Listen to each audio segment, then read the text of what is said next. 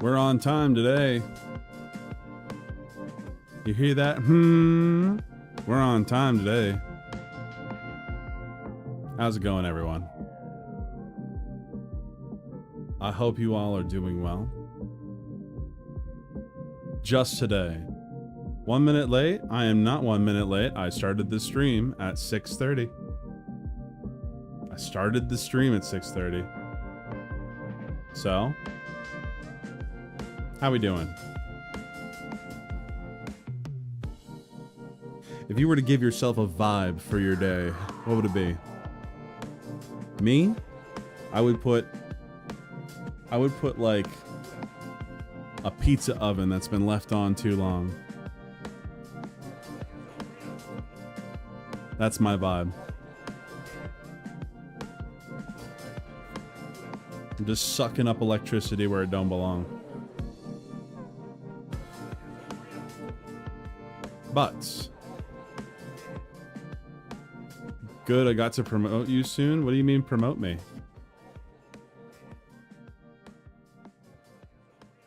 Oh, you're gonna probably get the links out and everything? No worries, no worries. Way ahead of you there. So, we're gonna be taking a little bit of a different direction today. If you saw the title, we've got some videos to talk to. Oh, you got Nads to promote me. Sweet. I'm super happy for Nandia, or Natia. She's a really cool lady.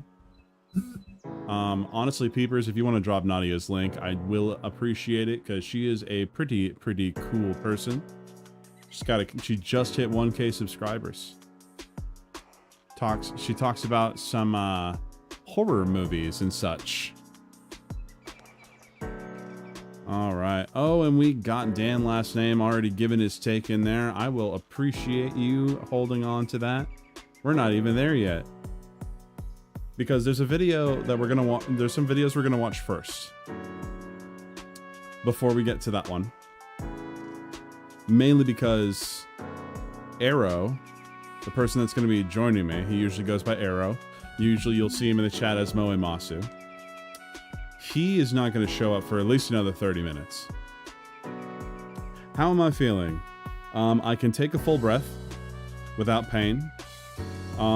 It's just as I keep moving around, this includes like just sitting in my chair or walking around.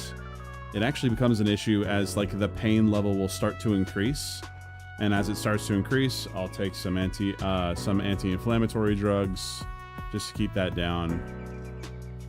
But I'm feeling okay. I'm feeling good enough to do a stream today. That's for sure. I got my ice water next to me. Thank you, peepers, very much. Good that the lungs work. Remember to stretch if possible. Dude, stretching has been painful. Hey, you Trung, how you doing? Yeah, we got people coming in. So, this is a little bit of a slop stream. I don't know if you guys know what that means, but this is a bit of a slop stream. We are going to be watching some videos. I will take some suggestions. I will be reviewing them before I put them on screen, though. So, just keep that in mind.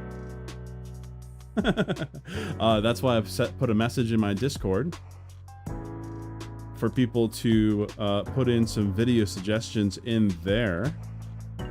But there are definitely some videos that we're going to be watching today.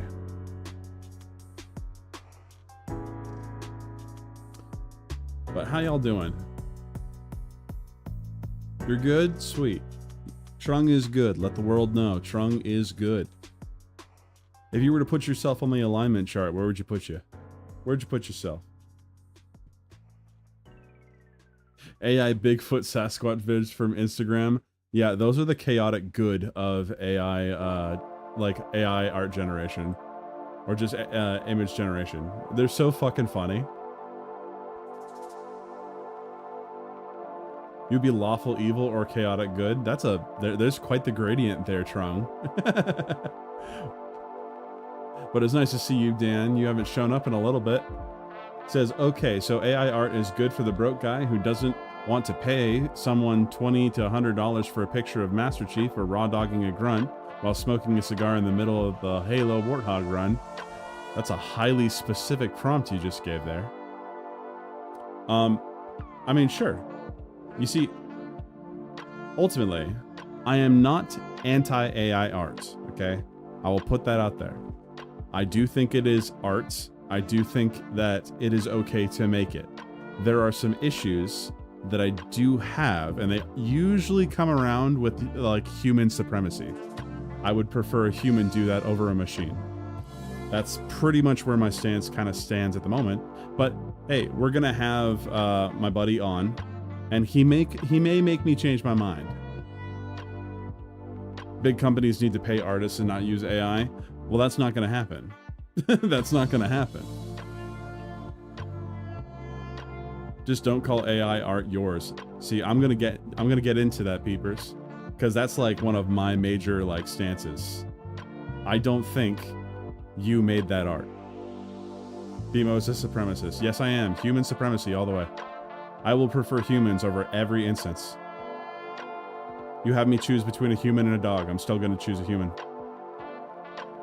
Not because I like the dog more than the human or vice versa, but more specifically when we're talking about these specific issues. Fight, fight, fight. Hey, Quinn, how's it going? Robot Hitler doesn't need to happen. That reminds me of the Stone Toss meme.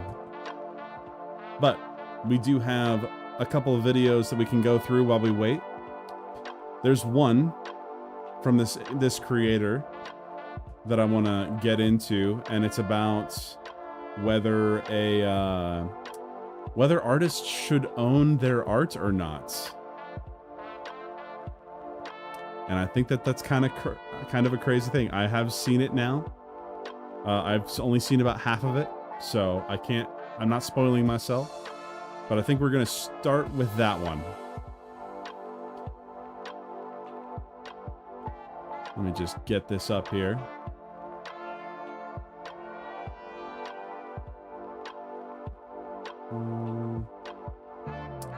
Demo, have you seen Solar Stan's stuff? Yes, I've seen a couple of his videos. I'm not a huge fan. Not a huge fan.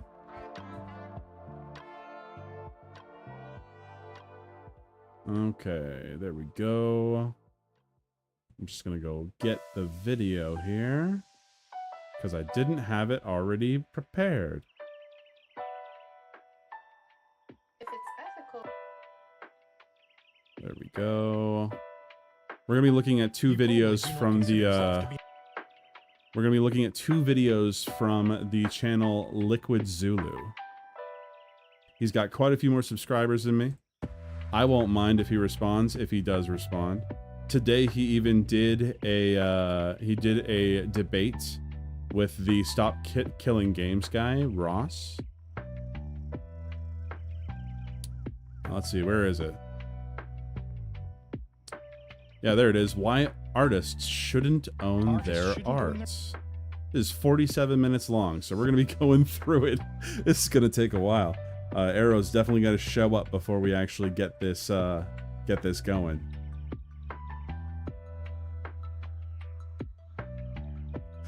I love that Sloppa. How's it going, Serranos? Artists should own their art to a point because everyone copies everyone, just like restaurants do. Hey, Hunty, how you doing?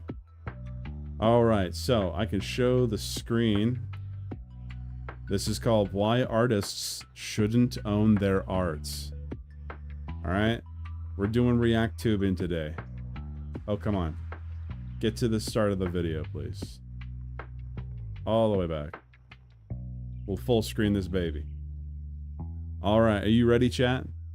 Are you ready?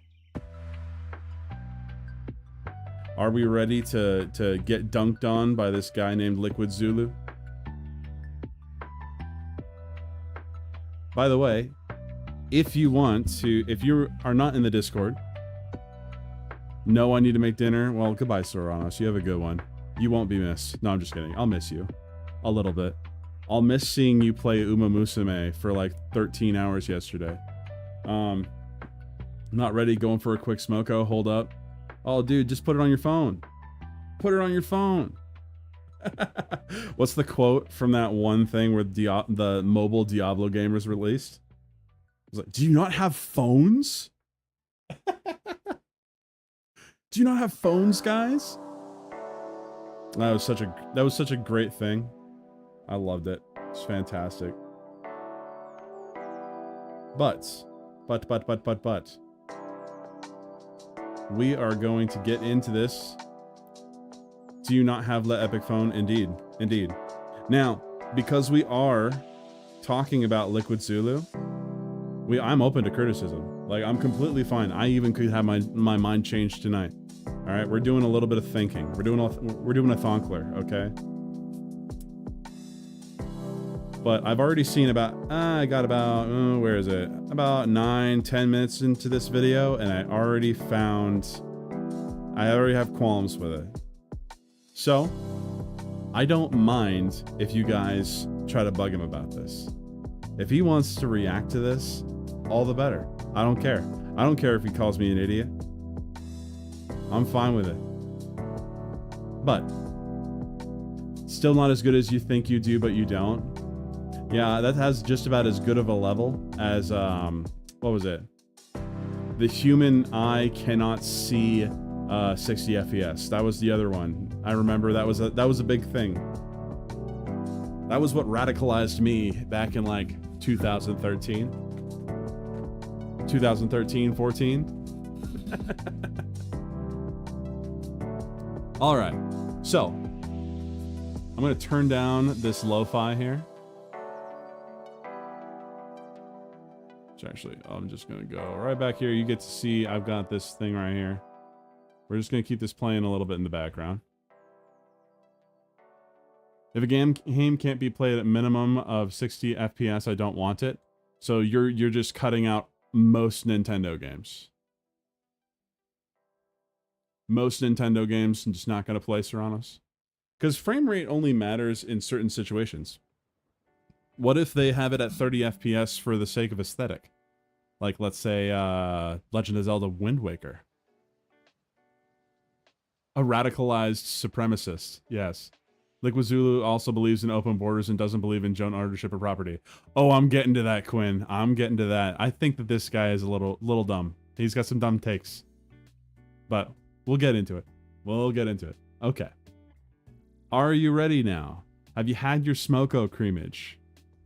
Television is 30 FPS. Correction, it's actually 24 FPS. I gotta correct you. Never heard of this guy? Well, he's got 12,000 subs plus, so... And I have seen a few of his videos. I actually do recommend a couple of his videos. Here, we'll take a look at this real quick. Shush. Okay, where is it? I was introduced to him from this right here. Why socialism is literally impossible. This was the video that had me had him show up in my frickin' feed. Right there. And also he looks like a wannabe Bob Ross. No hate with Zulu, you just look a little funny. But so do I. So it's alright. Okay. We're gonna get into this. He is a thinkist, yes. No, you can't say that BMO, either all of his videos are okay or none of them are okay. Oh, man. Sorry, I'm going to have to take the centrist position on that. All right, here we go. Artists shouldn't own their art and inventors shouldn't own their inventions. I just want to make sure you guys can hear that, right? You can hear that just fine? I want to make sure that you guys can hear it. I'm going to turn it up a little bit. Here we go. In fact, any form of intellectual property protection constitutes a criminal threat that should be abolished. Here's why. Did you hear that? Let's just go back a little bit. Their art and inventors shouldn't own their inventions. So, artists shouldn't own their arts. Inventors shouldn't own their inventions. In fact, any form of intellectual property protection constitutes a criminal threat that should be abolished. That's a pretty extreme claim, okay? That it's criminal to actually own these things. I think my customers lack object permanence. Probably. Here's why. It's a little low. I can turn it up. In this video, I'll explain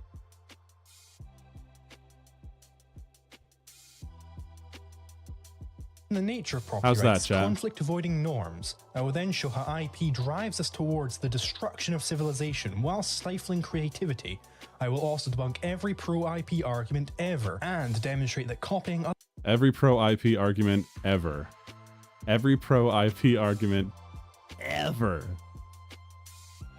That's insane. But okay, let's go. people's ideas is a fundamental part of being human. First, to demonstrate that intellectual property rights are strictly impossible. See how he's starting here? No. We can't say that his take is more shit than Ember on the bed, okay? We can't say that yet. I also noticed that I don't have chat in here. Let me just throw chat on the screen. Why isn't chat on here? Oh, that's why. Here, well, hold on. I'm gonna just copy chat. Yeah, I'm gonna throw chat on here. We'll throw chat on here.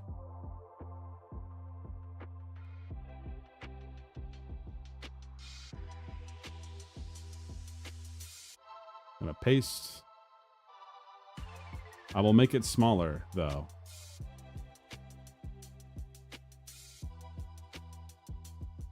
Smaller chat. I don't think this guy has a soul. I wonder why. There we go. Is that good? Is that good, chat?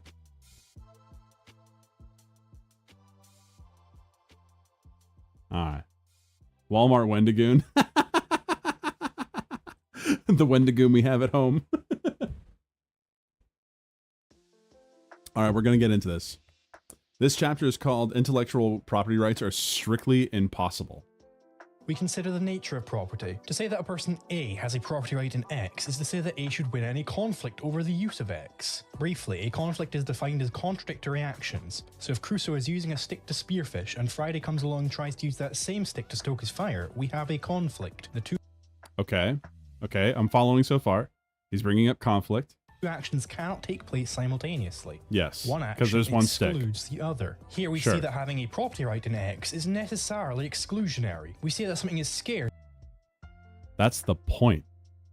That is directly the point of IP, is that it is exclusionary. This is my property, therefore it's not your property. I can use my property, you cannot. Nintendo very much disagrees with this guy. Oh yeah, absolutely. I want to know where he feels on fair use. He actually probably doesn't think that fair use is a useful concept because he already seemingly doesn't believe in the idea of IP. Like, so if IP is not a thing, fair use is also not a thing because everything can be used freely. That's my bad faith straw man right now, okay? But we're going to keep watching. We're going to keep watching. We're going to let him say his piece. And we're going to clown when we clown. We might be wrong. Who knows? Arrow's going to come in and he's going to fucking correct me anyway. So, either way, we're going to make this work. This is the first time I've done a stream like this, so we'll see how this goes. I can already see part of the problem is his absolute determinations over ownership. Indeed. If when you use it, you exclude other people from being able to use it at the same time. Again, that's the point. The issue with so-called intellectual property is that ideas are not scarce, so you cannot have a property right in an idea. If Crusoe... Wait, let's go back. Does he have closed captions on this? Doesn't look like he does. Okay, let's go back. X is necessarily exclusionary. Yes, it's exclusionary. We say that something is scarce if when you use... Something is scarce, okay. So it has to be scarce by his argument. Use it, you exclude other people from being able to use it at the same time. The issue with so-called intellectual property is that ideas are not scarce. Okay, ideas are not scarce. Therefore, you shouldn't own that idea, even if you've developed that idea. But intellectual property is not just necessarily the idea. Intellectual property is the created concept and or product that you've created based off of that idea. You don't necessarily own the idea. You own the thing you created with that idea. As far as I know, that's how intellectual property works. I could. I'm probably wrong. But right now, this seems a little dumb. BMO's turning into thinkers. I'm a thonkler. Yeah, I do thonks. I do thonks every once in a while. I usually can only do it on Thursdays though, so you know, I'm pushing overtime right now. How do you disagree with socialism and say no one should own their own work? Because I don't think that's necessarily the argument he's making. I think he's talking more specifically about how the law doesn't work. He might not disagree with the concept. We'll find out. I'm trying to be very charitable here. So you cannot have a property right in an idea. If Crusoe finds a stick in nature and figures out how to use it to fish, his use of the stick excludes Friday, but his use of the idea of spearfishing does not exclude Friday. Maybe. Do you guys think I should just turn off the music? Is the music getting in the way? I'll just turn it down more, because it's actually getting in the way of me. There we go. Let's try that again. I'm going to pull that Friday back. is fully... When are you paying royalties to Adventure Time, BMO? Well, you see, it's actually the Bank of Montreal that I would owe royalties to. If I were to ever copyright my name, I would lose. Mainly because the Bank of Montreal exists. And they existed far before I existed as BMO. Though when we're talking about Adventure Time versus me, I can actually prove that my name online a good 4 or 5 years before Adventure Time came out, I was going by BMO already on forums. But I never copywritten it. I didn't go to the copywriting office and like go and say this is mine, so I don't have a case. And I'm not really worried about it. I'll just go by BMO no matter what. How's it going, board? Nice to see you. Well, actually...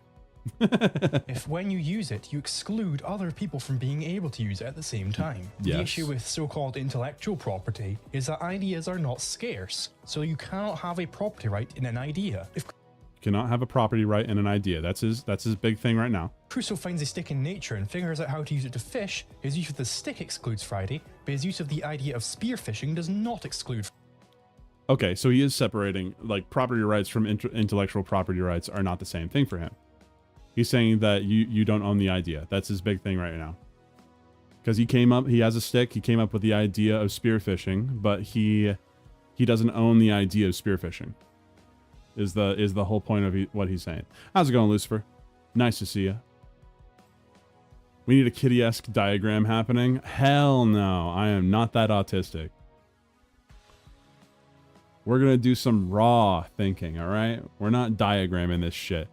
Do you want me to go pirate software, open up frickin' MS Paint, and start doing a bunch of different colored squares? No, we'll probably break it down after we try to figure out what his actual argument is here. Because right now, we're only a minute in, so we're gonna have to try this. Friday. Friday is fully capable of finding a different stick and using it to spearfish at the exact same time. We notice that Friday has to find a different stick, but he does not have to find a different idea. One person having an idea excludes nobody else from having that same idea at the same time. Yes, that's why IP exists. As far as I know, IP exists so that you can copyright the thing that you made off of that idea. It's you're either first or you're the worst. That's what intellectual property is. This person decided to copyright the concept first because they made something with it. So conflicts over ideas are simply impossible. Therefore, if Crusoe were to exclude other people from using his idea of spearfishing, he's not doing so in defense of a property right. Instead, he's criminally threatening and/or attacking people who want to use their own property to spearfish. No, that is a bad faith argument. More specifically, he's trying to say, or this is what it seems like he's trying to say. Again, I could be wrong, but what I'm pulling from this right now is that he is saying that you can criminally go after people for having the same idea as you, which is not what intellectual property is. It's when you try to specifically make the exact same thing as something else. This is why the courts Freaking Nintendo went after Pal World, but they didn't go after the designs. They went after intellectual property, stuff that they copywrote well before on how to catch Pokemon. And that's what they were going off. They're going off of the concept that they had already built on throwing a ball and catching something. Is that really ridiculous and somewhat bullshit? A little bit, but they came up with it first. They went and got it copywritten first. And it's not stopping people from getting around that either. That's why Pal World is still around. They weren't shut down. In fact, they're growing and growing and growing. Having an idea to make something is one thing. Making that thing and having someone copy it and profit from it is different, which is why IP law exists. Right there. Lucifer says, I'm Pirate Downey Jr. I will keep that in mind, Pirate Downey Jr. I thought the trademark happened after Pal World's release. That is the current delineation, or that's what it was like a couple months ago. I don't know how far it's gone. I just remember the arguments. That was the argument that Nintendo put forward against Pal World. So let's keep going. This is going to take forever. If a man comes up with a new mousetrap design, patents it, and claims to everyone else that they are no longer allowed to use that same design, he's indirectly threatening them with violence through the use of the state. Oh my God. We've gone up we've gone up somewhere here. We're doing the freaking, what is it, Chris Williamson? Is that his name? Fucking everything is force. It's you're indirectly causing. Let's go back and listen to that. If a man comes up with a new mousetrap design, patents it, and claims to everyone else that they are no longer allowed to use that same design, he's indirectly threatening them with violence through. Sure. Very hyperbolic argument, though. Because you're just going to get fined. A fine is not violence. I'm sure it could cause violence, but a fine is not violence. Saying that you are breaking patent law. You are purposely making the same design and trying to sell it again. I like this kind of stream from you, BMO. Thank you, Lucifer. It probably won't always happen because I like playing games and drawing. But I felt the need to talk about this. This is the one I care a lot less about, why artists shouldn't own their art. Because I already have a decided stance on this for the most part. The other one is about in defense of AI art, which I think is going to have a lot more of a fun, nuanced conversation. But that's going to be happening when we get Arrow on here. He's the one that's going to be joining me to have a conversation with this about this, because he and I have been arguing about it recently. Okay, so let's go back here and listen to what he's saying, because he was saying that you were Oh, now I remember. Train's back on the line. So if you make the exact same design, yes, because someone has patented that specific design, all you have to do is change the design. You can keep the inner workings even the same. You just need to change the design somewhat. Not a big fan of AI art. It's all right, but nothing compared to art drawn by a real person. Hell yeah, love it. Love it. Another human supremacist. Let's go, love it. I love you, love it. You're awesome. That's great. Let's keep watching. State. Intellectual property, therefore, constitutes a criminal threat, and crime is something to be opposed. Constitutes a criminal threat, and crime is something to be opposed. I don't necessarily disagree. Furthermore, to adopt a consistent intellectual property ethic is to accept ethical stasis. The IP ethic could be stated that any latecomer to an idea must first ask the firstcomer to that idea permission before they may use it. No. This is why Band-Aid still exists. You see, Band-Aid is not actually what those bandages are called. But Band-Aid is the specific product that everyone references when they want to, you know, cover a small injury on their hand or their arm or their leg or their elbow. It's not that simple. Like, it's that everyone that makes a new bandage uses almost the same universal design, and that doesn't change the fact that they don't have to ask Band-Aid for permission. In fact, Band-Aid has tried to take people to court for this, and they've lost almost every time. That makes sense, right? Xerox. Oh, that's a really good hood idea right there. Kleenex. Exactly, Lucifer. You're speaking my language.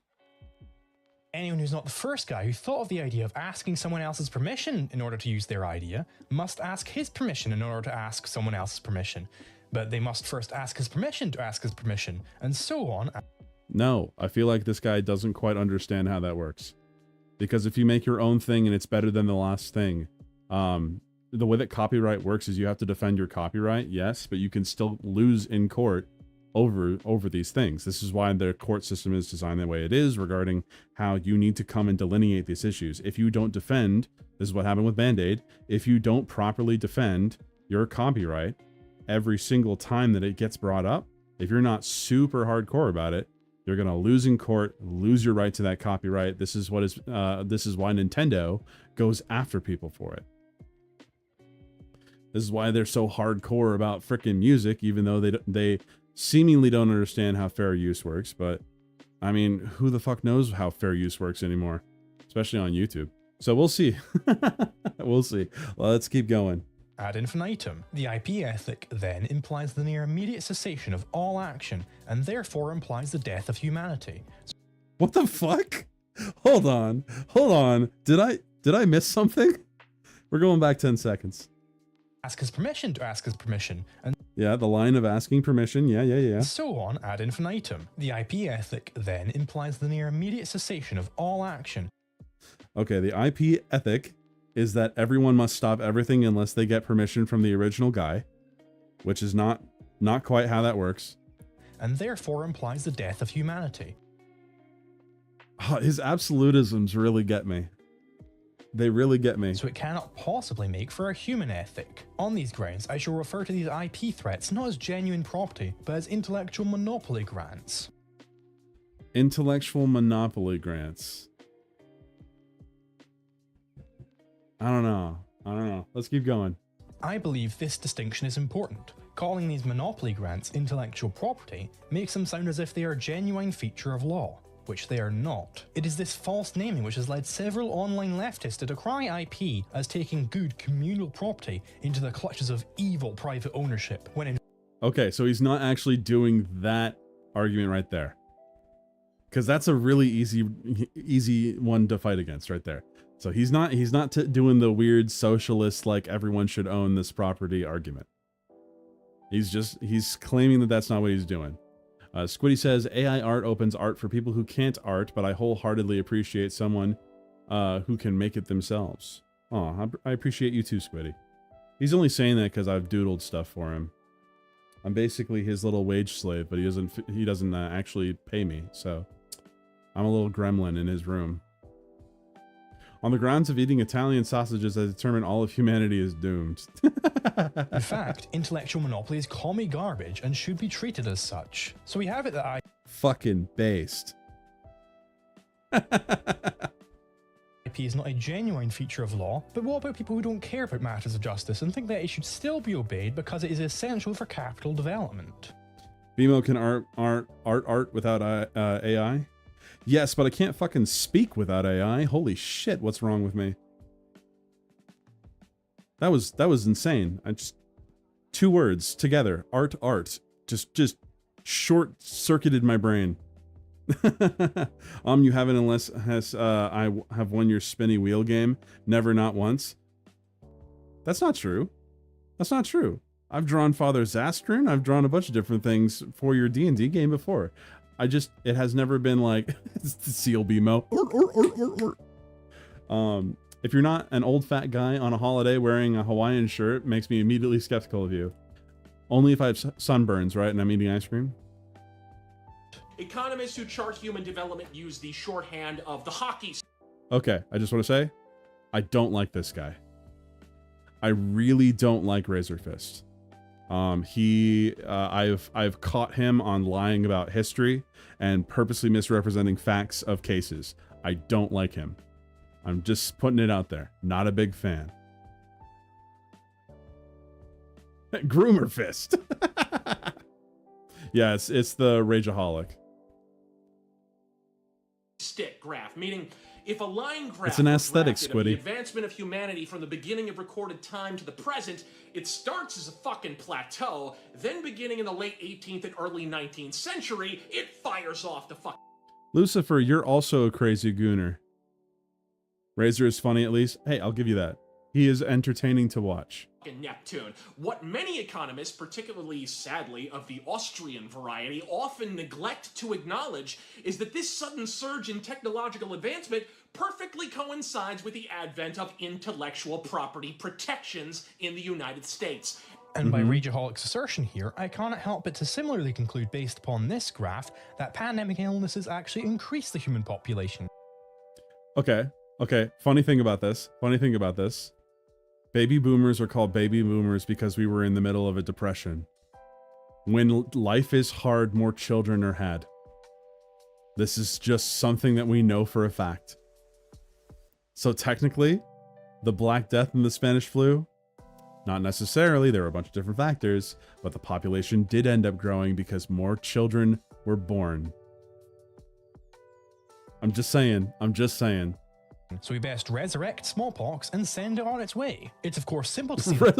I missed that part. I should stop pausing because that was a funny joke. Problem with this line of reasoning when used to prove that an illness which directly causes death actually increases the population. We understand that the causal relationship between death and population is that the former decreases the latter. Similarly, for IP, we can demonstrate that the necessary causal relationship between criminal copy threats and capital development is that the former hinders the latter. In a sentence, we can say that IP enacts a decivilizing tendency. IP enacts a decivilizing tendency. To explain, consider that IP reduces the scope of activities one may use their own property for. If I own a quarry and my neighbour owns a similar quarry on his land, and he uses his stone to build a statue, there's now one less use I have for my stone. Therefore, the expected gains I can make from my quarry will go down as What the fuck? No, it doesn't. That's not how that works. Oh my god, what is this argument he's more making? novel arrangements of stone are found by others. In other words, as more intellectual monopolies are assigned over uses of stone, men will value it less as there will be fewer ends that it can attain. We know Yes, because that's how the... Okay, that's how capitalism works. I make a statue. A bunch of people see, oh hey, there's the statue. I will buy this statue. There's only one of them, so I will pay this value that I deem it is necessary to pay for. And then, because someone has a statue, another person says, okay, statues are big right now. People want statues. So I'll make a statue. I'll make that part of the market emerge. I'll make that happen. And then another person makes a completely different statue. You cannot sculpt like Michelangelo style. It's very hard to do, for one. I know I fucking couldn't do it, but like nothing is going to be direct copy. It's not going to happen. So what, I don't understand where this guy is coming from. Is he saying that this guy owns the idea of statues? Because that's just not realistic. That's not how that works in reality. I'm just fucking, I'm pressed right now. Note further that these means, like stone, which are being affected by intellectual monopolies in this way, can only come into the ownership of men in three ways: production, homesteading, or trade. Therefore, IP will raise the opportunity cost of these activities, thus tending men into alternative uses of their time. We know. Okay, but you don't own the idea of a quarry. That is not something that happens.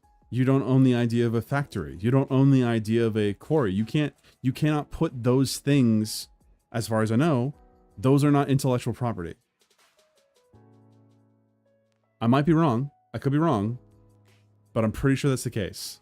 Remember when those dudes tried to TM React? How far did that go for them? What do you mean? I don't know what you're referring to, because there's like a dime a dozen people that like they will quote react, and then they won't pause a video ever. They won't commentate, or maybe like every 15 seconds they'll go, wow, that's crazy.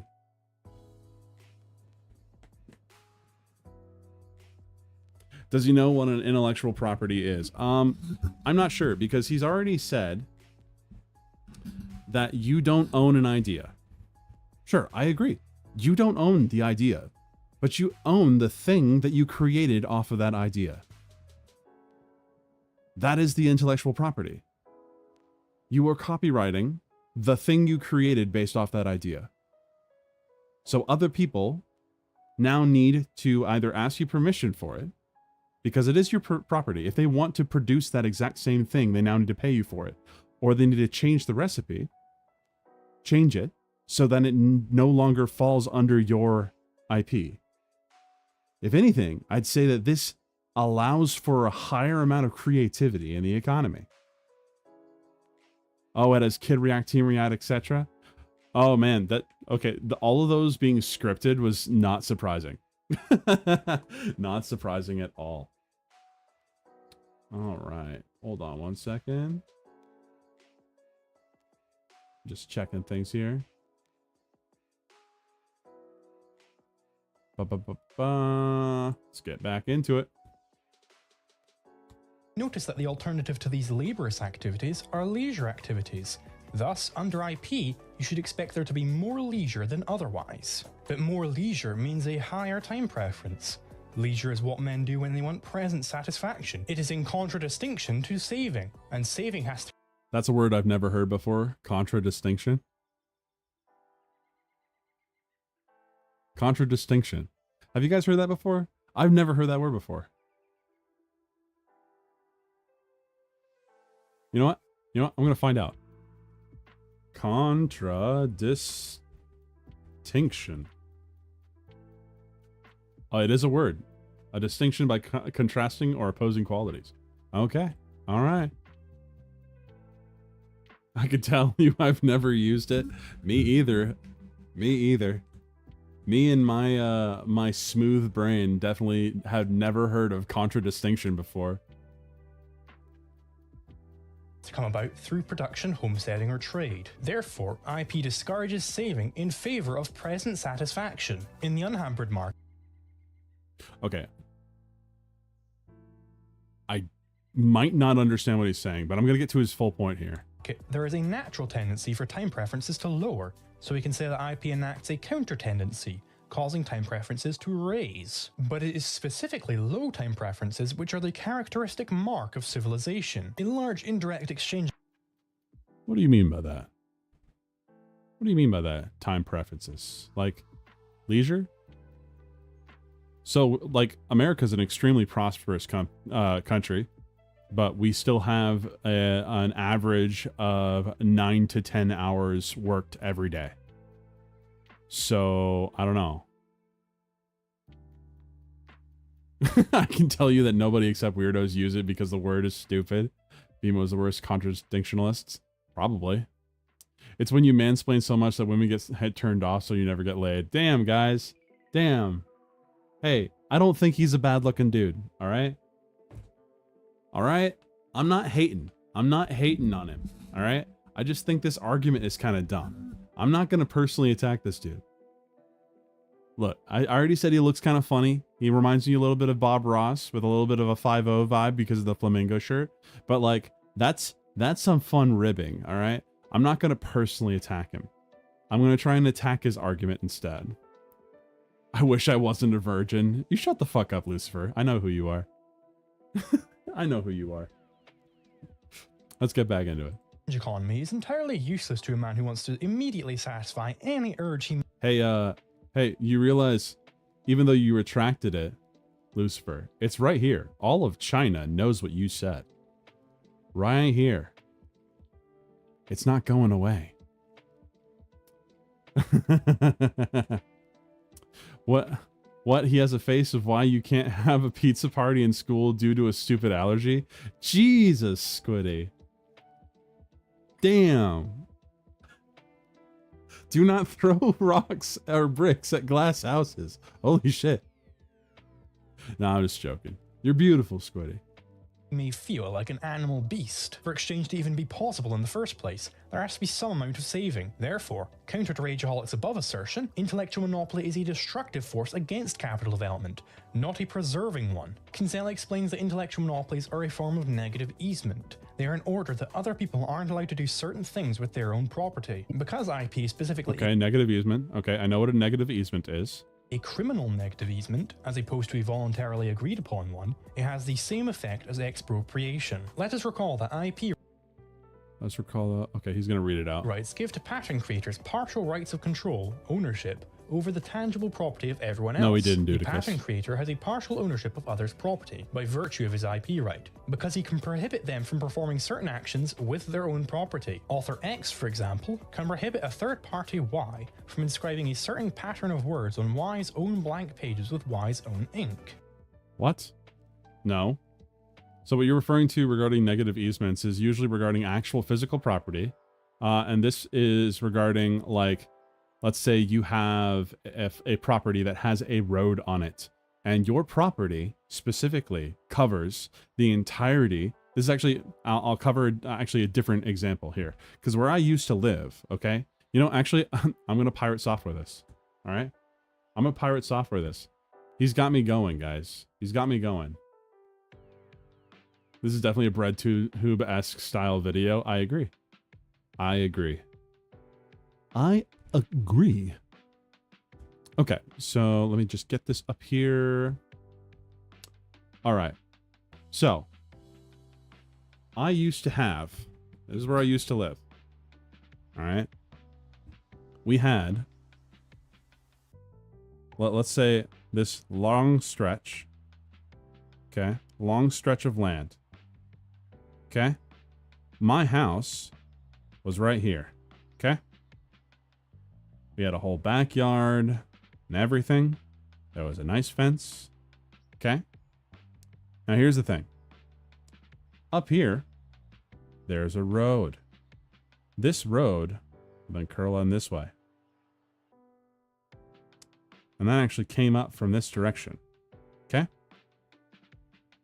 And what happened is we have all of this space right here we could still use. This was ours, and over here was ours, okay? But because there was a need from the city, to do put a water tower, we actually lost the ability to use this portion of land. We got a water tower and another little tower and a little shack right here where we could not use this property anymore. Even though that was our property that we could use, that wasn't ours anymore. Every horrible point to Doodle, hell no, we'd be here forever. Now granted, my family did not own this property. This is the property that we were contractually able to use. But if we did own this, we would not be able to use this. It's because it's now counted as public property. The city owns that portion. That's what easements are. You are not able to use this portion because the city needs it. There's also things for like eminent domain. This wasn't quite eminent domain that happened where we lived, but it's just generally, this is pretty normal. If we were to change this and instead someone wants to make an argument that this right here is our road and no one else can go on it, the city will say, hey, fuck you. No, you can't do that. We made that road. You're not on private property. Therefore, this public area is free to be used. And no one gets to argue about it. I'm not explaining it very well, but like, this is starting to frustrate me what this dude is doing. Well, let's bring the video back up. With them, it's also the opposite. Like my driveway has someone else owns it, but I have permission to use it. Yes, and they cannot stop you from using it. They can't do that. They straight up wouldn't be able to do it. They could try to take you to court or have a surveyor come out. But the thing is that since they've allowed you for so long to keep doing it, you cannot be stopped. Man, half listening to this while working is a trip. Simmer down, Sitch. I am not nearly as autistic as Sitch, all right? Don't you put that evil on me, Ricky Bobby. Let's keep it going. That is, by merely authoring an original expression of ideas, by merely thinking of and recording some original pattern of information, or by finding a new way to use his own property, the IP creator instantly, magically becomes a partial owner of others' property. He has some say over how third parties can use their property. IP rights change the status quo by redistributing property from individuals of one class, tangible property owners, to individuals of another, authors and inventors. Prima facie, therefore, IP law trespasses against or takes the property of tangible property owners by transferring partial ownership to authors and inventors. It is this No, that's not okay. They're talking. Okay, I'm just going to say IP is cool and this guy is retarded. No, you gotta come up with a better argument here. There's a contracted hid when I bought it. Oh, gotcha. People hulking, we like it when he gets angry. I'm not angry. I'm frustrated by this. I mean, sometimes when you watch thinkers, you'll see me do this, especially when we watch videos. Like sometimes something really fucking stupid gets said. Okay, this is a book called Against Intellectual Property by Stephen Kinsella, all right? This guy is making an argument about property, all right? He's saying that other people will own your property if they invent something slightly new. No, they've now created a new product. Of course, there are positives and negatives to IP law. Ask great inventors the importance of IP. I'll ask Thomas Edison, the guy who stole the ideas from other people and then recorded them. That's probably the argument he's making. Something stupid has been said. Gray has entered the chat. Oh, come on. Be more charitable to Gray. All right. All right. The one thing I like about Gray is that when we are on Thinkers, when we are in we're talking about a subject that most of us agree with, he will purposely take an argumentative position so that we actually will dive into the subject a little deeper. Do we actually get there? You know, sometimes no, sometimes yes. And yes, I agree. Sometimes he has terrible takes. He and I definitely don't agree on everything, but I love him for who he is. I disagree with BMO. Yeah, that's what happens usually. But we're going to keep going. I think that this is really stupid because he's using the analogy of physical property when this guy was using the argument of not physical property. He was using the idea. The idea is not being talked about here. Invasion and redistribution of property that must be justified in order for IP rights to be valid. Furthermore, even if we set aside the epistemological failure of Rageaholic's empiricist methodology, let's look at the history of the steam engine. Surely age...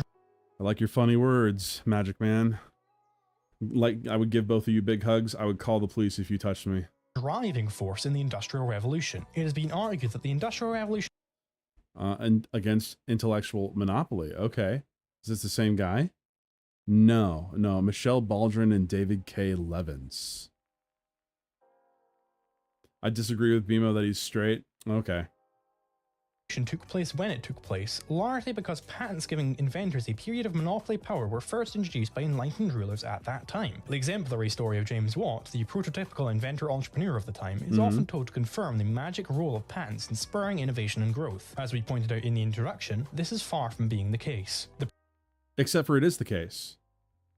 It is the case. So yes, inventors are forced to get more creative because they cannot make an exact copy of someone else's thing. So it feeds innovation. That's the thing. It creates an iterative thing that goes on.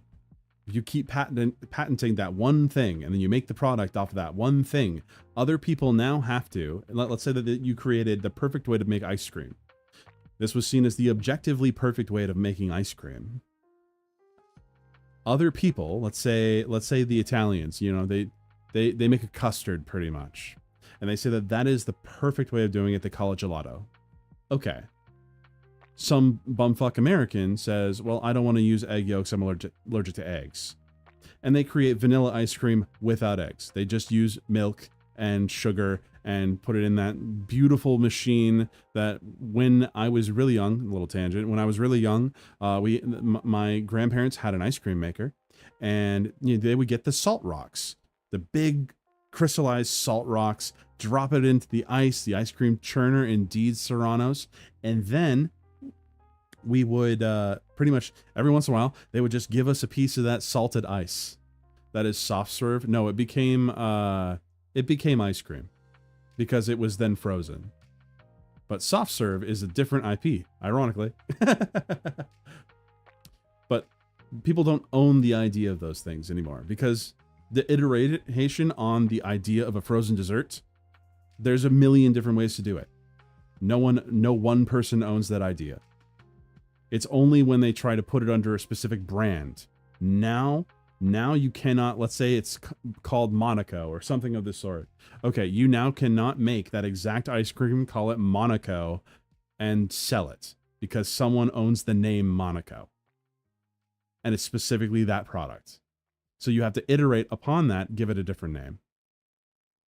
Does this guy think every IP is a monopoly? I'm not sure. There we go, BMO. I gave a real take. Your real take is fine. So, okay, good ideas are not a limitless supply, and coming up with a good idea can take lots of labor. And the idea of an author having to compete with fake sequels of their own series is terrible. Sure. This is why getting a master's degree is so hard. Because you have to create something new, a new idea, or a new idea of a new way of looking at something. Usually it has to be tangible. This guy probably hates capitalism. He's an anarcho-capitalist. This guy is an ANCAP.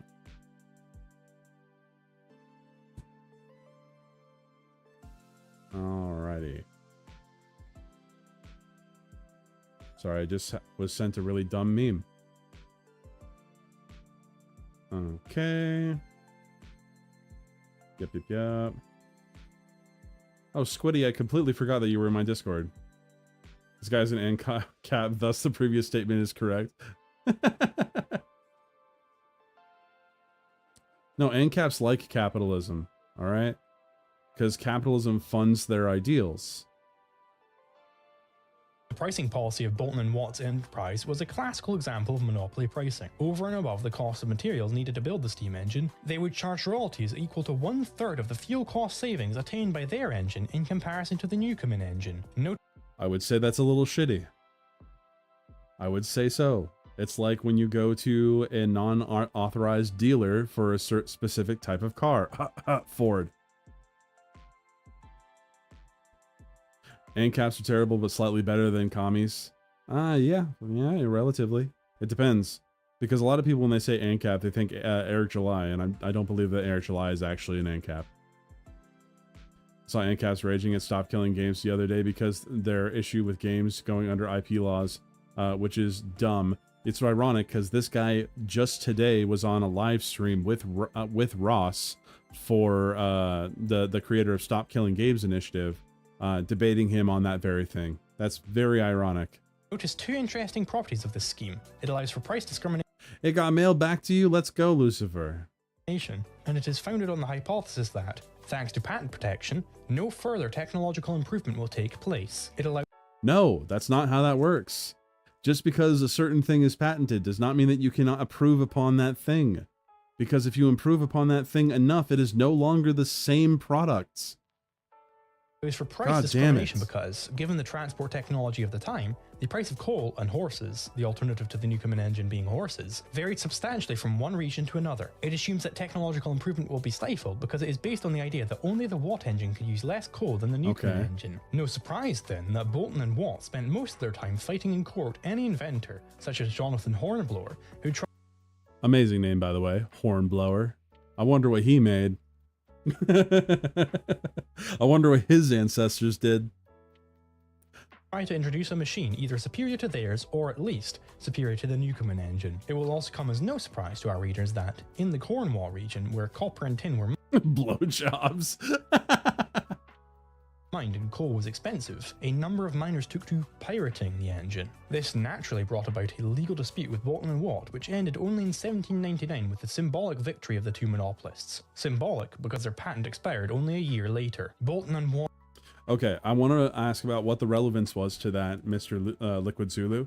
Mainly because you're talking about copyright law and patent law that happened in the 1700s. How is that relevant to today? How does that get relevant to today? If you see this, I would love to hear from you. Watt appear correct in their assessment that the monopoly grant would prevent technological Hey, Che, how's it going? During the period of Watt's patents, the United Kingdom added about 750 horsepower steam engines per year. In the 30 years following Watt's patents, additional horsepower was added at a... What's going on here? What's going on here? Liquid Zulu, what's going on here? I know that you made this. What's going on here? Did you just keep pressing space until it squared out everything? Or what was the formatting issue that you got here? That has nothing to do with your argument. It just looks a little weird.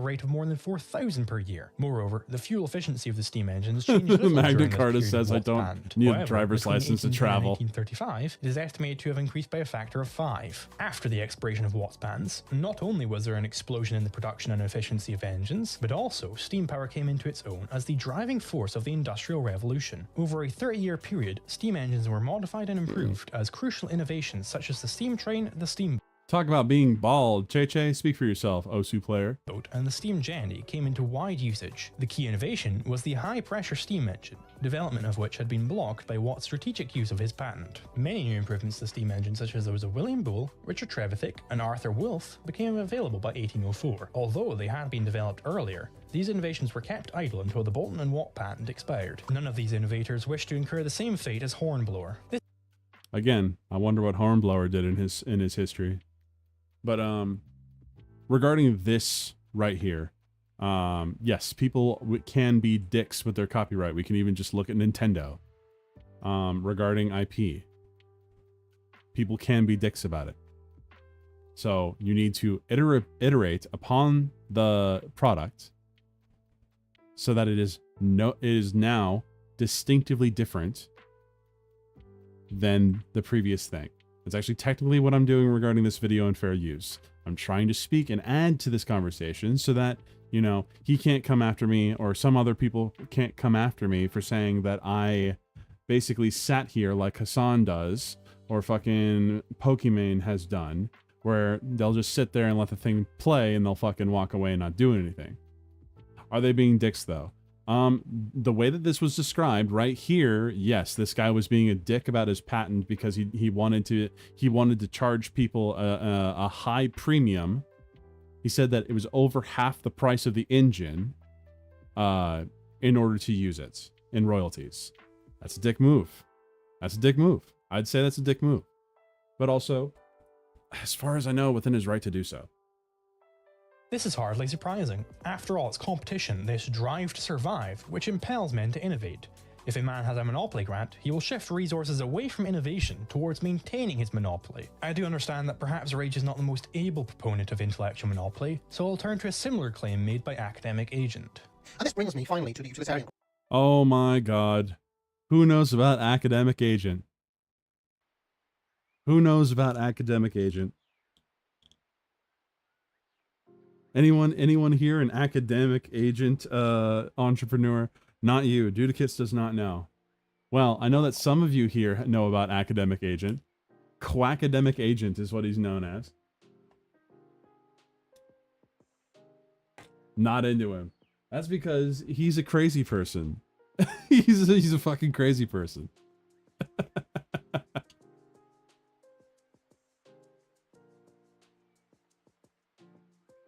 Adam and AA are best friends. Yeah, the best of friends. The best of friends. Let's keep going. Grounds for supporting intellectual property. Why are property rights good at all, aside from the moral question of Lockean homesteading? They are good because they ensure that land is subjected to a self-interested monitor. Someone who owns their own home is more likely to look after it than somebody who only rents, and even more so than somebody who is simply given that home by the government. When land is... Okay, so he's talking about responsibility. If you own something, you are now responsible to it. I wish that that was the case. Man, I've bought some nice cars before, and they sat on my lawn like lawn ornaments. Squiddy can attest to this. Is held in common, it is said to lead to the tragedy of the commons, the monopoly ownership of intellectual property by the original author or whoever they It's because Academic Agent speaks very slowly. That's why, Dudicus. sell those deeds to function in the same way. You have a self-interested monitor looking over how the IP is treated. The problem here is that the tragedy of the commons only applies to scarce physical means, as these means can be degraded with use. Scarce physical means are what you're referring to when you talked about the spearfishing. Are you contradicting yourself right now, sir? An idea, on the other hand, cannot possibly be degraded. If 7 million people each piss into a urinal one after the other, the urinal will indeed be degraded with this use. But if 7 million people read the same story written by the same person, the idea will be the exact same at the end as it was at the beginning. Not true, because writers will always try to change something. Unless, let's say, you're trying to GPT it, and just say, okay, I just need this to, say, change language a little bit, just so it's legally distinct. Me losing legit everything I own because I'm that guy in the friend group. Are you calling out Lucifer the Doberman right now?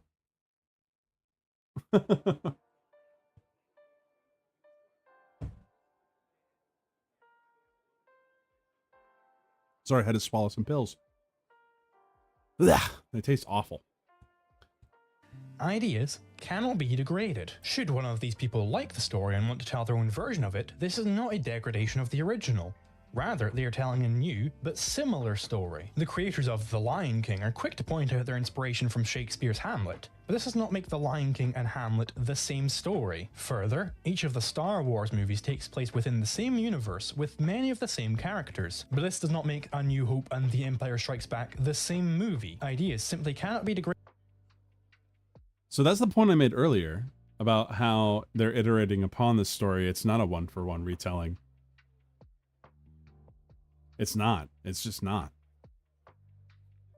This is ridiculous. With use or adaptation. Furthermore, Academic Agent seems confused about what conflict even means. As I said earlier, it is easy to imagine a situation on the free market whereby Walt Disney would hire a security company to protect the distribution and sale of Mickey Mouse products. Why wouldn't there be physical conflict over a $5 billion a year asset? Conflict wasn't $5 billion a year asset at that time. I'm not sure that's a good argument, AA, but I don't depend on you to make good arguments. Oh, thank God. I thought he was going to make the Kimba versus Lion King argument for a sec. Yeah, I was waiting for it. It was made by the same guy as a sequel. You hate him so much. Oh, come on. Come on, drink some water, Squiddy. This ain't even that bad. You're gonna hate him in the defensive AI art video because he's more smug. He's even more smug in that video. Doesn't just mean when somebody gets sufficiently annoyed by what you're doing that they physically prohibit you from doing it. We've gotten 12 minutes in. Contradictory actions. In a free market, Walt Disney may well get pissed off that John is making Mickey Mouse cartoons, but his annoyance does not demonstrate there to be conflict. In fact, there only exists a conflict after Disney sends his goons to criminally harass. Bimo, do you have a donation link? I do. It is right here. If anyone does exclamation point tip, the tip link will show up. And if you send a message, I will make sure that I see it. Let me just quickly open that up. There we go. Hey, what's up, Moamasu? Have you been watching this?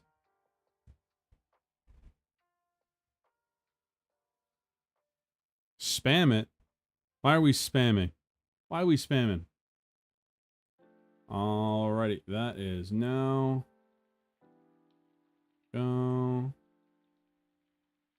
Just got home eating at the moment. No worries, no worries. We're going through this guy's argument, and I don't think he's making that good of an argument, not gonna lie. But I'm also in a part that I've already seen. Ideas remain scarce is around where I stopped. And then we've got these beautiful things over here that we need to go through. Now I want him too lazy.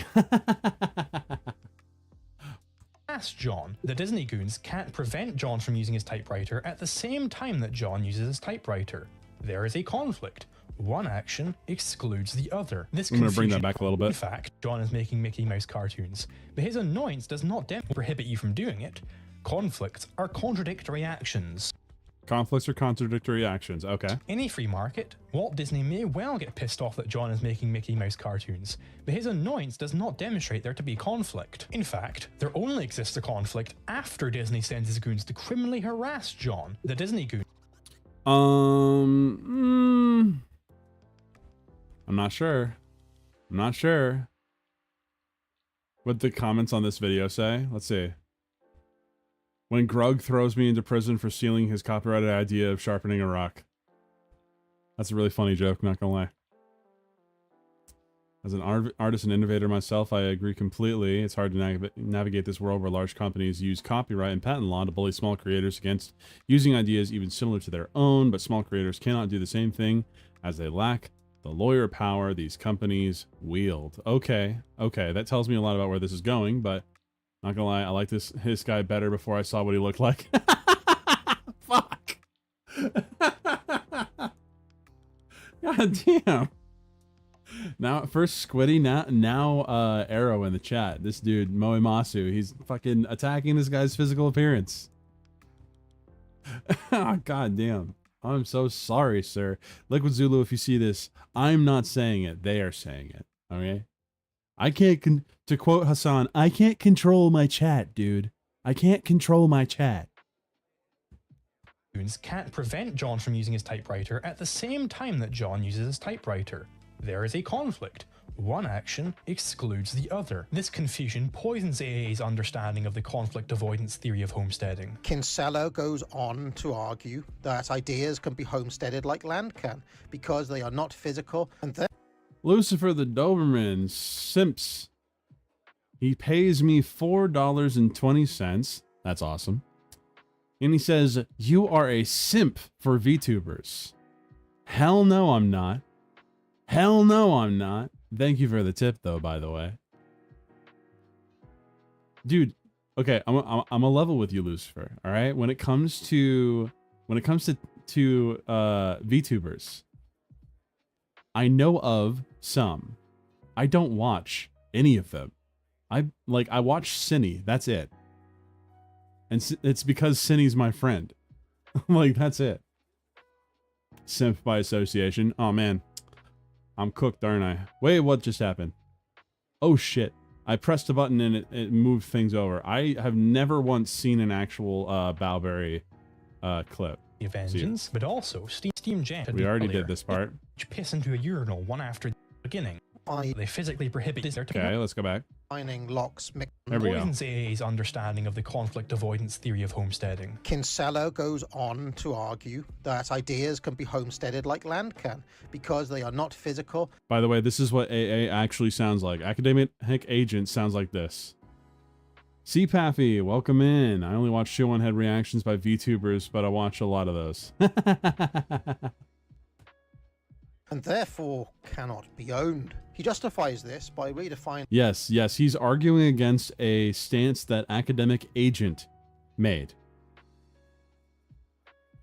Fun fact, every VTuber looks like Zulu IRL. Zulu like from Star Trek?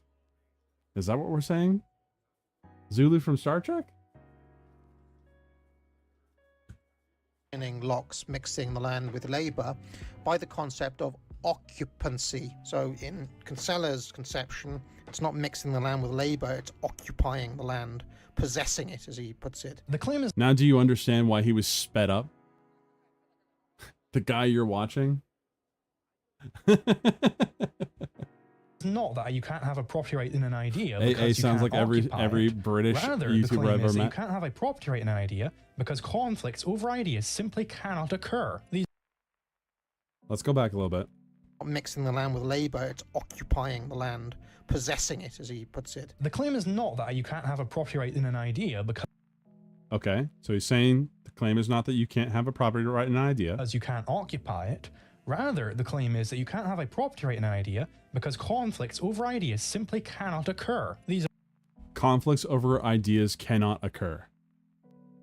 And he's saying that specifically because of his spear analogy in the beginning. His spear analogy in the beginning that already had problems because he's talking about physical scarcity, and his idea is that ideas are not scarce, therefore you cannot copyright them. You cannot make an IP law because they're not real property. Are indeed related, it is the case that occupying something prevents others from being able to occupy it at the same time. But I don't see Kinsella taking occupancy as the root of his theory. In other words, Kinsella hasn't just arbitrarily swapped out mixing labour with occupancy. Rather, he has reformulated homesteading in terms of conflict. To sum up, it's not you can't occupy ideas, therefore you can't have property ideas. It's you can't occupy ideas, therefore there can't be conflicts over ideas, therefore you can't have property in an idea. AA moves on with another. Is that the claim he is making? Or is he still quoting from the book? I'm unsure at this point. I'm not sure intellectual property exists in the same way physical property does, but I'm fine with granting IP protection regardless. Well, yeah, okay, because IP does not protect the idea. It protects the thing that you made with the idea. All right, you don't own the idea. You own the thing you made with that idea. That's the patent. The patent is the design of the thing that you were making with that idea. You do not own the idea. This is what he keeps conflating in this video. The conflict comes when two people have the same idea, all right? Because a lot of people can have the same idea. And then you run into this issue of this guy came up with the idea and he patented it first because he actually put it all together, made the design and everything, got that patented first. Someone comes up with a similar idea and now he can't. He has to change his idea. He has to iterate upon that design because he cannot use that design anymore. That makes sense, right, chat? Another example of a property right in something intangible, stating that It is clear that time has a value to people, that we in some sense I love this picture, by the way. This is a wonder. I've seen this picture in real life at the Seattle Art Museum. It was wonderful. There was a bunch of different abstraction.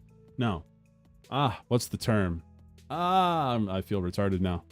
own our own time. If time were not our own, the Austrian justification for wage labor would sink. Do you own your drawings of known anime? Do you own your drawings of known anime characters? You own your fan art of that character, but you usually cannot make money off of those characters. There's actually a weird legal gray area regarding that. Nintendo has actually floated that idea of going after people that make fan arts, a la like the Pokemon game changes, like people making their own Pokemon games, Nintendo going after them because they're defending their IP. Because they're saying, we own the idea. We own the thing that you're trying to iterate upon. Team 4-Star? Team 4-Star had a bunch of issues. They still have legal issues. Their videos get kicked off of YouTube, then put back on, then kicked off of YouTube, then put back on all the time. Your Nessa foot fetish art is now forfeit. Disgusting. Please change as a person, Serranos. So we must de facto own our own time. But this simply is not the case. The Austrian justification for wage labour is built from the ground up on the title transfer theory of contracts. Nowhere am I aware of an Austrian claiming that it is time that you are selling. Such would strike me as being far too romantic. Rather, in hiring a labourer for 30 And he doesn't understand what a romanticism is. ounces of gold, it is the 30 ounces which is being transferred from me to the labourer on the condition that he perform the labour. He isn't transferring ownership of his labour to me. Rather, I am conditionally transferring the title to the gold to him. Yes, because you are paying for a product. That product includes his labor. Like, it takes his labor to create that product. If that means that you are doing a service like mowing his lawn, you're not paying for the process of him mowing your lawn. You're not paying for his movement. You're paying for the end product. A moves on to an attempt to claim that Hans Hermann Hoppe's theory of property is in fact consistent with IP, to which I'll leave the man himself to respond to. Recall, I said property rights can only be acquired in things that are scarce and only because they are scarce are conflicts over their use possible. Now, Because just because something has no scarcity does not mean it has no value. The value is whatever someone is willing to pay for it. Who is this Bond villain? I don't know if you can hear like the weird music going on behind it, but like it's very much supervillain noise. now, ideas, once they have been thought, are no longer scarce. If I think the same idea that you think, I'm not taking anything away from you. Yes. You can still think exactly the same thing as before. Yes. Nothing is diminished on your part. The thoughts are, once they have been thought, free goods, and conflicts over them are impossible. No, you had me in the first half. Not gonna lie, but he's then making the a conflation between what IP does, which is protection of not the thought, but of the thing that you've created with that thought.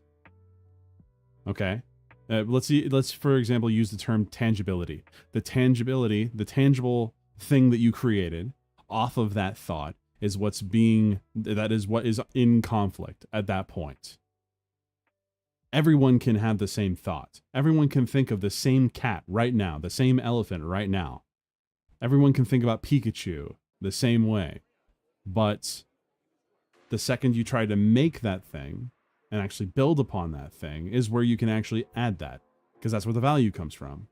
Did you have a guest speaker coming? Yeah. Are you telling me that I'm talking too much, Squiddy? Is that what you're trying to say? Saying I can't carry my own stream on my own? Imagine what the consequences would be if we would not accept this view. So then we would conceivably owe royalties to the widow of Aristotle until the end of our lives. Stop stopping the video. We're not here for you. I mean, it's not even the widow has not survived up to this point either, but whatever Aristotle's little Aristoteles run around there in Greece, they might still collect money whenever we say A and non-A cannot exist at the same time. I mean, I think I would consider that to be utterly unfair, because I can think this idea myself also. I would not have needed Aristotle to come up with this idea, but nonetheless, he was the first one to write it down. Okay, but that's also not how that works. As far as I understand, that is not how that works with intellectual property. Again, we're talking about how thoughts are what you're paying for. Thoughts are what cause the conflict. And they're saying that that's impossible, which I kind of agree that you can't really cause conflict over someone thinking the same thing as you. But that's not where the conflict is. The conflict, again, is in the thing that was made with that thought. That tangible thing that has been created off of that thought. That is what's being protected under IP law. And wait, I can join the stream and talk shit? No, we have someone else that's going to be joining the stream. I don't know when. He should be joining me sometime soon, because we have a video right here from the same guy called In Defense of AI Art that we want to go over. And he's a lot more knowledgeable on it, but I'm pretty knowledgeable about, I think, at least. I'm going to allow me to have the false expertise, like fallacy, like, I know a little bit about this, so I'm basically an expert. Well, he actually does know quite a bit about it. So we'll see. We'll see how that goes. But once he's ready, we'll get him on. This is not a community day where everyone can just join the stream. I'm sorry. But the pro-IP thesis may be modified slightly to claim that intellectual monopoly doesn't necessarily increase capital development, but it does increase technological development, i.e. man's understanding of nature, as is claimed by Kristen Osenga. With patent rights, what we've gotten is a ton of innovation over the last... I only have an hour before I got to record a DJ set? Hell yeah, go for it. But I'm sorry. I've already got someone lined up for today. Sorry, Lucifer. BMO chair stream is better than BMO. Well, I'm sorry. I need to get like a PNG of just a chair though. I do definitely need to do that. Last number of centuries. Great inventions, fantastic inventors that are worthy of being protected, and we're all enjoying the results of this activity. If we don't have this strong patent system that has allowed for The this chair level should of have your innovation skin. going forward, we might get less innovation and a lot less cool toys to play with. However, But we don't get a lot less cool toys. Because of the way that it is, that was a weird music, I agree. Your guest told me their power went out and their cat's on fire, so he can't make it. Oh, darn. Darn. But this is the whole thing. That I would say the reason why we have so many cool improvements on technologies and the like are because people have had to be more creative and work around IP law to get their other stuff done. Again, there are positives and negatives to IP. So it's a toss-up. But that's kind of how I feel, at least intuitively. My fifis tell me this. as we know, intellectual monopoly necessarily enacts a tendency towards the destruction of capital goods, and capital goods are often useful in discovering facts about nature. Imagine Newton trying to demonstrate that white light is in fact made up of all the colours of the spectrum without using any glass prisms. It would seem he'd probably be out of luck. However, capital is not per se required to increase man's technological knowledge. Therefore, intellectual monopoly simply shifts discoveries away from those that are heavily dependent on a large capital structure towards those that are less dependent on it. If and insofar as this is the case, this warping of technological discoveries is a hampering force on the market, implying a lower standard of living than otherwise. Imagine the reduction case I'm not sure I understand where he's going for. I'm going to let him keep cooking. of IP grants being so effective at spurring the discovery of facts about the mechanisms behind cancer treatments that all means of society are thus allocated towards research in order to find new facts about said mechanisms. In such a society, everyone would die very, very quickly, as there'd be nobody farming any food or collecting any water. In short, if and insofar as intellectual monopoly increases technological development, it increases it too much. And on the topic of pharmaceutical development in particular, Kinsella has this to say. As for pharmaceuticals, the idea, first of all, anyone who's interested, you can't do this while we're debating, but you should read Chapter 9 of Bolger and Levine's book, Against Intellectual Monopoly. They completely explode all the myths about the pharmaceutical industry needing patents and requiring patents. So let's take... Shouldn't this convo come down to justified IP and unjustified IP, not all or nothing arguments? Well, some of the problems with his whole point is that he is he's using a lot of absolutist hyperbole to push his arguments, and I'm not a fan of that, that's for sure. But he also just posited an argument that everyone would die really quickly if we were following the way the IP works, when that's not, like, we're not in a medieval town right now. Maybe his problem is just with the big guys. Maybe it is just with the big guys. I don't know. We'll find out. As an example, right now there's 11 different vaccines that have been approved for emergency use somewhere in the world. And as of December 2020, last year, there were over 200 vaccine candidates being developed, and at least 52 were in clinical or human trials. So there's lots of innovation going on. And Moderna, on October 20, waived its patent rights. So if it needs a patent to recoup its costs, why did it waive its patent rights? Look, Italy and Switzerland didn't even have drug patents until the late 70s, and they were... Wouldn't you say that there's a little bit more of a moral component when it comes to medical research? I'm not sure. That might not be the strongest of arguments, that's for sure. But, like, I feel like it's a little different. I don't know. Some of the leading creators of drugs. Just as an example, Bolger and Levine, they did a study. They looked to a poll at the British Medical Journal's readers on the top medical milestones in history.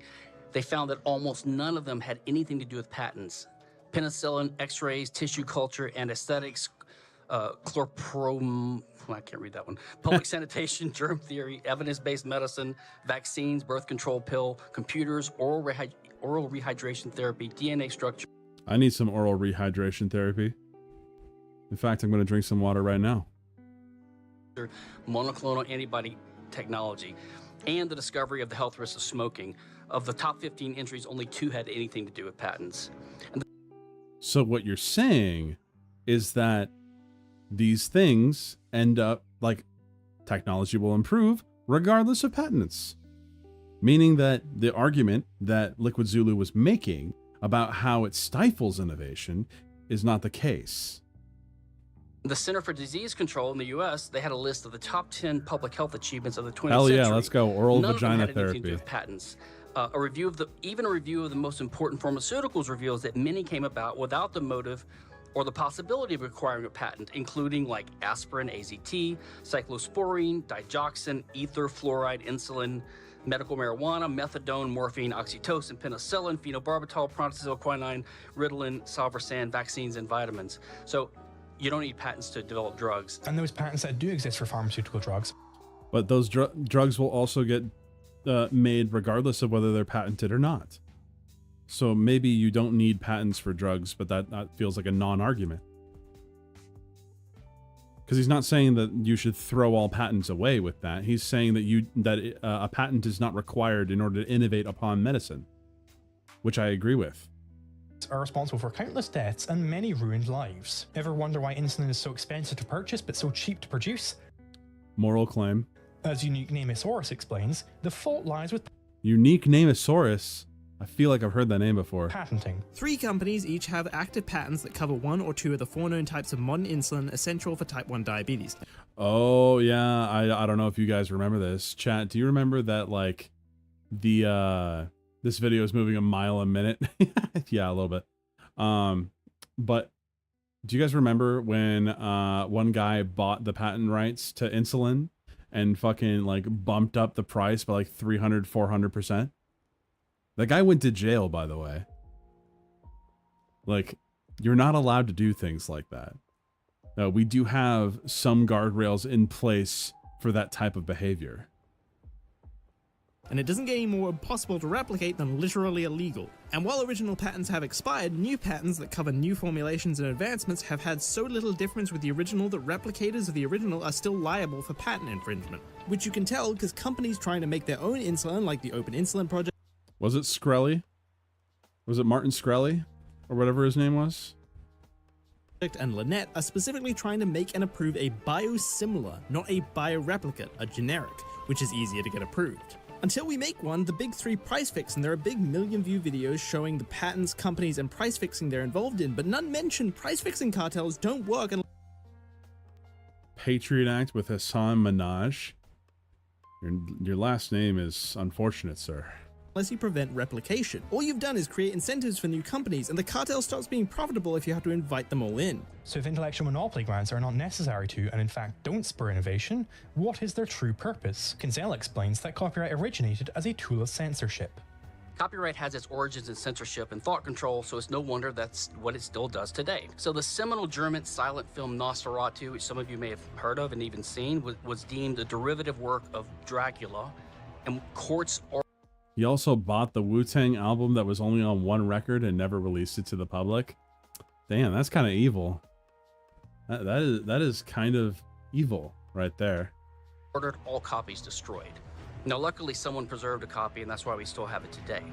There was one time, about 2005, a grocery store in Canada mistakenly sold 14 copies of the new Harry Potter book a few days before its official release. Oh, I remember this story. And so a British Columbia Supreme Court judge ordered customers not to talk about the book, copy it, or even read it before its official release date. This is incorrect. They were just put under NDA. I remember this story. I remember it pretty well. When Harry Potter came out, it was sold early, and yes, everyone that they found, they didn't track down everyone, but those people were just put under NDA, saying you cannot publicly talk about this until the embargo is up. Copyright also threatens freedom on the internet, which is very serious because the internet is one of the most important tools we have in the fight for freedom, to fight state tyranny. And just a few years ago, the Stop Online Piracy Act, or SOPA, was only narrowly defeated by an uprising on the internet. Aaron Swartz, who some of you may have heard of, was a brilliant young inventor of RSS, the technology behind blogging and podcasting, and he was an anti-SOPA activist. He uploaded some academic journal articles to the internet. Oh man, do you guys remember SOPA? Do you remember when that stuff was going on? Do you remember that it had absolutely no effect on how the internet runs today? That all of that stuff, getting rid of that stuff did not matter? I remember. That was when I was like on meme forums and I was learning about these things because I didn't want these things to like affect my internet. And the thing is that it's still nothing changed. Whether that was when it got ridden of by the Trump administration, because I remember the Trump administration did something regarding internet neutrality. Net neutrality? Doesn't matter. And he was facing life in prison for federal copyright infringement, and he killed himself. There was a grad student in Britain named Richard O'Dwyer who had a website with hyperlinks to other people's pirated movies, and the U.S. went after him and finally got a judge to order him to be extradited to the United States to face federal prison. He finally escaped it, but his life was almost ruined. So when does Dennis Prager show up? And these odious abuses continue to this day. Just recently, Kanye West has been prevented from making a shirt that say that white lives matter because the trademark for that phrase is held by 2 radio hosts who explicitly keep it in order to prevent other people from spreading that message. We want you to meet 2 black radio hosts. Okay, you change the wording. Okay? It's as simple as this. Instead of saying, I know that you're trying to do the Black Lives Matter thing, but instead you're making it White Lives Matter. We just heard these people are holding it because they don't want people to use that thing. So they're holding it just to be dicks. Let's be real. They're just holding it to be dicks. But you can just put in a couple other words. It's like printing, it's okay to be white.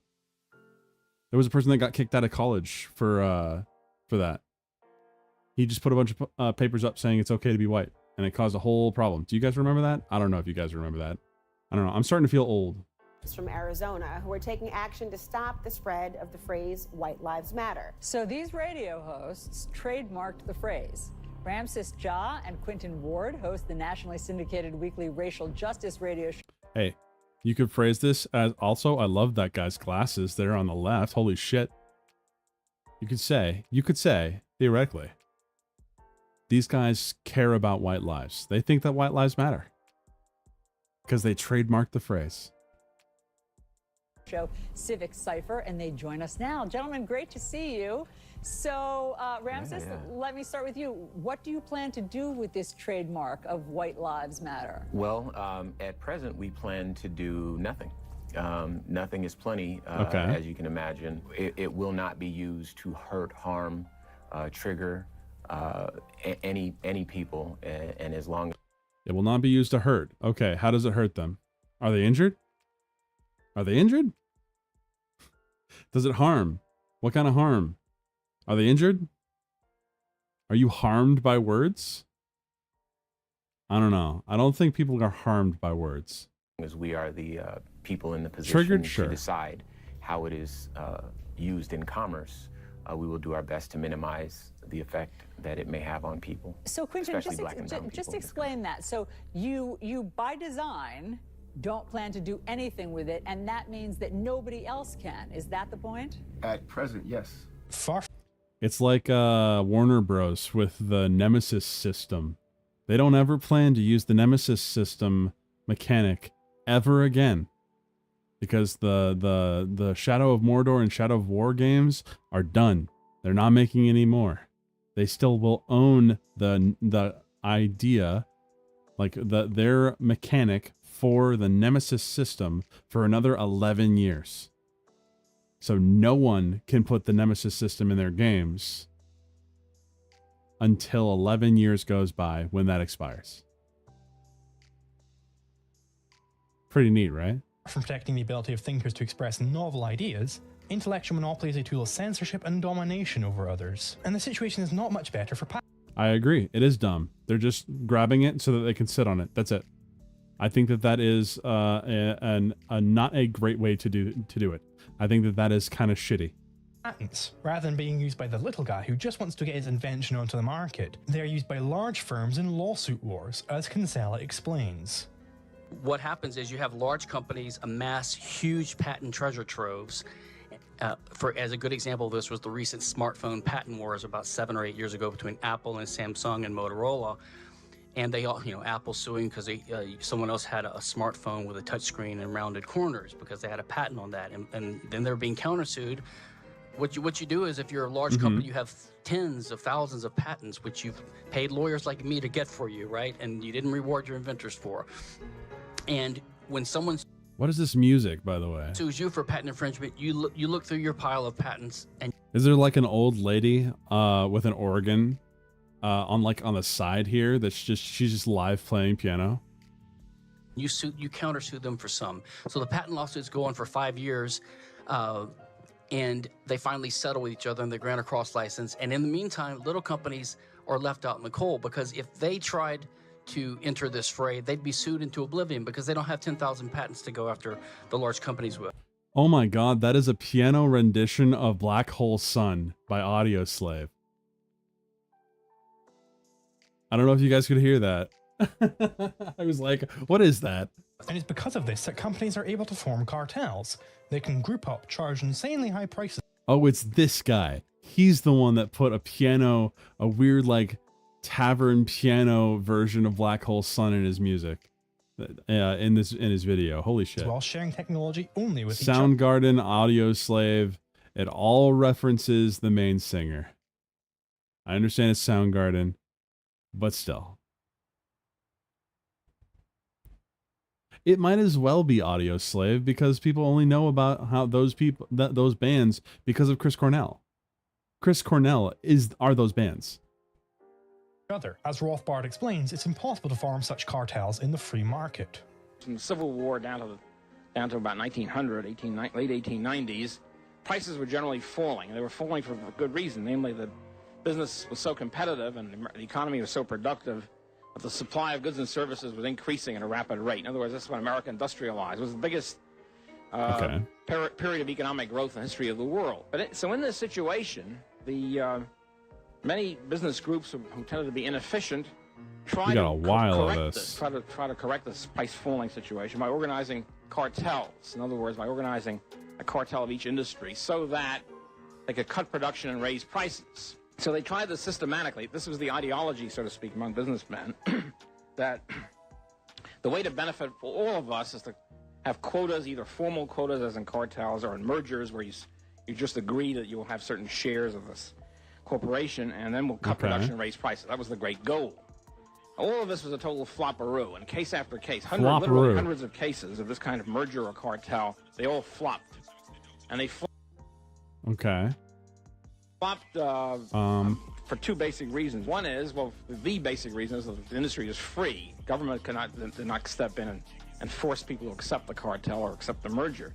So what happens is that as soon as the cartel is formed or the merger is completed, I feel like I've seen this video before. And then they cut production and raise prices and profits go up. Other businessmen come in and say, "Hey, this looks like a great industry here. The zinc industry or the oil industry or whatever, railroads. They're making a lot of profits. Let's nip in there and outcompete them because they're raising prices." And what does this have to do with IPs? I believe that he's specifically bringing this video up because this guy is describing when the market was more free and the government did not, like, these people did not, they didn't go and patent these products. Or if they did patent these products, they didn't go after those that continued to use those products and sell them regardless of, like, IP. They basically didn't protect their copyright. If that makes sense. And he's saying that this was a good thing. They're gonna come in with a new firm, a new factory, a new railroad, and we'll bust them. And that's exactly what happened. So you had new competition always coming in and outcompeting the older firms, and then the older firms are stuck with a new firm. Then you have a permanent competitor, which is a big pain. Okay, this music is actually there's so much conflicting music going on because there's music in this video. There's music on top of this from Liquid Zulu. And then, like, there's also what I can hear is a little bit of the lo-fi. So it's like, what the fuck is going on? My brain is breaking. Pain in the neck as they come in with later equipment, with new factories and new equipment, the latest technology, etc. Now they have a permanent new competitor on their hands. So the whole thing became a big pain in the neck for them. And that's one reason. And then internally, what happened was that individual firms would start breaking the cartel and say, look, we've raised, in other words, the cartel restricts production, raises prices are very high, and then the individual firm says, look, I'm not supposed to do this because I have a cartel agreement with the rest of my buddies in the industry, but here's what we're going to do. For you, my old pal and drinking buddy or whatever, my buyer, I will sell you the steel or the whatever, titanium, etc., for 20% off list, provided you don't tell anybody about gotcha. it. Okay. So what you have is a secret price cutting. And do you guys know how gas stations do pricing? Because what he just described is kind of how it works. Like how gas stations in the area basically have agreements on districts regarding how busy those districts are and how much they can raise their prices quarterly over others. Not really, says Dudicus. Please educate me. I'm open to being educated. And then this firm gains profits, gains sales, and of course the secret leaks out pretty quickly after about 6 months or a year, and then the other firms get very mad about this, and they call it your rate buster, which is in business terms is equivalent to scam. How long does this go? Terms. And the whole cartel falls apart with mutual recrimination and hatred in their back. Well, they started, except now they've got more hatred than they had before. No, you don't know? Okay. Some of the, each step of the way, some of the more far-sighted in the sense of realizing this was a flop among the business groups, decided the only way to preserve a cartel or preserve a merger is to have the government enforce it. The turn of the political arm to create the cartel for you. And the opposite of that. This keeps happening. Mainly due to, like, let's say, lumber companies. When I was working at a lumber yard, it changed hands 3 times. Because each and every time that business was merged into a bigger business, then merged into a bigger business. Now, yes, that can happen, but it's like AT&T. AT&T wanted to merge with another company. I don't remember exactly which, but they were blocked because it would have created a monopoly. Like, the government can break you as well as, preserve these things. I like how he's bringing up like cartels. He's using these moral languages. He's he's making a moral claim about how this is a bad thing. I'm not sure this is a bad thing. And this was the origin of progressive regulation. The progressive system was not a group of far-sighted, essentially it was not a group of far-sighted intellectuals who sat around and said we have to plan, we have to curb businessmen for the sake of the public interest. There's a groups of businessmen saying we have to impose cartels through the government, and thereby eliminating our competition, curbing the maverick firm which doesn't want to engage in a cartel, and gaining profits that way. Printers with 8 million views worth of complaints. I'm gonna pause this for a second. Moemasu, you're in the wrong place. Moemasu, I'm gonna call you.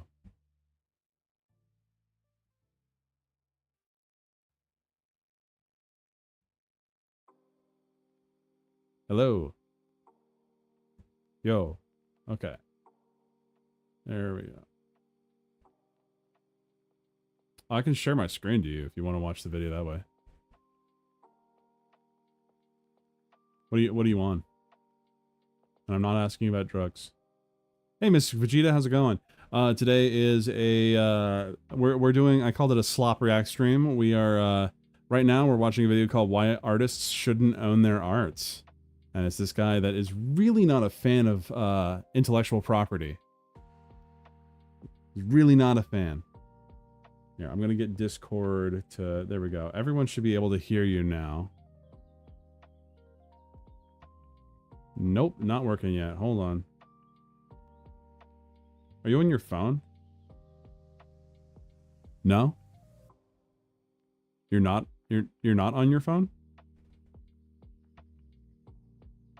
I can't even understand what you're saying. All right. There we go. All right, when he starts speaking, everyone should be able to hear him. Can you guys hear me? Yes, can you hear? All right. I can see that you were transmitting. Testing. Not saying that my stream audio has been muted.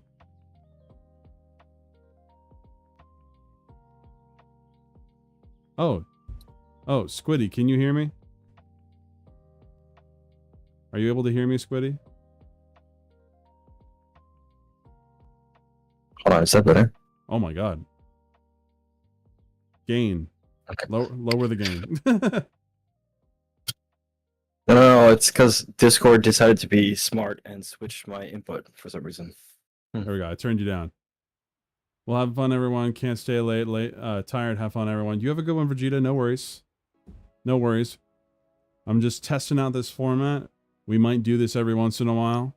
I don't think I'm going to do it all the time, but we're definitely going to try. Because these are two videos I was very interested in. We're a little over halfway through this arrow, by the way.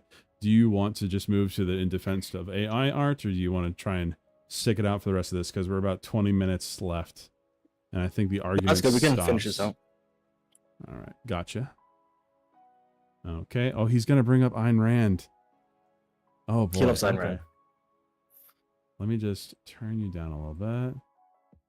There we go. So what do you know about Liquid Zulu? That video I posted and half of this that I've watched on stream. Gotcha. Okay. So you're following along so far with his argument? Kinda. It's a little foggy, isn't it? Yeah. Can you actually share this in the call? Yes, because sir. I don't want to be lagging behind in the video. Yep.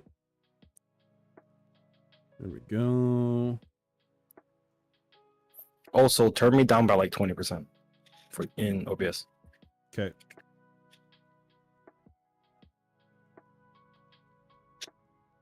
Okay. So I'm sharing stream audio, so I might echo. Am I echoing right now for you? No, you're good.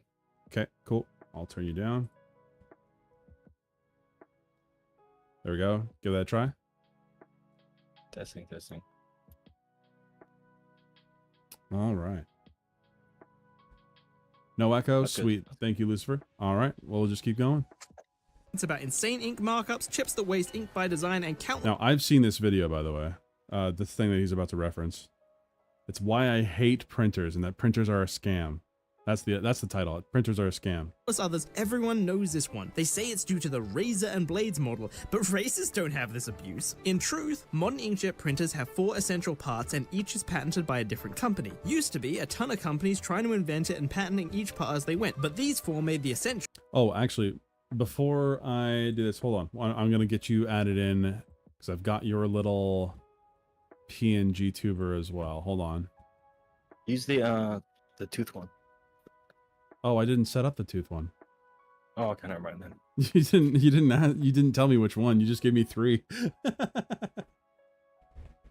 Feeling a little rotten today, that's why. Oh, okay. It's all good. Also, you're definitely not going to be like fully green in there. But that should be fine. All right, I'll change the microphone source.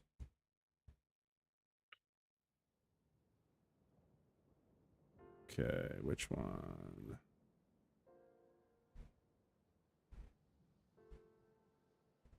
There we go. I'll change mine. Thank you for your patience, stream. Mine's going to be this one. There we go. That should be better. Let's get you put on here. Oops. Good thing I don't hide any, have anything incriminating on my frickin' on my desktop. There we go. All right. Get you put in here.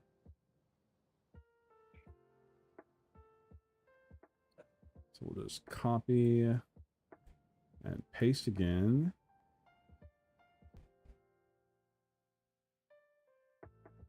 There it is. This one should also be VetaTube Mini. Wrong one. Why is your Brave purple? Though. My Brave? Yeah. I don't remember. It should have changed.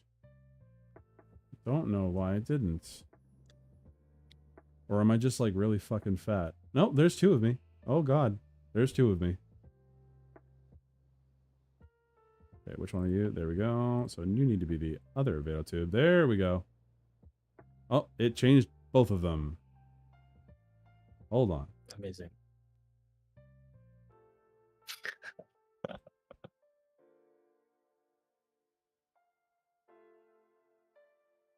Change, damn it. Truly, the slop reacts. Absolutely. I don't understand why it's doing this. I got two different instances going. Do you have the same source in the browser? I've got two different sources.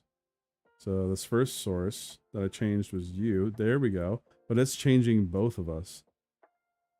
Did you duplicate? Is that why? I think I did. Let me remove it. Boop. Then we'll do new source. Call this arrow. Why don't you introduce yourself while I get this done? What is it to say? I don't know. I'm me, Arrow. I mean, hi. Wait, I did the wrong thing. God damn it. It's a no, so I in my server, which B was a part of, I did post this. Gen AI and IP has been a conversation that I've been holding probably as like a cyclical conversation probably for like 2 years now. And so oh shit. Why are you green? Why are you green? Why is there oh shit. It's because it's the window capture. Fuck.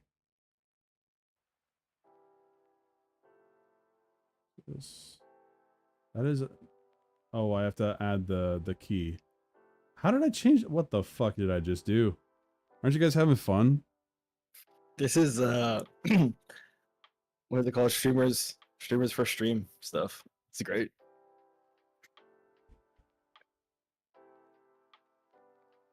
I don't understand why this is happening even. It would be better if you're like a cute Asian girl though. Unfortunately. Of course you would say that. Okay. So fun time at the hole. I don't like that. Why'd you have to say it that way? Okay, so we've got this one right here. This one is I fucking can't tell which is which. If this one changes. Okay, now I know which. Because I need to add a color key, I believe. That's the filter I need to do. Which is why I duplicated it. It's not that hard. No, just the implication of you saying you have to put a color key on me. Yeah? What about it? Yeah. I need to make sure that you're passable. Okay, so we're gonna go window capture. Call it arrow. Hey, you're almost 75% to that new pad. Good shit. New what? Oh yeah, absolutely. What size is that pad? 24 inches. So it's a sizable difference at mine that's 13 inches. Oh, yours is bigger than mine. I thought so. Yeah. 1 inch here. Okay. So we got this. Just need to put a color key on it. There we go. Filter.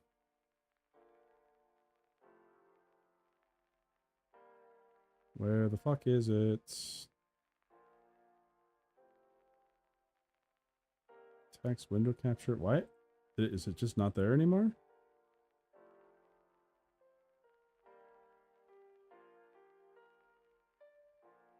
Scene, filter, image. Man, they just updated this, so maybe that's why.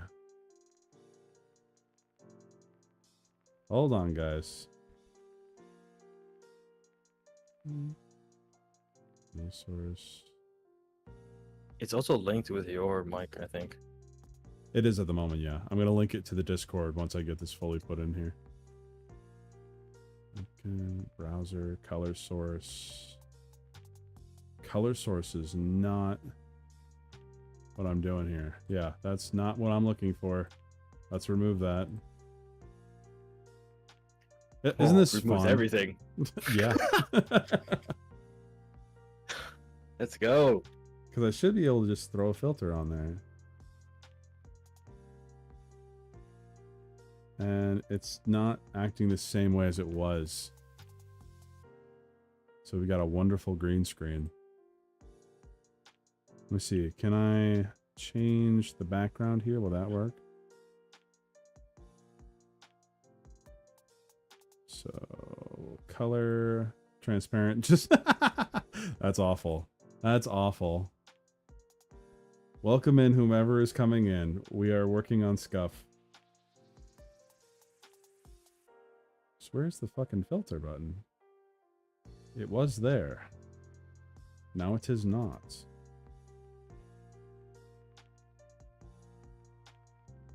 Scene filter. Source properties.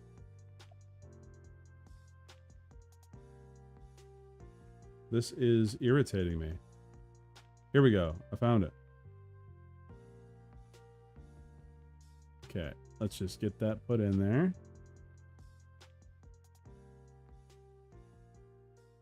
Precision, transform. All right. Filtering. This did change after an update. Fucking hell. There we go.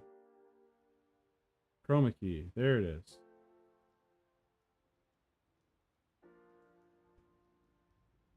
Boom. Close. There you go. You are a little transparent, but people can see you. Okay. Sync mics now. Yeah. That make me real tiny, bro. Real tiny?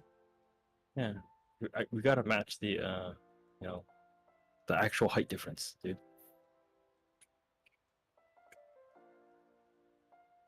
There you go.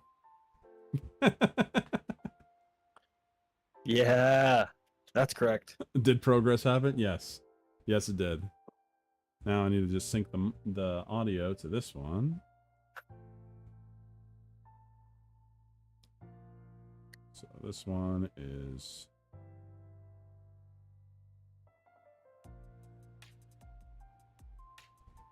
There we go.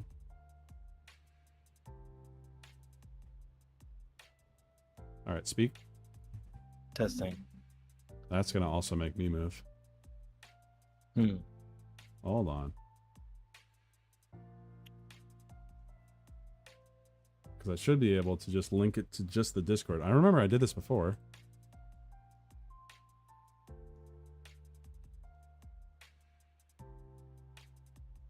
Okay. Now try it. Testing. Testing. Did we fix it? Yeah. There we go. Or is it more jiggling? There you go. That should work. You should jiggle now. Good. Okay. Nice. Okay. Let's finish this up.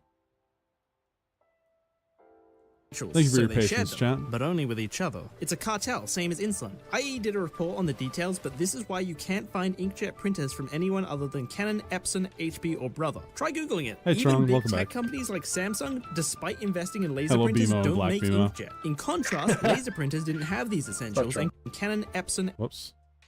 HP, or brother. Try Googling it. Even big tech companies like right now Samsung, he's talking about the despite copyright investing in laser censorship. printers, don't make inkjet. In contrast, laser printers didn't have these essentials and could be better replicated. That's why dozens of companies make them, and I'm only going to be hating on inkjet printers like this one. Laser printers get a pass. Less potential abuse. Many will accept this potential for copyright to allow people to That's a really nice video, by the way. I highly recommend it. criminally censor dissenting opinions, but still support it for the protection it gives to creators. The argument is that authors, artists, and other creatives need this protection so that others don't plagiarize their work and completely prevent them from making any profit off it whatsoever. The argument then goes on to claim that this will discourage people from creating If you ever want me to pause, you just say something. anything, as they know someone's just going to take the creation and leave them in the dirt. This argument, of course, ignores that That does happen. 100% that happens. Right. Small artists already behave as if copyright doesn't exist. If you commission an artist to draw something, they'll generally only release a low resolution or watermarked version before payment is finalized. Yes, because art gets stolen. Even though this guy doesn't believe that art can be stolen, that's the reason why. Because people will take your work and run with it without paying you. As a freelance artist, I make money off of the thing I make for you. That product is my property. It still is. Until I give that to you for use, because you are paying me for that service. This because they have no recourse should the art be yoinked and used without permission. This small artist hardly has the resources to fight a lengthy legal battle over a picture being used without consent. Moreover, the example of art commissions gives us an insight into what all creative work could look like sans intellectual monopoly. The artist is paid for production rather than distribution. Similarly, not having intellectual monopoly doesn't mean people are going to stop wanting big-budget Marvel movies. It's just that Disney couldn't make a profit by preventing other people from sharing those movies. Rather, they could shift the point of purchase to before the movie is made, through some sort of crowdfunding or something. Star Citizen has earned over $500 million in crowdfunding, more than the budget of any movie ever. Hunty, would you? Smash or pass, bro. Smash or pass? Ugh, hard pass. God damn. I'm going to turn you down on my end. Let's see. That is a terrible shirt, by the way.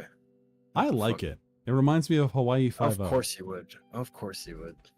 Hey, I think it matches with his freaking Jufro, okay? I can't think of it being anything else. Like, it very much feels Jufro to me. I just like how there's like a hibiscus, but then there's also, you know, flamingos for some reason. What? I don't know. Culture. This model, creators want not only to fund the production itself, but they also want to roll up any profits they need in order to make it worth their time into the goal. So all Disney would have to do for their next Star Wars show is set the goal at the amount that it costs to make the show, plus whatever profits they want to make from it. If their goal is too high, we see other companies coming in and bidding it down. We have competition for who consumers want to see produce the next movie. We also have historic precedent for creators being able to profit without copyright. Baldwin and Levine point out in Against Intellectual Monopoly that in the 19th century people were free to republish any foreign works in the United States without authorization from the copyright holder. This was a fact that greatly upset Charles Dickens, whose works, along with those of many other English authors, were widely distributed in the United States, and yet American publishers found it profitable to make arrangements with English authors. Evidence before the 1976-8 Commission shows that English authors sometimes received more from the sale of their books by American publishers, where they had no copyright, than from their royalties in England, where they did have copyright. In short, without copyright, authors still got paid, sometimes more without copyright than with it. Baldwin and Levine point out further. Is that still the case, though? Can that even be relevant to the today example? I'm not sure. Go back a little bit and see what year that book was written. Yeah. It doesn't say. Let it run. I think he actually puts it. Whose works, along with those of many other English authors, were widely distributed in the United States, and yet American publishers found it profitable to make arrangements with English authors. Evidence before the 1976-8 Commission shows that English authors sometimes received more from the sale of their books by American publishers, where they had no copyright, than from their royalties in England, where they did have copyright. In short, without copyright, authors still got paid, sometimes more without copyright than with it. Baldwin and Levine point out further that modern creations which are not able to be copyrighted can nevertheless make money thanks to the first move 2008? Okay, that wasn't that far away.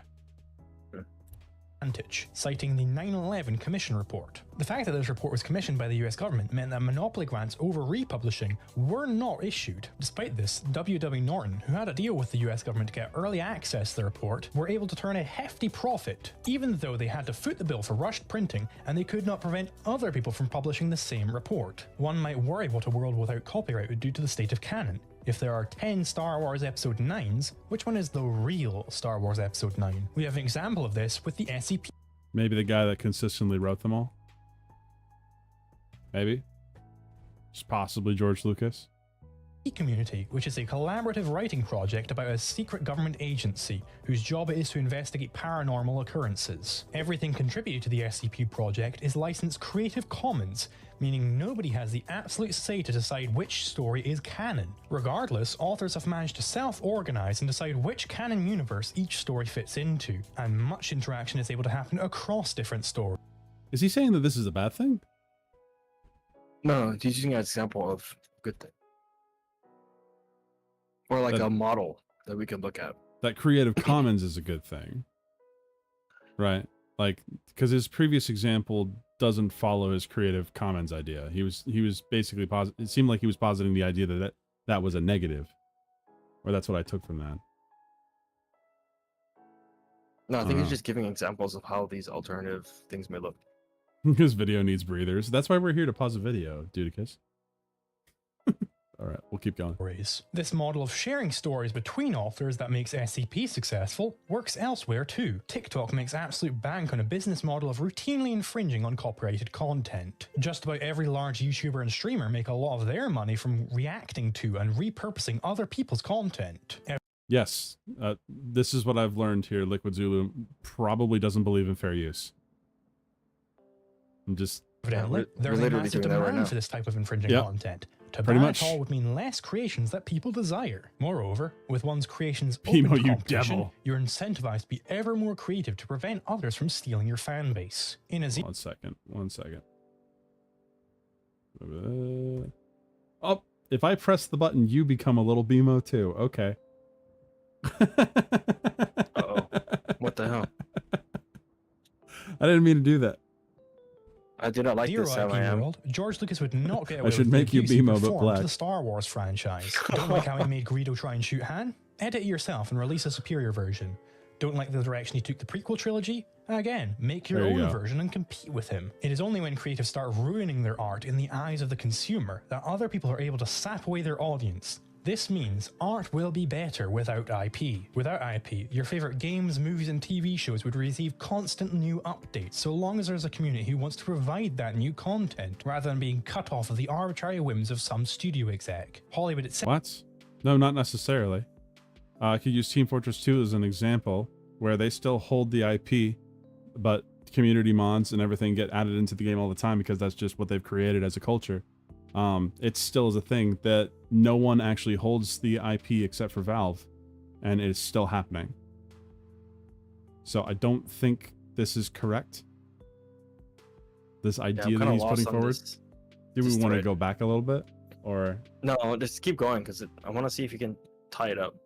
Okay. Itself routinely creates derivative works, as Kirby Ferguson explains. Derivative works can still definitely happen. Sequels, remakes, and adaptations is not new. From 2012 to 2021, 92 out of 100 of each year's top 10 hits are either sequels, remakes, or adaptations. And in 4 of these years, it's every single film in the top 10. And even where a story isn't a direct remake or sequel of some previous story, it is still utilizing pre-established rules of the genre. This is how screenwriters are able to form models of stories such as Dan Harmon's Story Circle or Blake Snyder's Story Beats. Tropes of a given genre must be adhered to at least to some extent, such that we can even recognize it as being part of that genre in the first place. To subvert literally every rule would make a non-story which fits into no genre, thus removing the entire purpose of storytelling in the first place. Kirby elaborates further that the very method one uses to create in the first place involves copying from the previous body of work. We use ideas that we already understand, modify and assemble these ideas in new and interesting ways to have something new.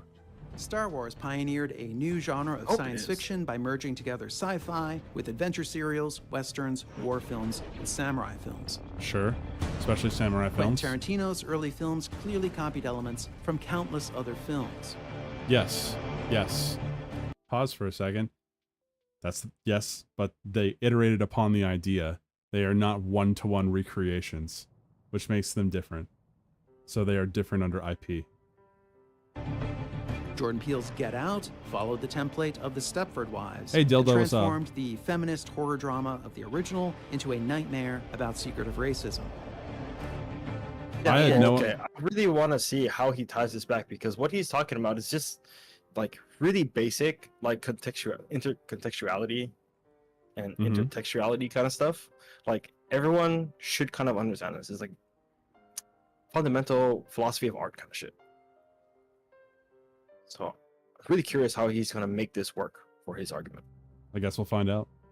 Best superhero film was created in this same way, by remixing ideas from the past to create something that is both new and familiar. We can summarize this into the following steps of creation. 1. What just Copy. happened? Use the previous body of fuck. ideas as a soil from which the life of What did I creation just may do? spawn. 2. Transform. This step is analogous to an evolutionary Oh, process. no. Small tweaks are performed What the until fuck something just new happened? and good is found. And 3. Combine. Take previous copied and transformed elements and combine them into something that is greater than its constituent parts. This is the exact way that the fundamental tool of human communication, language, is formed. We utilize the previous body of What words, just combine happened? and What the transform fuck? them in different ways to make new words. In a very real sense, to be human is to copy. Moreover, this pay-for-production model isn't particularly alien elsewhere. Yes, your contribution to the Star Wars Episode 10 Kickstarter doesn't actually guarantee that you'll get to see the thing, but similarly, if only you were willing to go on cruise ships, they wouldn't run them just for you. Many other people Why not? also have to want to go on that same cruise ship in order for it to be profitable. Similarly, it might be the case that a pay for Oh, no, I production means reversed you have it. to wait longer to consume the product after paying for it. But not only will there be far lower time preferences sans IP, as discussed above, we also already have precedent for people paying for tickets for games and concerts, or paying for events like weddings months or even years in advance. We know that people are willing to wait long I feel like periods that's a after bad paying idea. to engage with something they are truly passionate about. Just plan a wedding years in advance.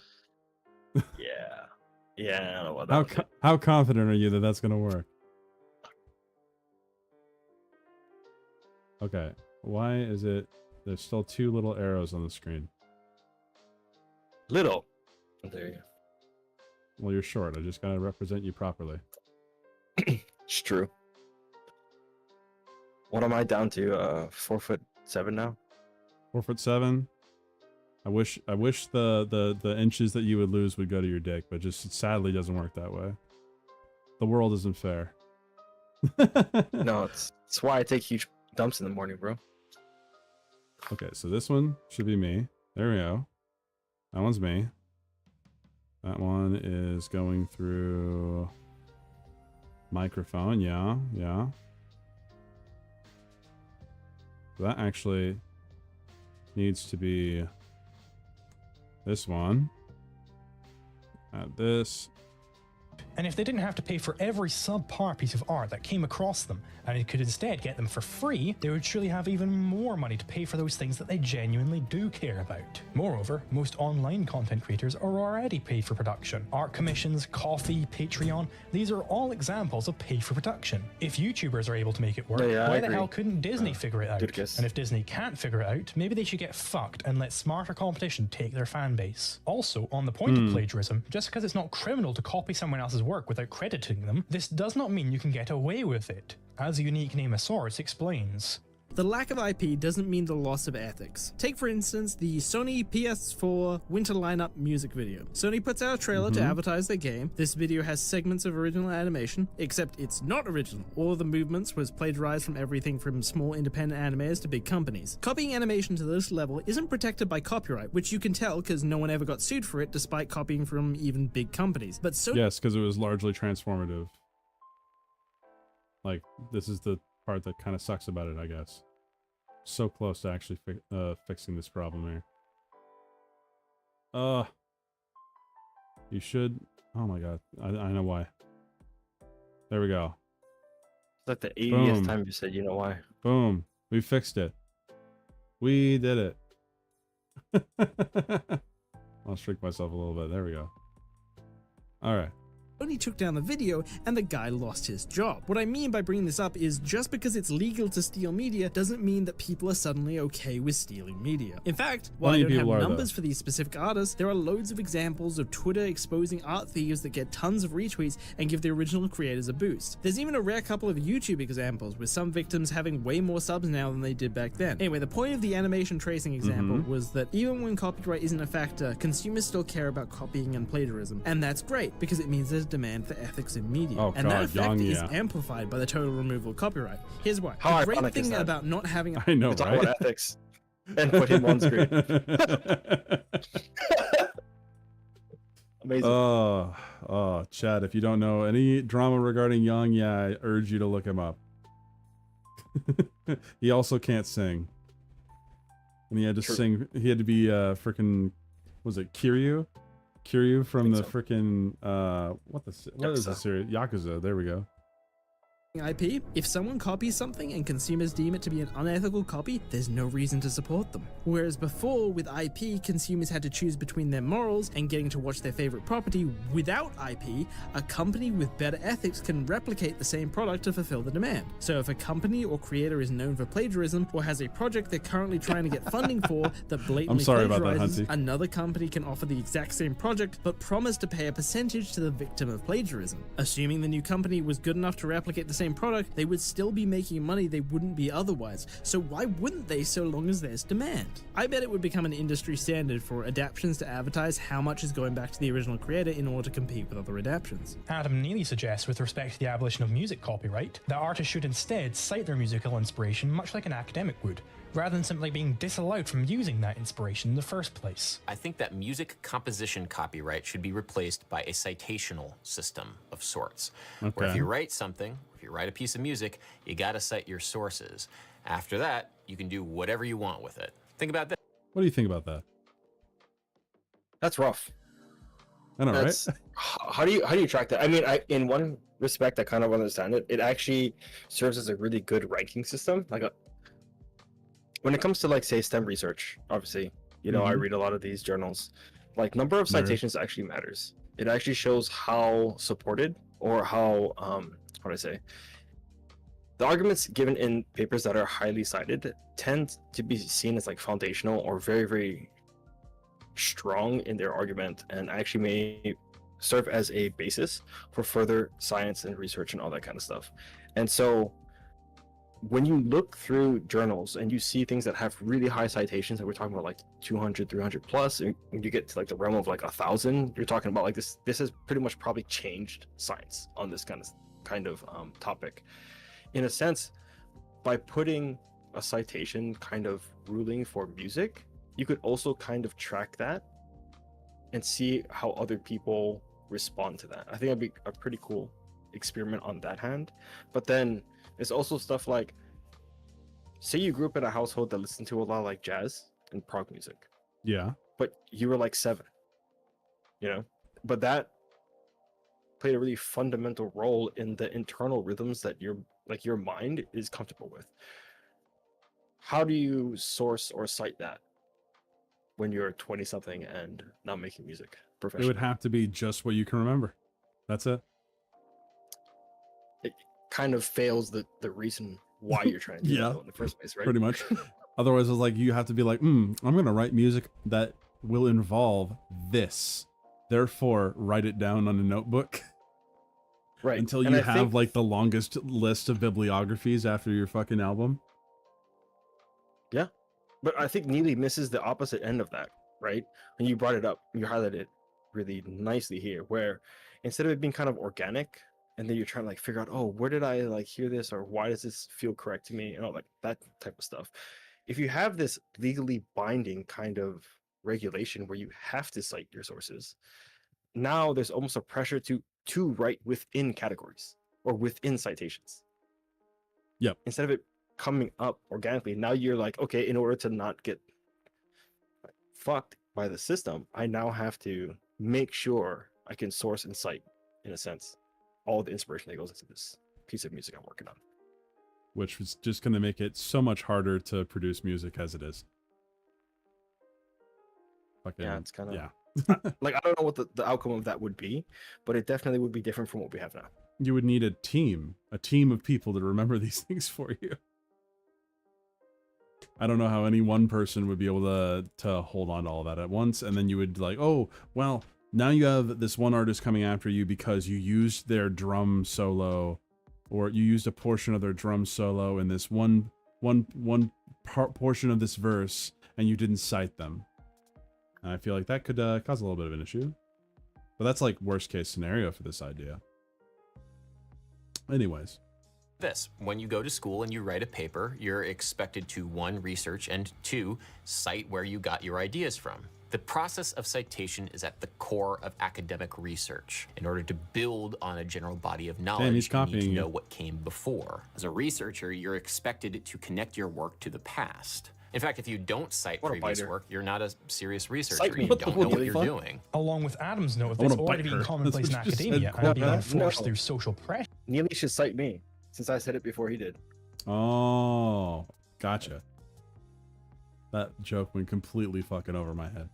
Sure. We see it also in comedy, with comedians often coming under fire for telling other people's jokes verbatim. And in the spirit of encouraging this idea of citing one's sources, I endeavor to include scripts with footnotes to reference material for all of my videos. And you can also see any videos or books I reference here in the description. And whilst you're down there, maybe donate or become a channel member. Furthermore, in a world of intellectual monopoly, where only wealthy creators are able to enforce these monopolies, you should expect plagiarism of the poor to occur more frequently. This is because people are encouraged to assume that any copying without lawsuit must be morally acceptable, else the copied from party would sue for copyright infringement. Also, the poor are less likely to engage in copying which is both morally and legislatively acceptable for fear of costly lawsuits. Therefore, intellectual monopoly tends to create a class of those who are able to create and those who are not able to create. Many of the... Any thoughts? Yeah, so while I can't speak to, I guess, the soundness of that, like if that actually is true or not, that is an argument, right, to be made, is that the people who don't have the means to actually fight this won't fight this. And because they're not fighting it, it seems permissible. Like, I don't want to dismiss this argument just on, on fiat, but like that, to me, it's a really compelling argument. Okay. The justifications of intellectual monopoly being a genuine property stem from the faulty labor theory of property, such as the defense provided by Ayn Rand and her Randroid followers. Patents and copyrights are the legal implementation of the base of all property rights, a man's right to the product of his mind. Every type of productive work involves a combination of mental and physical effort, of thought and of physical action to translate that thought into a material form. What the patent and copyright laws acknowledge is the paramount role of mental effort in the production of material values. These laws protect the mind's contribution in its purest form, the origination of an idea. Kinsella explains the issue with the labor theory of property. As noted before, some libertarian IP advocates, such as Rand, hold that creation is the source of property rights. This confuses the nature and reasons for property rights, which lie in the undeniable fact of scarcity. Given scarcity and the correspondent possibility of conflict in the use of resources, conflicts are avoided and peace and cooperation are achieved by allocating property rights to such resources. And the purpose of property rights dictates the nature of such rules. For if the rules allocating property rights are to serve as objective rules that all can agree upon so as to avoid conflict, they cannot be biased or arbitrary. For this reason, unowned resources come to be owned, homesteaded or appropriated by the first possessor. The general rule, then, is that ownership of a given scarce resource can be identified by determining who first occupied it. There are various ways to possess or occupy resources, and different ways to demonstrate or prove such occupation, depending upon the nature of the resource and the use to which it is put. Thus, I can pluck an apple from the wild and thereby homestead it, or I can fence in a plot of land for a farm. It is sometimes said that one's form of occupation is forming or creating the thing. For example, I can sculpt a statue from a block of marble, or forge a sword from raw metal, or even create a farm on a plot of land. We can see from these examples that creation is relevant to the question of ownership of a given created resource, such as a statue, sword, or farm, only to the extent that the act of creation is an act of occupation, or is otherwise evidence of first occupation. However, creation itself does not justify ownership in things. Hey Nick, how's it going? Necessary nor sufficient. Gotta have a couple liberties soon. Oh, I got tea right next to me, bro. Raw materials used to create the item, but these raw materials are scarce. Tea and coffee. Either I own them or I do not. If not, then I do not own the resulting product. If I own the inputs, then by virtue of such ownership, I own the resulting thing into which I transfer. Okay, so this is the thing he keeps doing. So he will take this quote, and this is supposed to be a supporting quote for him, Usually these things are things that he typically agrees with throughout the entire video. Every time he's quoted from, especially this book right here, from Stephen Kinsella, which Kinsella apparently was the guy on the Reason TV clips that he was showing. There's a weird conflation that he keeps having regarding IP and physical property. And he will use physical property arguments to protect IP when usually when he's talking about IP, he's talking about thoughts. He's not talking about the things created from those thoughts, which are what are actually protected by patents and IP. And it makes it very hard to really understand or grasp what his fucking position is. Yeah, it sounds like word salad to me, to be honest. A little bit. Here, speak for a little bit so I can try to fix your volume so that you'll actually bounce up and down. Oh my god. Okay. I don't know. Like, so I missed a whole bunch of the earlier video since I was driving home and all that shit, but like, I don't know. This video seems a lot less concise and focused than the AI video. Like, this is kind of meandering, man. Well, this is also from 2 years ago. Okay, that makes sense. The other one's like from 8 months ago. 8 months ago. In defense of AI art came out 1 year ago, so he's improved. That's for sure. That makes sense then. BMO want to make you a bouncer. I mean, I think I could trust Arrow to be a bouncer. I think I could. I think. I'd never want to get into another bar fight in my life. That part of my life is over. Okay, like, yeah. Please.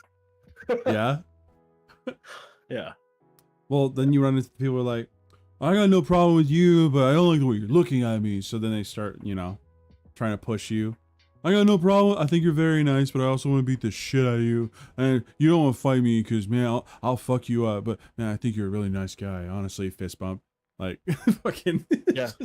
You get the whole, run of emotions real quick within, 2 minutes. Corona Kid. I ask you for a cigarette after. Corona Kid, I feel like if you became a bouncer, you'd get fucking raped. I'm just putting it out there. I think you would get raped. Not the purple Fanta. Not the purple Fanta. Anyways. Transform them. To reduce the labor theory of property into absurdity, consider Crusoe sneaking onto Friday's land, using his clay and moulding a pot with it. Crusoe has certainly expended much labor in making this pot, but yet he does not own it.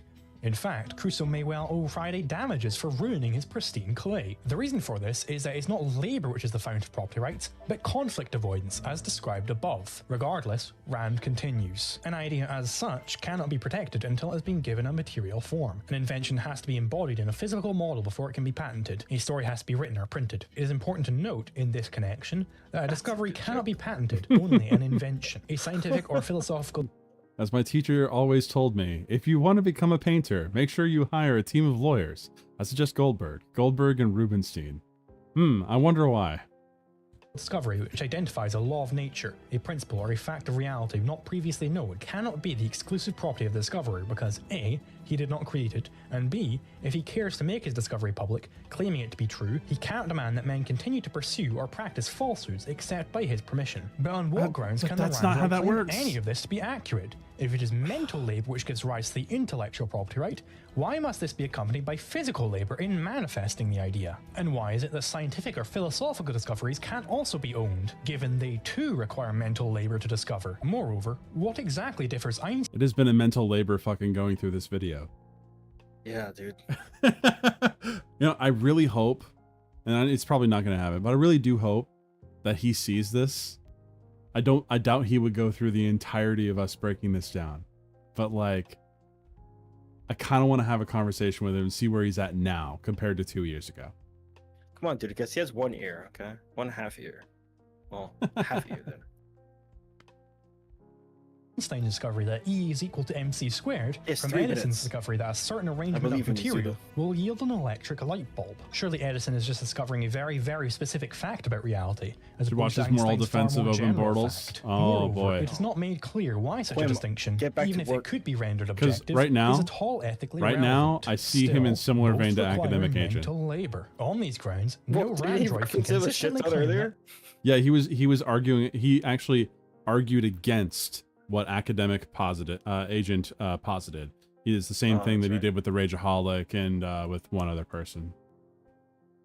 He just called Einstein Edison. I missed that. Hold on. Distinction, even if it could be rendered objective, is at all ethically relevant. Still, both require mental labor. On these grounds, no Randroid can consistently claim that A I love that term. is A without first paying royalties to the descendants of Aristotle, thus leaving their entire theory in ruin. Rand attempts I fucking hate that argument. Just a solution to this, not only in asserting We've that gone through it somehow already. E equals mc squared is a fact of nature, whereas that some arrangement of materials will yield an electric light bulb is not, but also in asserting that intellectual property does not last forever. The right to intellectual property can't be exercised in perpetuity. Intellectual property represents a claim, not a material object, but on Yes, the that's why idea you they have to embody, reapply which for it. means not merely on existing wealth, but on wealth your patent does expire. This has already been covered. yet to be produced. A claim to payment for the inventor's or author's work. No debt can be extended into infinity. Right, But but why on earth could They're making an argument, not necessarily for what it is now, right? He's trying to set It's up for what it was a then. framework to. I'm assuming, because I only caught half of this video, he's trying to create a framework to understand IP and copyright in a way that is kind of sans our current and historical past. Right, he's leaning more on the philosophical end of it to then make an argument on policy, but I don't think he's done a good job so far. Okay. Let's see. Couldn't these debts be extended into infinity? Surely any debt that A owes B could indeed be passed on to B's heirs. Rand does not provide an answer, instead stating, if it were held in perpetuity, it would lead to the opposite of the very principle upon which it was based. It would lead not to the earned reward of achievement, but to the unearned support of parasitism. Good It would become a question. cumulative hen on the production of unborn generations, which would ultimately paralyze them. Consider what would happen if, in producing an automobile, we had to pay royalties Actually, to the he's descendants not a of all commie. inventors involved, starting with the inventor of the wheel and on up. He actually- Indeed, he Rand is shat all correct to over shudder at a commies world where we earlier. have to pay royalties to uncountable inventors. Yeah, he doesn't This like 'em. applies to all intellectual monopoly grants. The Pretty base. parasitic effect, she points out, only becomes more pronounced the longer the intellectual monopoly lasts, but it still exists on an intellectual monopoly lasting 3 seconds as opposed to 3 months. Furthermore, this strikes me as an entirely utilitarian argument. We must limit the scope of IP because So if we Quinn don't, would like bad it. things will happen. This is fitting, as it is often that we see utilitarian arguments used in support of IP, say on the grounds that it will increase wealth, which is good, but it is not at all clear that the establishment of monopolies over some set of ideas will indeed increase wealth. If I am able to patent the discovery of how to make a better mousetrap, but not discoveries in philosophy or science, we should expect resources to shift away from discoveries in philosophy and science towards these supposedly more practical engineering pursuits. Furthermore, even if we were to assume that these utilitarians were correct, that intellectual monopolies do indeed increase wealth, the point of law is not to increase wealth, it's to ensure justice, and to see whether utilitarian ethic, among other ethics, object. Over that one, dude. Yeah. Did you hear what I said earlier about this? Because this is the 5th time he's said this. Dude sounds like a midwit, honestly. Maybe, I don't know his politics. I just know that he was shitting on leftists earlier, and he was shitting on commies earlier. That's all I know about him, other than he is a self-professed anarcho-capitalist. But he keeps making this argument, or he's not directly saying it, but very much implying that when there is intellectual property, then there is no growth. And he will use absolutist statements like there is no growth, when we've had this for a very long time, where there's been plenty of creative iteration on things that already have patents so that we can get around the patents. This stuff still happens. The economy will still run. I don't understand this argument. It fucking frustrates me. Yeah, but what if that only happened in the last 2 years, you know? What if only happened in the last 2 years? I mean, I guess we would all be dead. No, I'm just saying maybe it was stagnant until 2 years ago, after he released this. Maybe, dude. If this had this serious amount of change, oh my gosh, like, there's no way he would see my criticism. Anyway, so we effectively got fail to 20 ensure seconds. justice, making them false, you have to watch this video where I lay out the objectively correct anarcho-capitalist legal code. Oh my gosh. Let's go. Oh, we have dude, mere seconds. I He am didn't even not wrap it prepping up. for this. He didn't wrap it up. Yeah, that's like a 2 out of 10, dude. Why is my own stream being recommended? Watch yourself. Oh, boosting numbers. How dare you? He didn't even wrap it up in a nice bow. I'm frustrated as hell now. Oh my gosh. So, final thoughts, arguments. What's your vibe? Okay, so I feel like he has a misunderstanding of what intellectual property is. Conflates intellectual property with an argument that was used to defend physical property, but then we'll always go back to this weird Mott and Bailey of there's the thought, and he will focus on the thought, saying thoughts aren't scarce, which is true. And then he will use that as an argument as to why IP is garbage, as why IP is wrong. Then he moves on to the censorship issue that has nothing to do really with the thought. It's actually the things developed off of the thought, which are the things that are actually protected over by IP. And he will always move back and forth between these things where he'll talk about physical property and then he'll go back to thoughts. And it frustrates the fucking hell out of me. I think this video was not good. Yummy. Yummy thoughts. But okay.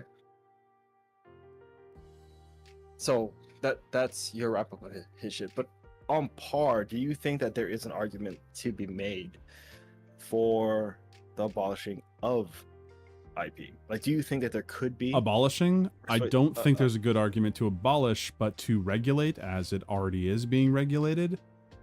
I think that we could have more regulation to stop people from being dicks. Sure. Because there are a bunch of large companies that are specifically just sitting on patents so that no one else can have them. I feel like that's kind of shitty. But so you conceptualize that as more regulation as opposed to less. Yeah, more regulation. Because I would argue that it is per the regulation that allows them to do those things. So if you're actually to peel back, I guess, the veracity or like the length of... Well, I don't know about that because like we'll use was it Martin Shkreli we talked about earlier?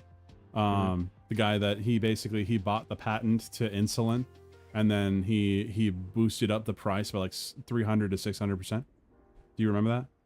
Yep, I remember that. Yeah, he went to jail over that.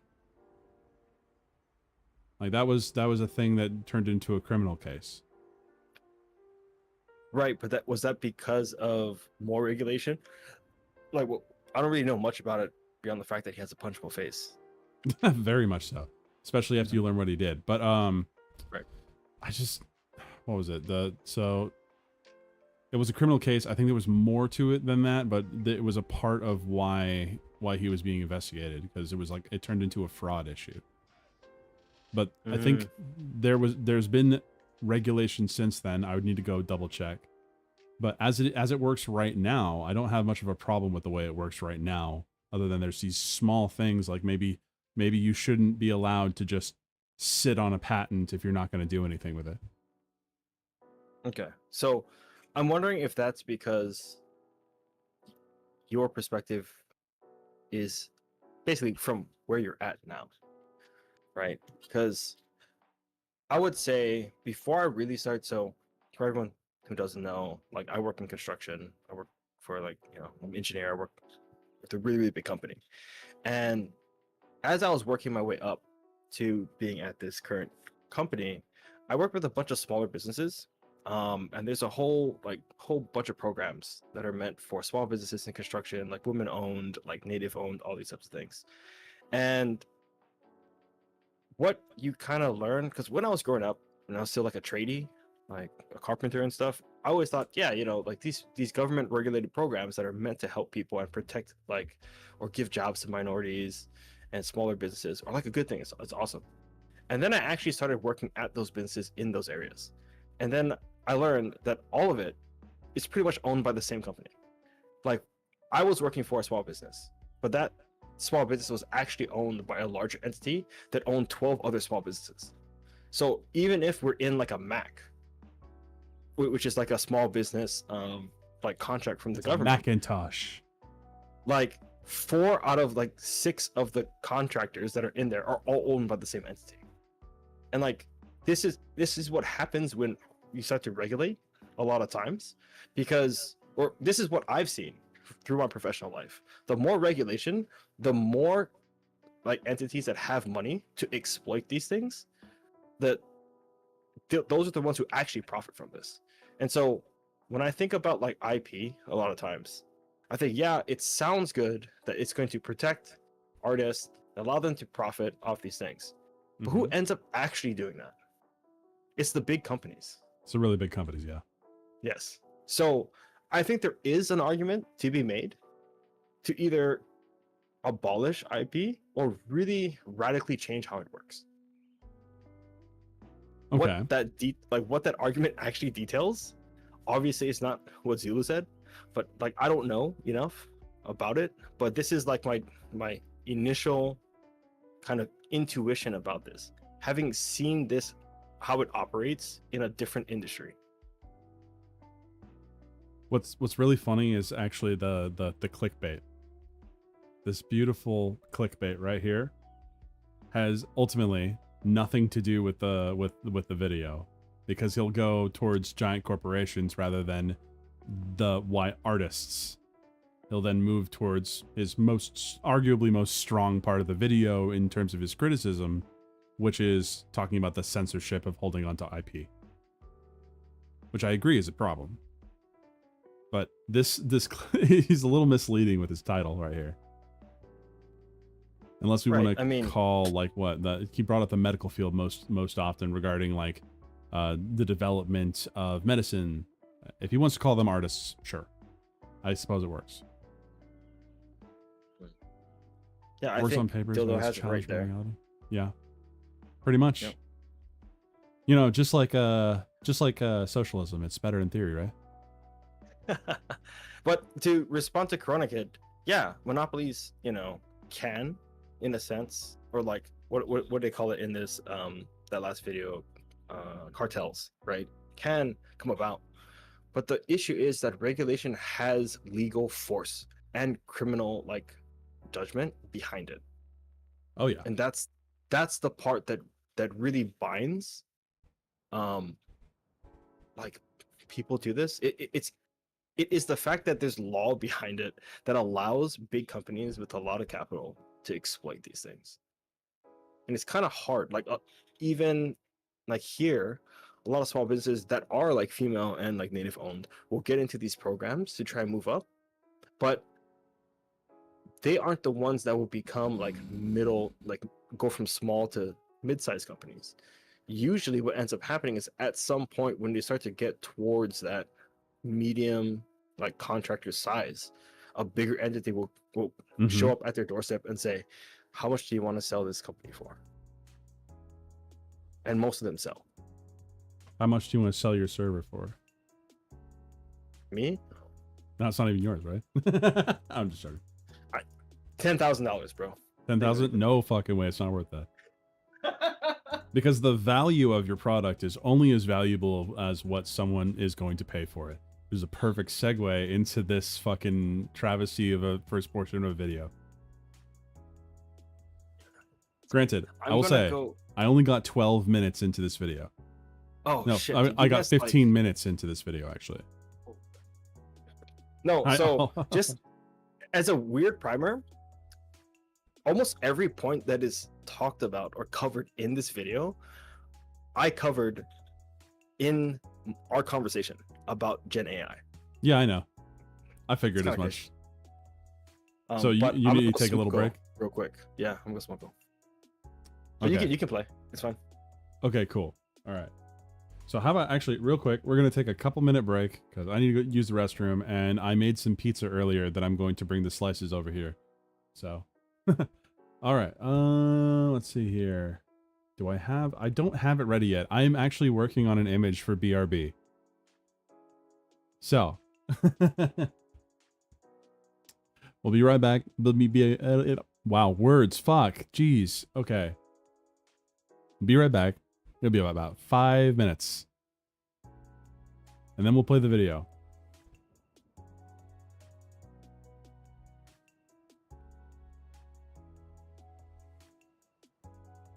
And yes, Judicus, you're going to get mad.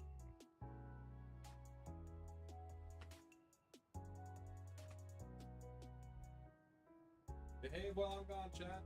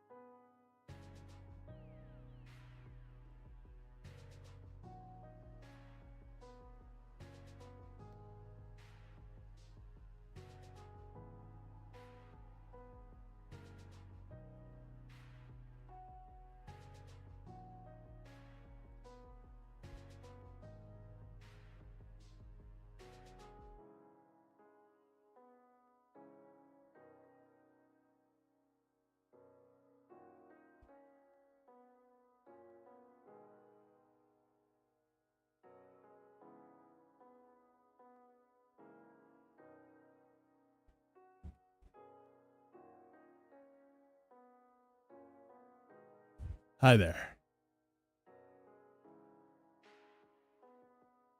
All right. So there's one thing I want to show you guys before we jump into this. This should play. All right. I have creamage to blame for this, by the way. So I'm just gonna say your ears are welcome, okay?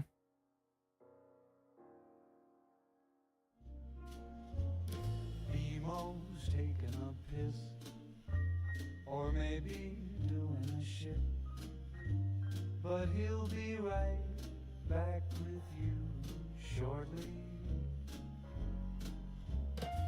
Nemo's taking a piss. Can you guys even hear that? Or maybe doing a shit. But he'll be right back with you shortly.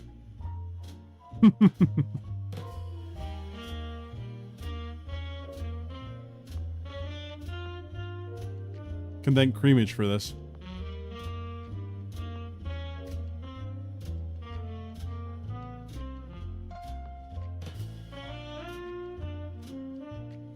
I probably will never actually use this. It was both.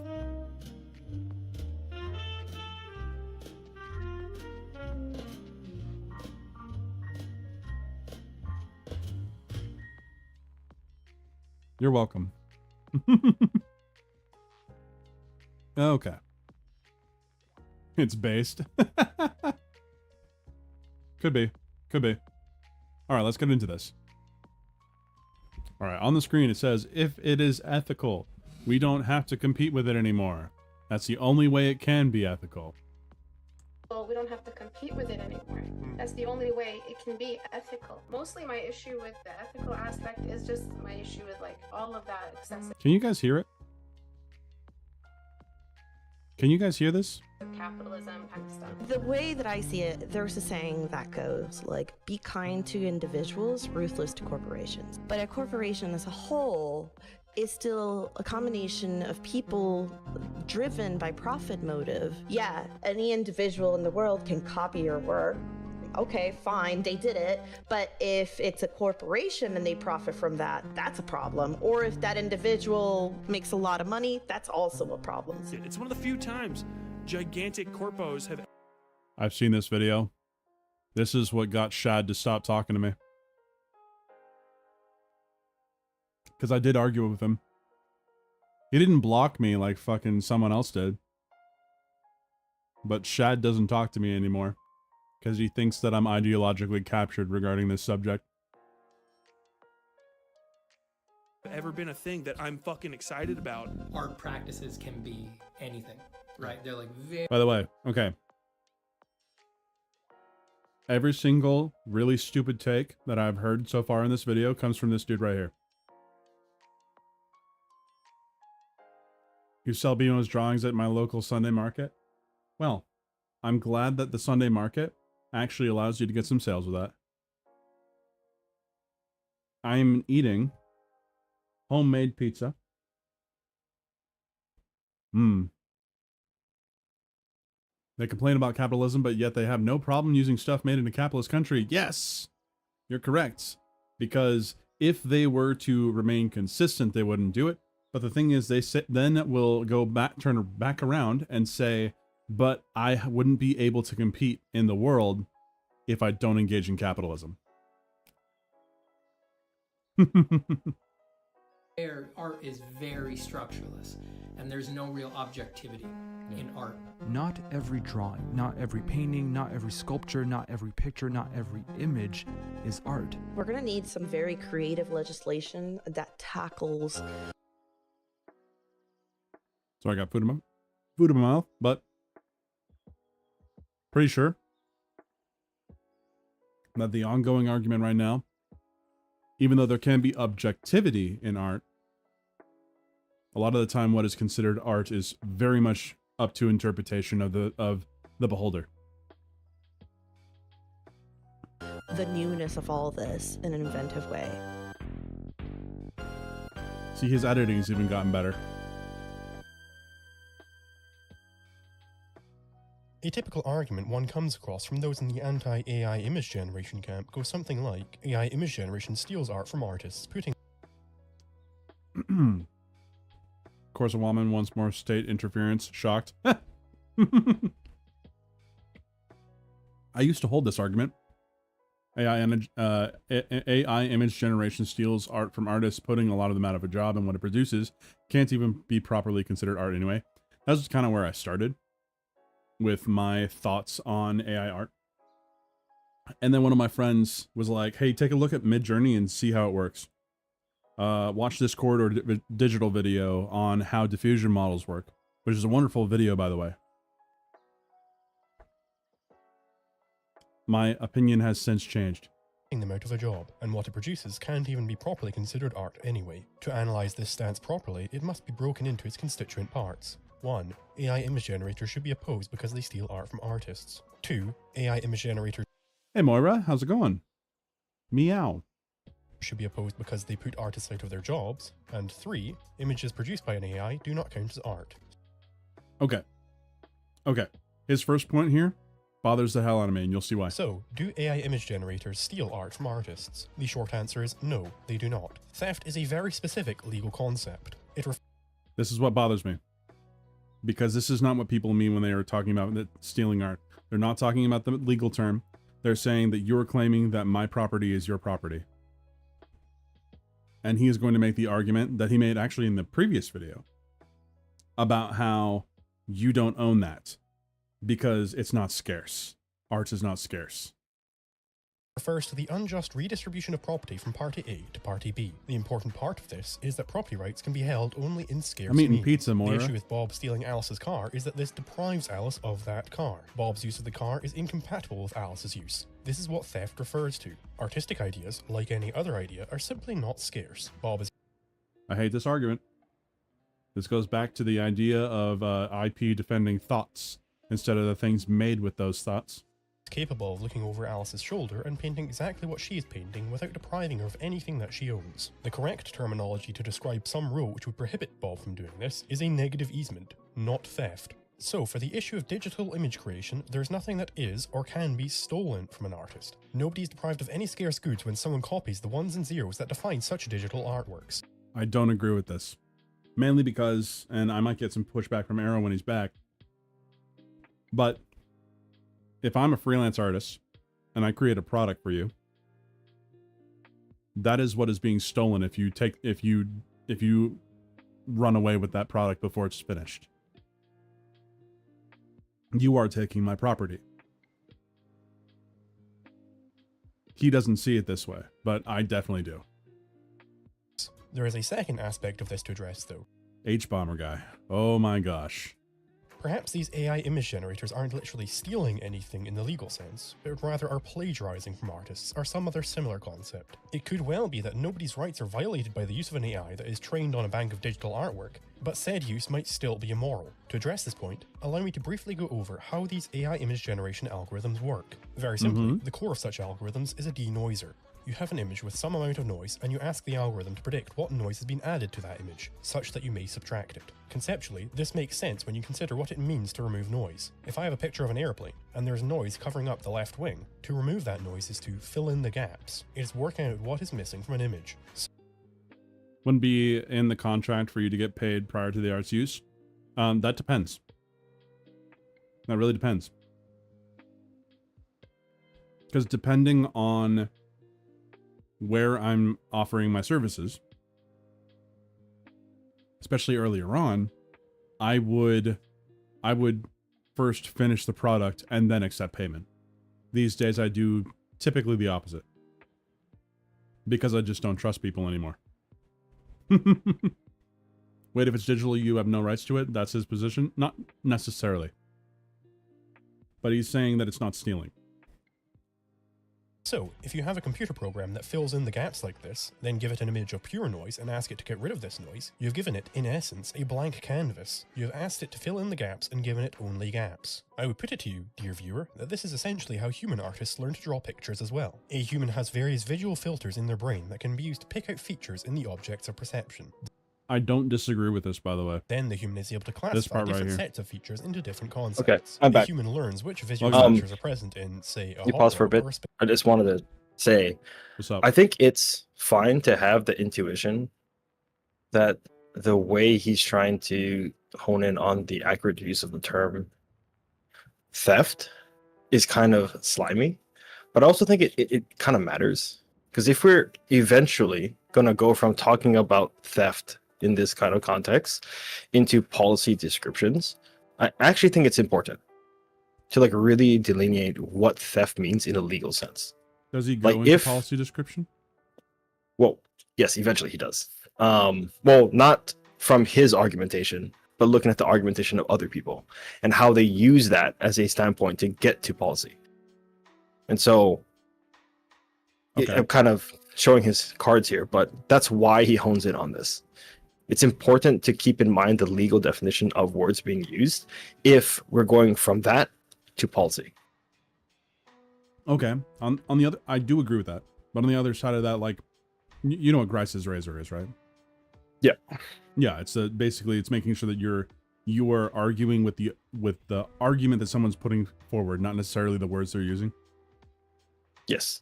I feel like that's pretty important when it comes to trying to figure out this issue. Because, first of all, a lot of artists are freaking frou-frou language users that don't understand how language works. Guilty. But it's true. It's another thing of like, it's like saying, that's a bad analogy. I was about to use the pancakes and waffles argument. Oh no, don't remind me. But I mean, I don't disagree with what he's saying right here. He's talking about like how the diffusion model and how it all puts things together is similar to how humans learn. Right. I don't disagree with that.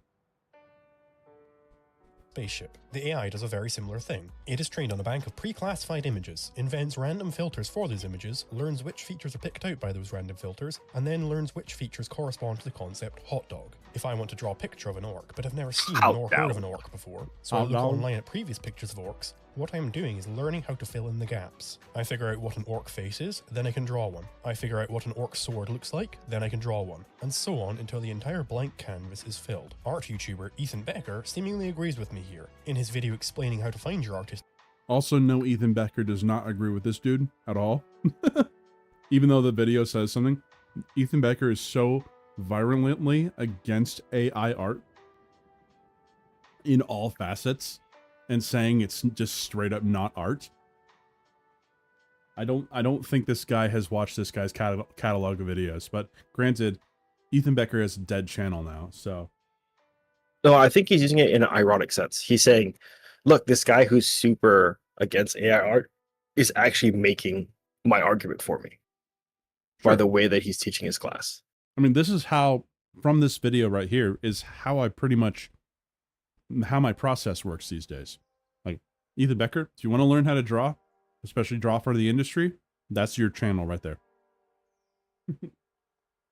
Style. The method provided is to pull out different aspects from different works of art, and then combine them to make a new piece. This style bashing, as one might term it, is evidently an accepted technique within the artistic community when done by human artists. And yet when it comes to an AI doing this same thing, it is painted as a clear-cut case of plagiarism. This brings me to the point of discussion, namely, the claim that AI image generators plagiarize the work of artists. To clarify some confusion.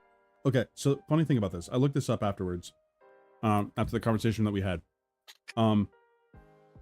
So right now, the US courts have actually favored the originators of art when it comes to AI art usage. You cannot take, let's say, a Laura that's completely built off of one artist's work. I'll use, I don't know, Hayao Miyazaki as an example. You cannot take that, go make your own commercial thing with it. It is not allowed because it violates copyright. As of right now, where it stands, that's where the argument is.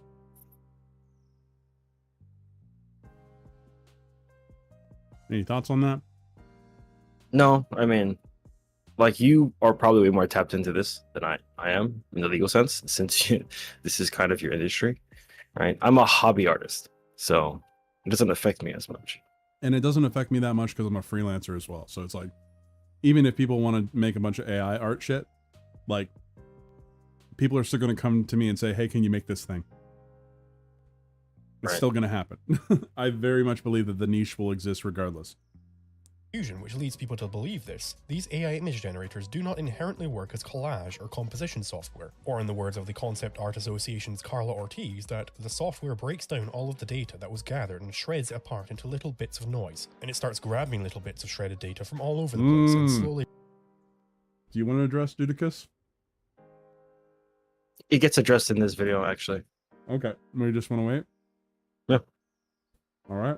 reintegrates it to pretty much create a new image. So to be abundantly clear, these AI systems do not store the images used for training and blend these images together. All that is stored by such models is the set of weights which define the technique for going from noise to image. In other words, all the model stores is the method used to fill in the blanks, which is exactly what is stored in the brain of a human artist. For a program to operate in the way suggested, where new images are generated by stitching together many previous images, this would require that the entire bank of training data be stored somewhere. In other words, a model like DALL-E or Midjourney would need to store the many terabytes of images that they were trained on, and be able to query this database in real time. This would be reflected in the size of such a model. It would be several hundred terabytes large, rather than a few gigabytes. So, the calls that the model... That's because the server is actually being held on a moon base. Have you ever heard that conspiracy theory? No, but it's not a conspiracy, okay?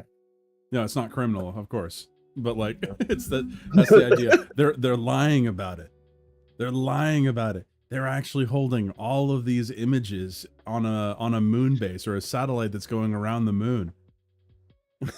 No, why do you think we built the moon in the first place, people? Why did we build the moon in the first place? Because it looked nice. That too. It was aesthetically pleasing. Michelangelo did it himself. Yeah. Gotta bounce, see a chat plus See B. you, You have a good one, Trung. Mixing of styles and blending two different exact images are not the same thing. Will you retract your statement, Dudicus? Because it's being trained off of iterative image observation, and then from the diffusion model, it will try to make it itself without reference. Yep. Will somehow tell artists which images it was referencing. He goes a little bit more into mechanics. Are flawed to their core. The AI is not referencing specific images and combining different aspects. It doesn't have any access to its training set. Now, the obvious response to this point, which I will address more fully later, is that of overfitting. Overfitting is a real thing that happens, but it is not at all the expected behavior of such a system. And it also does not demonstrate that the expected output of such a system is in any way a form of photo bashing. Like, just from a pure data perspective, all that is stored are the weights of the neural network. Think of these like the parameters in some linear equation. You tweak the parameters until your output Why is bashing matching instead of what you would smashing? expect. Come on, man. Note, this is a massive oversimplification of how neural networks work, but it's accurate in the relevant ways. So, the only... I just gotta say, from 2 years ago to 1 year ago, his editing has gotten so much better. So much better. It's so much more entertaining to watch. And he's focusing on the correct things, right? Mm-hmm. Right now, yes. I think his overfitting argument is, but we'll get to it. The only place where an image generation model could possibly store some representation of its training data is in these parameters. Stable Diffusion XL has 2.6 billion such parameters, and the Leon 5B dataset, which everyone is so concerned about, contains 5.86 billion images, which comes out to about 240 terabytes, which means you would have less than one parameter for every 2 images. Or in other words, if we assume each parameter is stored as 32 bits, which is standard for most number operations on a computer, then you have roughly 0.00004 bits of parameter data for every bit of training data. Oh, also, there's something kind of interesting about this, because despite there being so many images of so many very different styles of thing, both real life, not real life, digital, physical, blah, blah, blah, there is such a homogeneity issue right now with a lot of these models. Right. And I don't think it wasn't addressed in the video from what I watched. He doesn't address that. He doesn't address the homogeneity problem. Okay. This is current research is going into why this is the thing. Like I remember maybe hearing on a podcast a couple of weeks ago about papers looking into this. Why is there homogeneity, or what seems to be like a emerging kind of homogeneous, like, output from these models. So as of last I checked, we don't have an answer for that, but maybe we have by now. Like, I don't know. I haven't really looked that deep into it on the journal side. But. Also, Bemo's avatar should constantly be doing that yelling smiley face. What that yelling smiley face is doing. I don't know. I don't want to do that. Wait, this is live? Yes, this is live. How's it going, Ronnie? What'd you think this was? What did you think this was? You thought you were watching a replay. What? What do you mean? I've been interacting with chat the whole time. AI, dude. Yeah, I think Ronnie is an AI.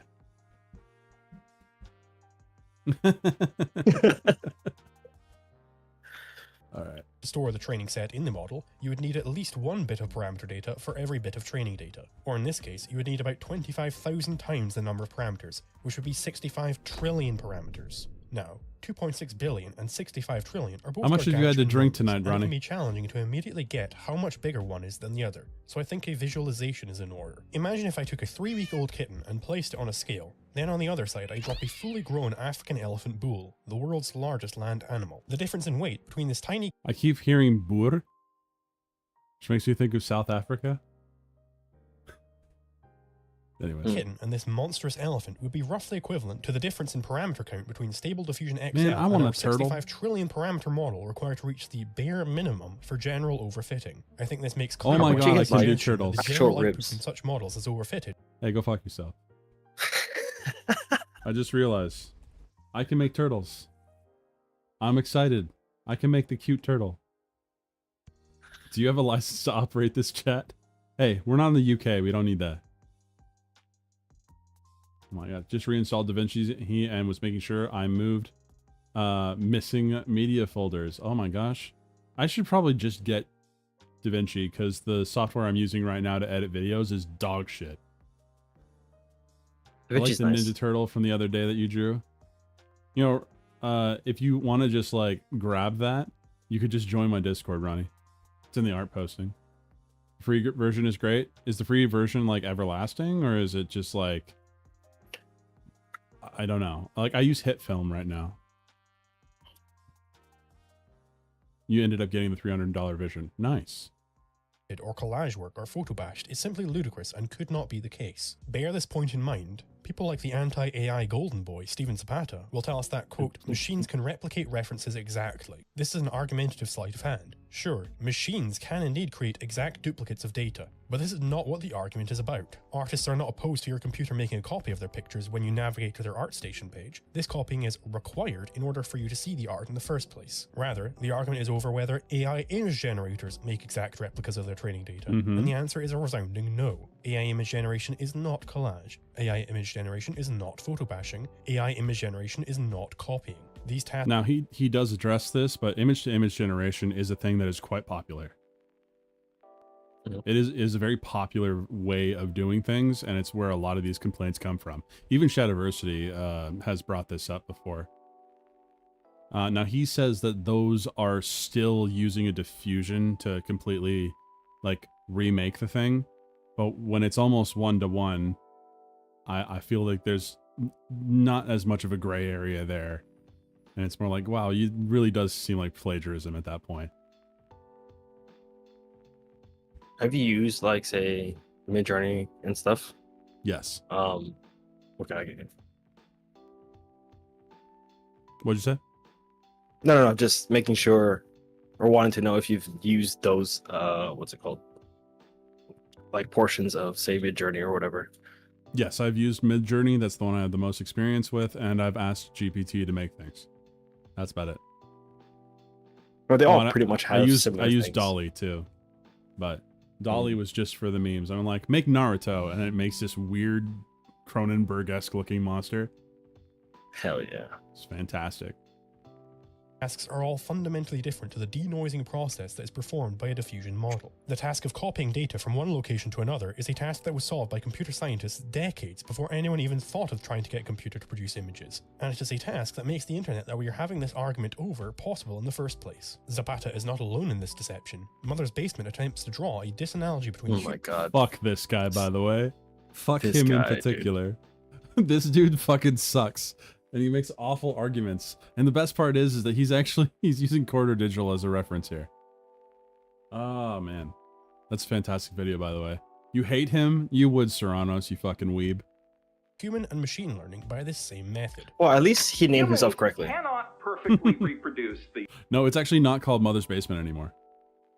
Oh, what? He has rebranded. Here, I'll show you. Because Mother's Basement... Where is it? So he's still got this, but he doesn't operate on this one, I'm pretty sure. Go away. Where is it? He goes Because I've seen That's he's just his got name. another one. He's got another one he freaking goes off of now. Check all the way down. All the way down. Oh shit, not that far down. There's other channels. Basement Network. That's what I've seen. The Basement Network. Basement Life. That's the one that I keep seeing. Best Girls Basement. Is that his mom? I don't know. His wife, right? I don't even know if he's married. I don't know. He needs to shave. Well, That's what he needs to do. As a weird aside, I didn't know this, but Rev says Desu's wife also streams, and I caught them doing a stream. Like, she's like super devout Christian, dude. Oh, really? I was listening. Yeah, they're doing like basically Bible study together on stream. Wait, like, that's what you linked?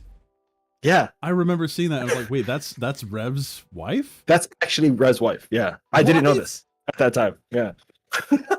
Wow. Huh. What does it say Yeah, about the Rev? more you know. He likes his trad weeb wife. Okay? Let's go. The work of other humans without tracing over it or using a mold or stencil. Inevitably, in the process of trying to do so, any human artist will end up applying their own creative interpretation to the style that they're aping based on their own unique experience. Terrible fucking argument.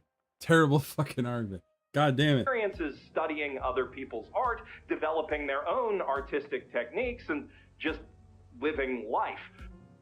But the AI This does the exact same thing. is true of AI image generators. Yeah. To make the analogy precise, the act of using a mold or stencil would be what is analogous to the image-to-image technique. This is a very specific function of these AI tools, and it can Yes. indeed be used to plagiarize artists. Mother's Basement conflates all possible uses of diffusion with this one very specific practice, and in so doing, Because it's a very easy straw man to attack.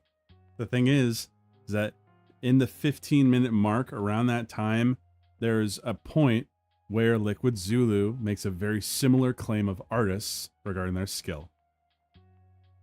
throws the proverbial Uses a baby similar out with the argument. bathwater. When the human artist is aping someone's style, it involves their own creative interpretation based on their experiences studying other people's art. Notice how this description is contrasted with the AI blending together or collaging other works that it has been trained on. When a human artist does it, it's just applying their own unique spin on. A quick question, by the way. Whose voice is more annoying, this guy's or Mother's Basement? Mother's Basement, 100%. Okay, because I feel like Mother's Basement is trying to go for like a Shatner-esque accent almost. Like that's how his cadence, at least. I always read him as just not knowing how to speak in public. It's pretty funny, you know, how... Yeah. No. No one wants to hear a lecture like that, dude. When an AI does it, it's plagiarism of every single work that has ever touched its training set. In fact, an artist by the name of Jazza paid $1,200 to Fiverr artists to Love Jazza, by the way. His channel's fucking awesome. produce artwork based on the same prompts. That's Shadiversity's brother, by the way. He's got the good genes, as you can see. Yes. I was about to say, dude, what the fuck? The thing is that as far as I know, Jazza right here is single, and then Shad has like 11 kids. He has a ring on his hand, though. Is he married? Oh my gosh, he might be. Okay. I don't know. Mother's Basement sounds like a young Andy Rooney. Nice. That he gave to Dali, and over half of what he spent went to people blatantly and actually photobashing with stock images found on Google. This is what I mean by that argument, the worst case scenario argument that he used Mother's Basement used earlier, that he said was bad. He's doing it right now. This is in heavy contrast to the text-to-image AI, which was fundamentally incapable of photobashing Google image search results. If this is the quality of work that is to be expected from commissioning human artists, can you really blame people for turning to AI? If human artists are to put forward this level of incompetence for these prices, I fail to Well, see the why I difference should is that shed he's a not tear. conflating. He's using a direct, like apples to apples comparison from the other side to show the absurdity of what like Mother's Basement is trying to do in his argumentation. Does that make sense? Yeah, it does. Okay. Yeah. For their loss of income. These are the artists who are going to be put out of a job, not those who actually put the fucking work in. Even opponents of AI image. It's almost as if the work you put in matters, Era. Oh. You know what? Just wait, punk. Fucking punk. Generation can't help but to implicitly admit that these systems do not work by photobashing. Hello Future Me tells us that AI art is, quote, entirely disconnected and in no way highlights or preserves. Dude, the every original time I work. see Then within one that of very same Hello video- Future Me's videos, I always feel like his shirt is too small. Like every single one. Really? Yeah. I feel like I every do. time I see his new video, his hairline just zips a little closer to his upper scalp. Well, I mean, it's probably because you're worried about it that your eyes are drawn there. So. Yeah, that's so true though. He raises the ethical and legal concern that AI art is theft. But which Where's is it? Che If Che the saying bald AI-generated mouth? images are entirely disconnected from their training data, then surely True. they couldn't be either theft or plagiarism. The anti-AI crowd like to eat their cake and have it too on this issue. AI art is both soulless and orthogonal to anything that a Liquid Zulu, I think you eat more cake than this man. human would produce, and it is True. based entirely in plagiarizing and stealing the art of humans. You can They watch have not quite movies on landed Rose this argument Jordan. Do they want to make fun of how low quality and devoid of meaning it is? Or do they want to make the argument that these AI systems produce art of impeccable standards ripped straight out of the hands of the lowly painter, who is now I don't know about you guys, but I think this photography is more than just a novelty. Oh, we're getting there. We're getting there, Dildo. It actually gets addressed in this video. That argument right there. Hell yeah. now entirely incapable of getting a job due to the vast enormity of the tyranny of the machines? They can't decide, so they just do both. That surely won't lead to any naked inconsistencies, right? Now, is it They're possible clothed for a into person to use these consistencies. AI image generators to plagiarize art? Certainly, just as it's Did you see what that inconsistency was wearing? Deserved it. possible for a human to do so. But the mere fact that an AI has learned to fill in the gaps using previously produced artworks is not sufficient to demonstrate that such plagiarism has occurred. There are certain features that must be present in any depiction of an orc that both humans and AIs must learn and utilize in their own depictions. That you must look to previous depictions of orcs in order to learn these features is simply a comment on how knowledge is acquired in the first place. Learning which features show up in an orc is not the same as plagiarizing said pictures. Shadiversity points out that the examples commonly cited to show Oh, AI boo, image Mosaic. generation I know, right? Well, that's directly taken from Shad's video right there. He had the uncensored versions on Twitter because he made the same argument on Twitter. It was what made him stop talking to me. Make the video. That's smart. Last video prepped me to get mad. No, that anger has nowhere to go yet. plagiarizing do not use the text-to-image technique, but rather are analogous to applying filters to an already Yeah, this shit right here. I remember this when this hit Twitter. This had such an uproarious response. When, you see, there were a bunch of people saying that it makes no difference because the AI version is better. It's like, it's not the point that matters, but whatever. This is the same thing of like, it was never good in the first place, which I can't stand that dismissive argument.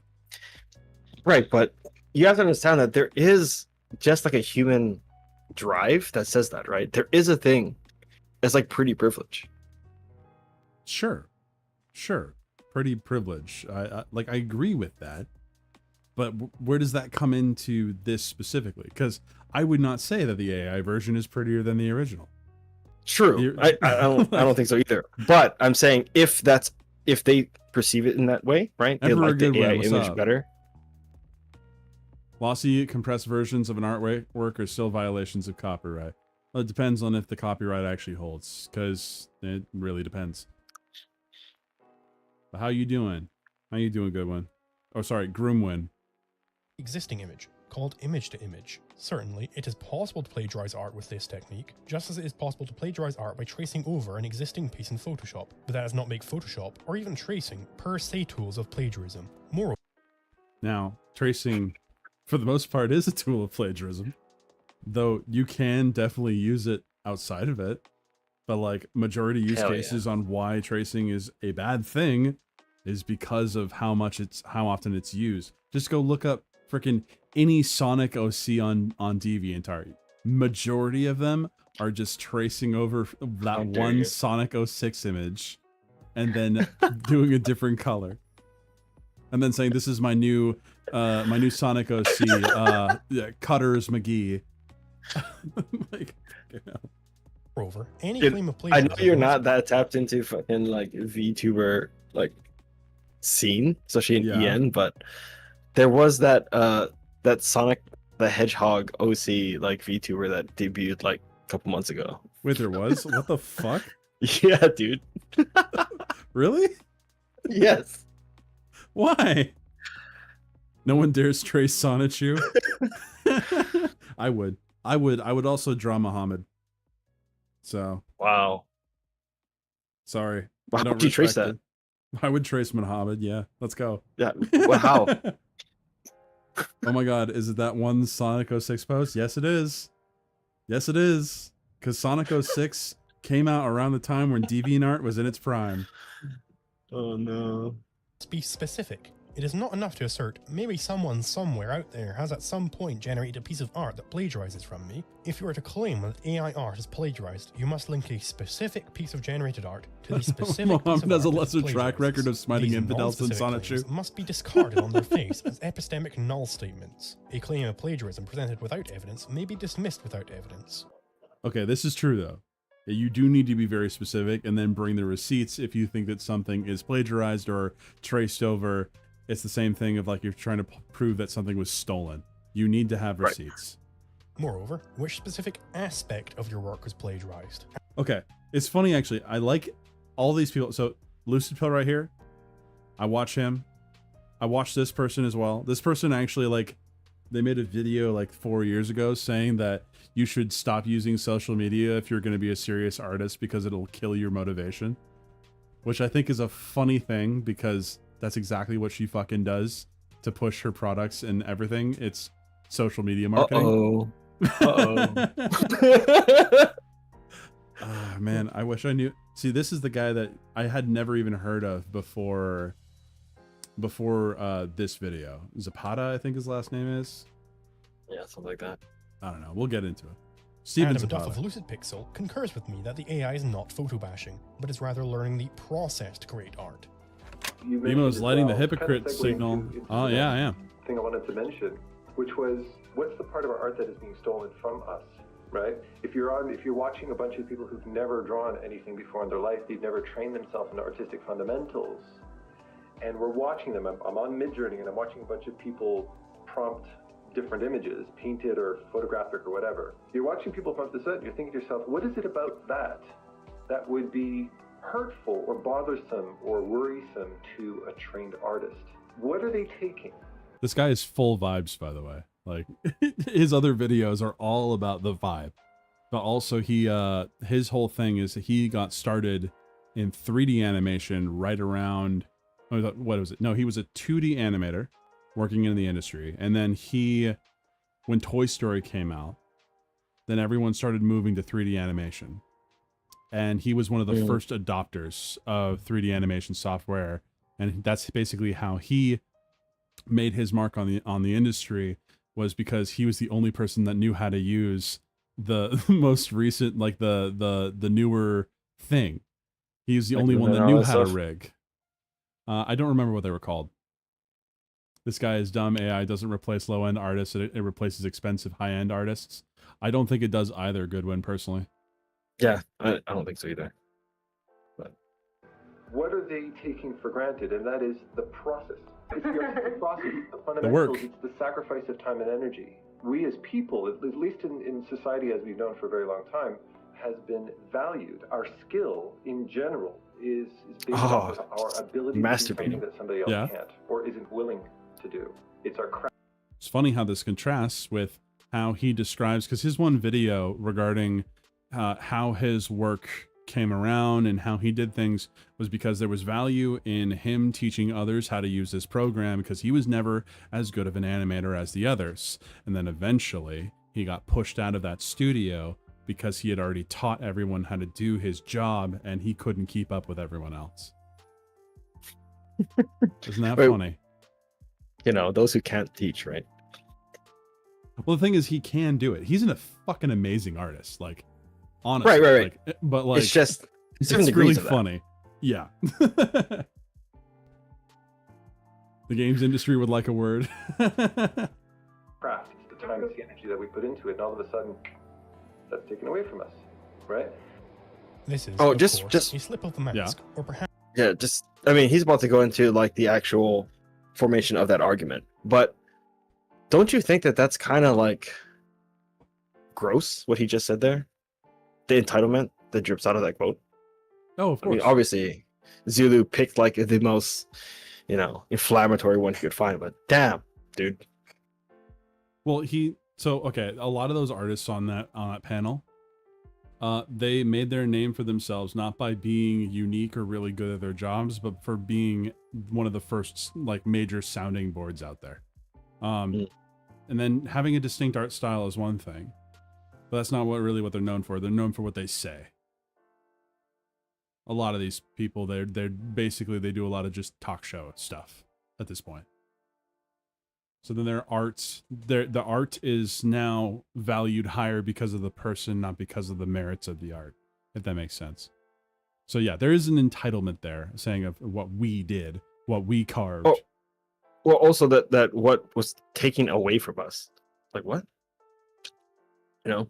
I mean, Zulu gets into an it. Emotional response, that's for sure. Yeah. But I mean, like, expert. Goodwin makes a point here, like a really good point. Like I agree with this, you know, that when you teach other people, especially in your field, understand that there is an expiration date on your job, or you should actually have an expiration date on your job.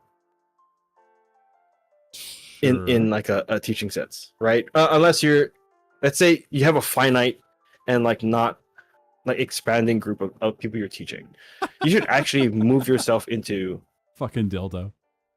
Yeah, he actually brings that up too. He literally brings this up in the video. But I don't need to learn to code because the AI will do it for me.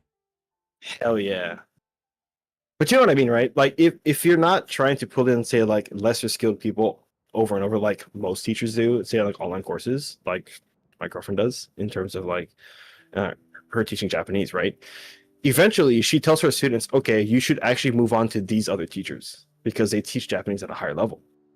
But her job is always to get, you know, these people of a certain level. Like she's like really beginner Japanese that she teaches. And then once they hit a certain level, she's like, there's not much I can like offer you in terms of like teaching. Like we can do like conversational practice, but if you want more formal education, these are like some of the teachers I recommend. Like you got to go to the other class, bro. Right? You got to move on. You got to go to 102. Yeah. Yeah. Okay. Yeah, I see what you're saying.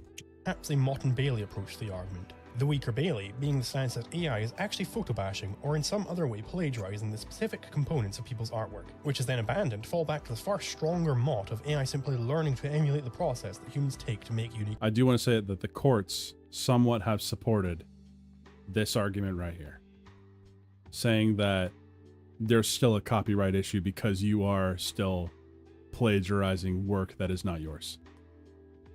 Right now, that's the art where the argument's gone, because you cannot make like children's books and stuff like that are trained off of styles, ironically.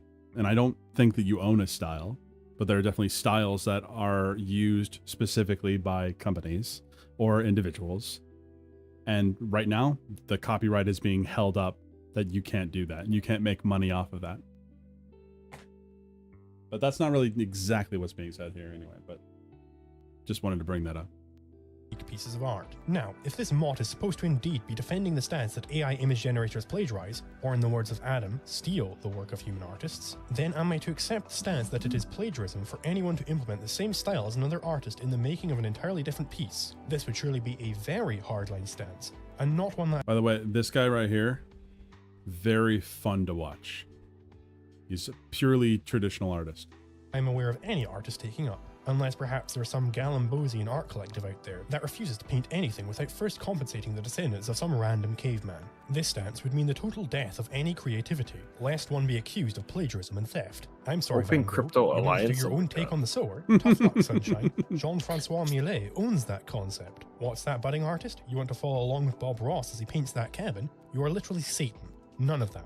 So, far from AI art meaning a killing blow to human expression, what Zapata and his fellow AI warriors should be concerned about is the nonsense proposals coming from their own side that the method of artistic expression somehow be protected as a monopoly of the first man to discover it. On this point of plagiarism— Okay, I don't like this argument, mainly because it's very similar to what he was saying about IP law regarding the owning, like the thought being the intellectual property, when that's not what it is.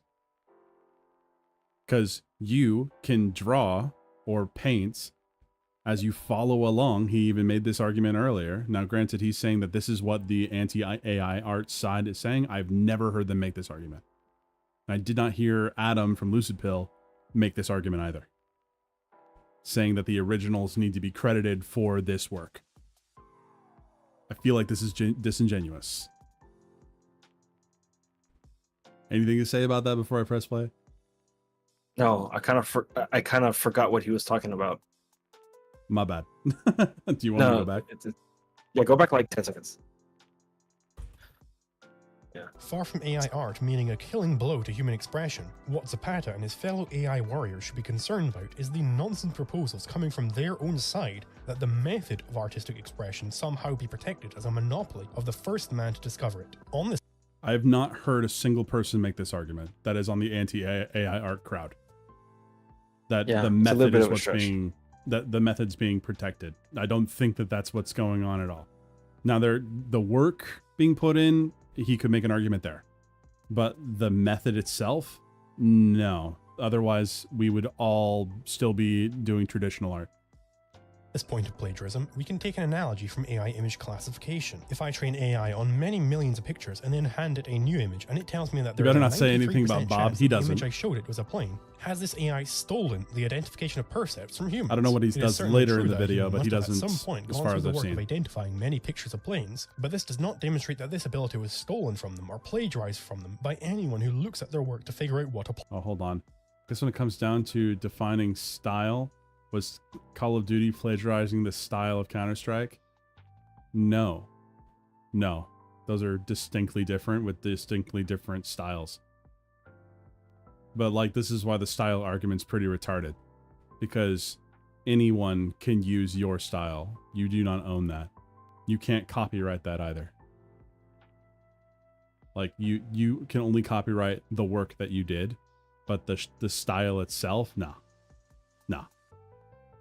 Just let's play with that for a second. If someone were to say, I created the stickman style, the thing that you see on caveman paintings, I created that, so I'm going to copyright that. No one can now make money on something where they have, let's say, drawn a stick figure to represent themselves.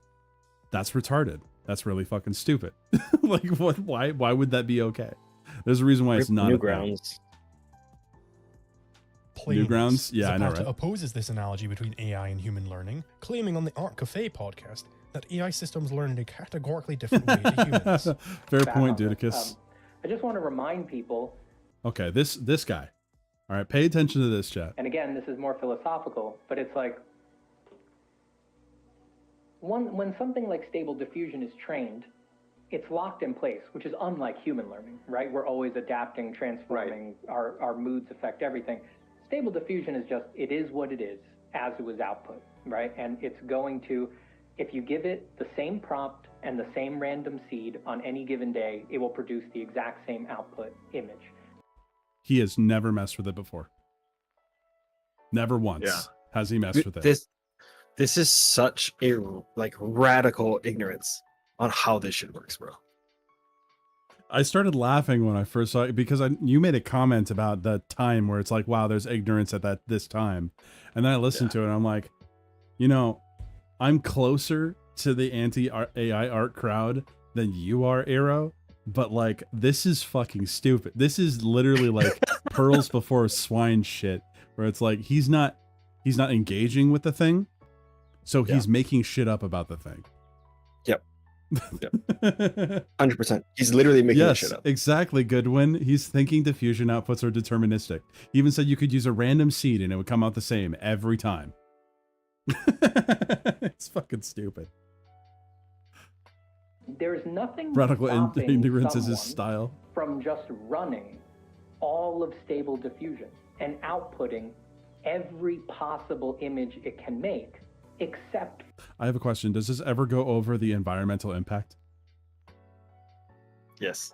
Okay, cool. for an impossibly huge electricity bill. That's the only thing that's stopping. I hope you can't hear the smile on my face. In a very real sense, when you're interacting with one of these systems, you're mining.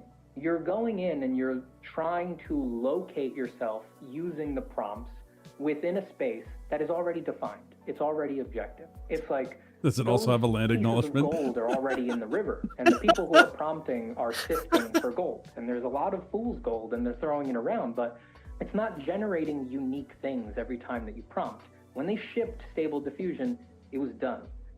What? What? God damn it. Yes. Let's go. I just... What? Okay. He's never messed with it. He doesn't want to mess with it. He's just being a stubborn old man yelling at clouds. But like, okay, he doesn't even understand like probability at this point. You know what I mean? No, it's not that he doesn't understand it. He's straight up ignoring it. Just, he could very well understand these concepts, but is choosing, for the sake of ideology or his fifis, to just say, no, no. Fucking hell. It's kind of awesome, though. Maybe broken up into two parts. Are you proud of him for sticking to his guns? Yeah, it's kind of like, man, he's so proud of that ignorance, and he's wielding it, bro. Ah, I love to see it. Arts. One, AI. Listen, I might be a fan of AI art, but I kind of get how it works. Might not be a fan, you mean? Yeah, of course. I would hope that you would get how it works. It's pretty easy to understand just how it works. It's just when it comes to the thing, we'll get to it eventually. But there's a conversation to be had on whether it should be valued the same as a human work. I don't think so. That's my personal opinion. My counter argument is nuh-uh. Image generators don't learn to produce God, art because upon the completion of training, they are deterministic with respect to the mapping between input and output. And two, AI image generators don't learn because they are not general intelligences. On this first argument, I simply don't see how this refutes the point that they are learning. Surely it is commonly understood that any learning these systems perform would be done during the training stage of their production, not once the model has already been trained. Analyzing whether a pre-trained model is capable of This does show a difference between the humans and these models, by the way. Shut up, he explained. That, yeah, humans have the capability to be constantly evolving their process and learning, whereas these models are static afterwards. Yes, they will create random things. They are unique in their creation process. Once it's been trained to do one thing, you have to make a new iteration of it to get to the next step. I would say that's different than humans. Continuing learning is completely irrelevant to the question of whether a computer program can in principle learn, and also as to whether these specific programs learn. That the mapping between input and output is set in stone at any given stage of learning does not negate that learning has occurred. Now, it certainly is true that these programs are not identical to humans in their capacity for learning. Humans possess free will, after all. But do they now? Do they now? Uh-oh. I do find it funny. I wonder when he's going to address that whole thing. Maybe, well, okay, as an I almost said anarcho-communist, as an anarcho-capitalist, basically his epistemology is based off of free will. Would you say so? Epistemology? Not as I use the wrong word. His ideology is based off of the free will, the choice. Yeah. I should have immediately said the quiet part out loud. lacking free will is a feature of any non-conceptual consciousness. Dogs are not generally understood to be conceptual beings with reason, and yet they can definitely learn a trick or two. Moreover, Stephen is falling into the classic error in philosophy, where he conflates potential with the actual. The latent space is a mathematical description of every potential image that can be generated by a given model. These images are not actualized until said generation has actually occurred. This is the exact error committed when people use Zeno's paradox to disprove the possibility of motion. The idea is that to move from A to B, you must first move half the distance, and to move half the distance, you must move a quarter, and so on ad infinitum. Therefore, they say it is impossible for anything to go anywhere. It's the best. Well, it's Einstein saying, "Hey, that is the best." Dudicus will get what I'm saying. There is a JoJo stand that deals with this concept of Zeno's paradox. Because like you can never approach this one person infinitely. Like you just straight up can't do it. Is he called Zeno's answer or conclusion? No, it's it's called the Green Baby. I don't remember it. So there's a whole lot that happens that makes that be a thing. It's dealing with like the reincarnation of frickin' Dio's will to create the heaven problem. Stone Ocean is very experimental. Yep, Zeno's paradox denies motion.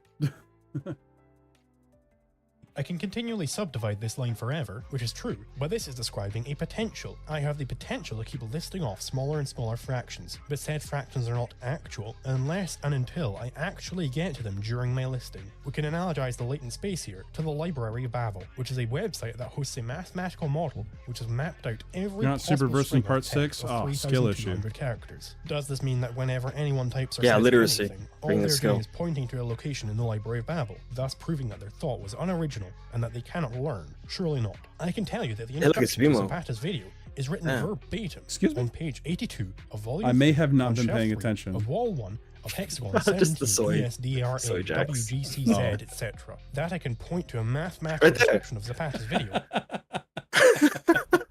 Isn't that us to this fucking video? Yeah, pretty much, bro. Except mine is way darker. You gotta like smear doodle on it, and then it'll match the color. I like how every time I frickin' my character's just tweaking. Anyways. You gotta lay off the amphetamines, bro. I can't. They help with the pain. ADHD? Yes, also ADHD, but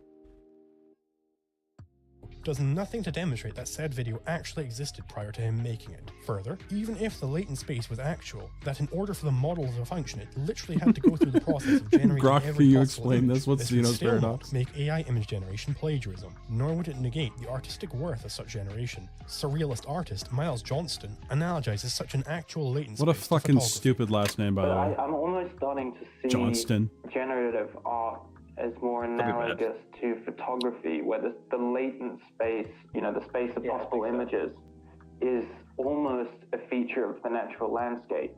And these are different ways of going in and... I will say I don't understand this argument. And I don't have a problem with this takedown of it, because I don't think I quite understand. finding imagery from it in the same way. He doesn't actually do a takedown of this. You can take a lot of crappy photos. He agrees. But people have, Does he? over its lifetime, raised it to a degree of artistry that is, at this point, I think you would have to be a bit of a nut to not respect.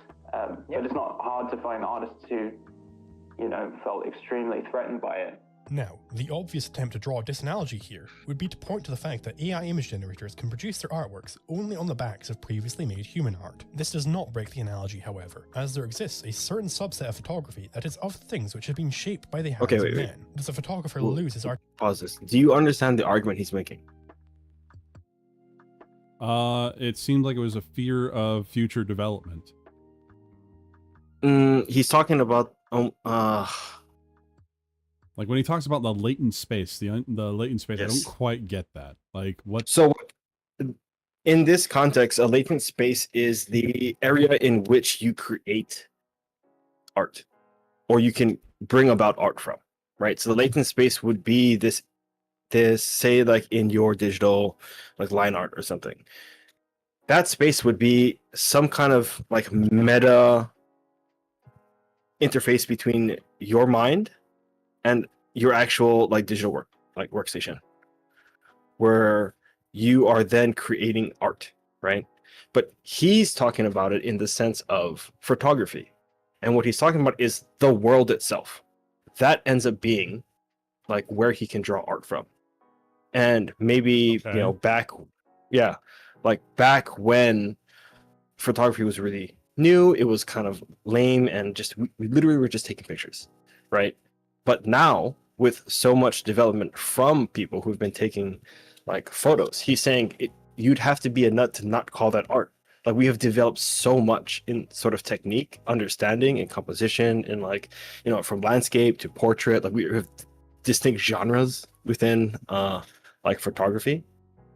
It's a medium, for sure. Yeah. And so that's what he's talking about. He's saying something along the lines of AI and Gen AI in a visual sense can almost be seen as that.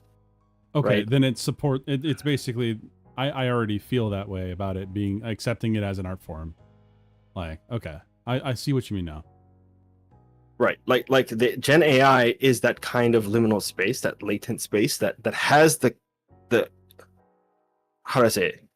The thing you capture or thing that you use to create the art. Oh, also like the video, okay? Maybe subscribe, you fucks. You sitting around here for free?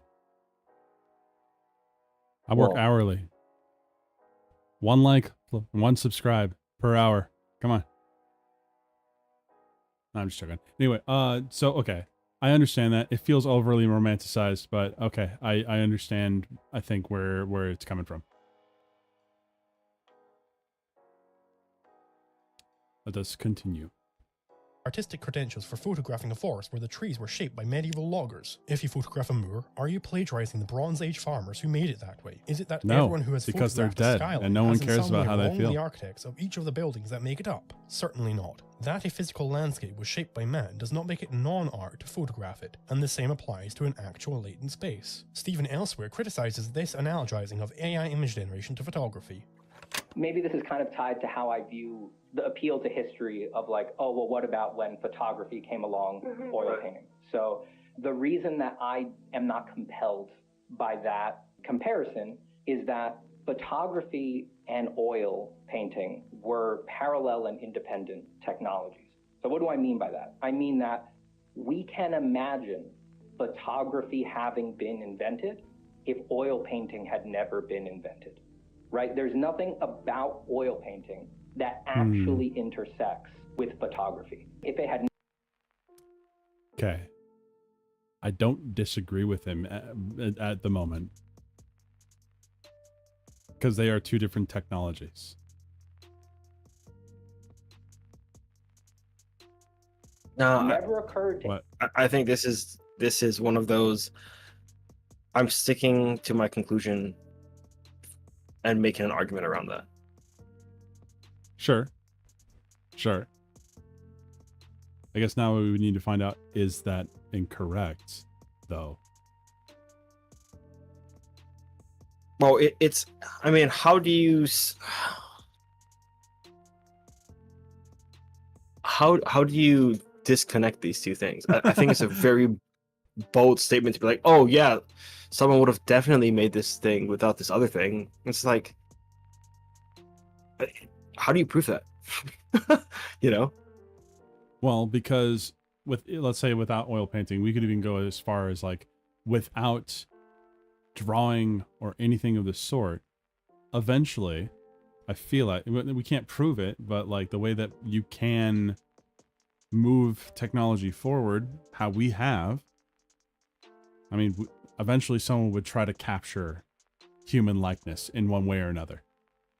Yeah, but what is the like most fundamental way that humans were able to do it, even back when we weren't even like Homo sapiens sapiens? Is to draw shit, dude.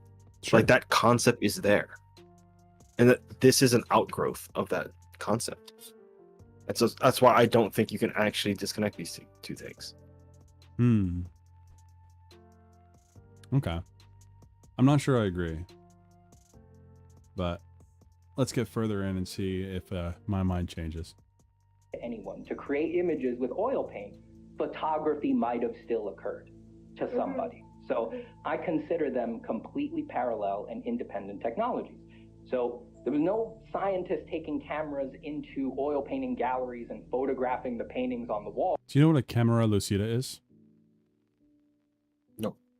No. Okay, so right before photography was a thing, there was the camera lucida, which was a French invention that basically was a projector.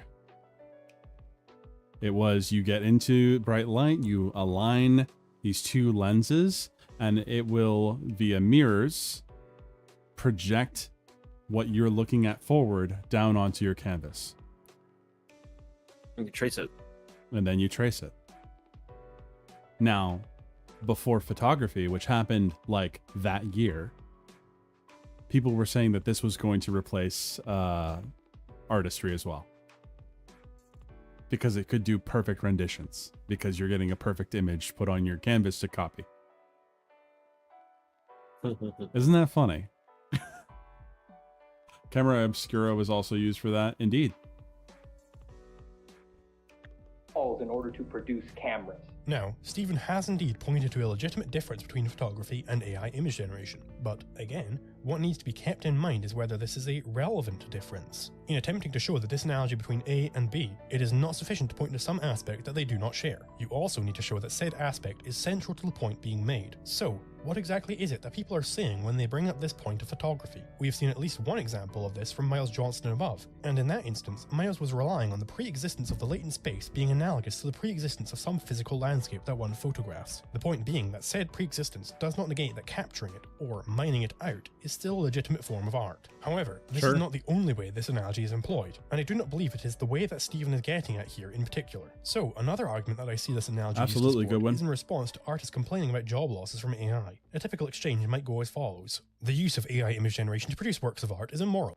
I love that image, by the way. Because it puts artists like me that's to a fucking job. Quinn, bro. Well, the same can be said of photography. That put many oil Actually, painters out of the jobs, but now there is a whole new art form which came out of that. Here, the similar aspect which the analogy rests upon is clearly that the new method of production makes it harder to profit on older methods. This is clearly true, and Stephen agrees with me on the point that photography put oil painters out of their jobs, which would make the analogy stand. So if I am to be charitable to him, then I'm forced to assume that he is not responding to that specific usage of the analogy. But I am running...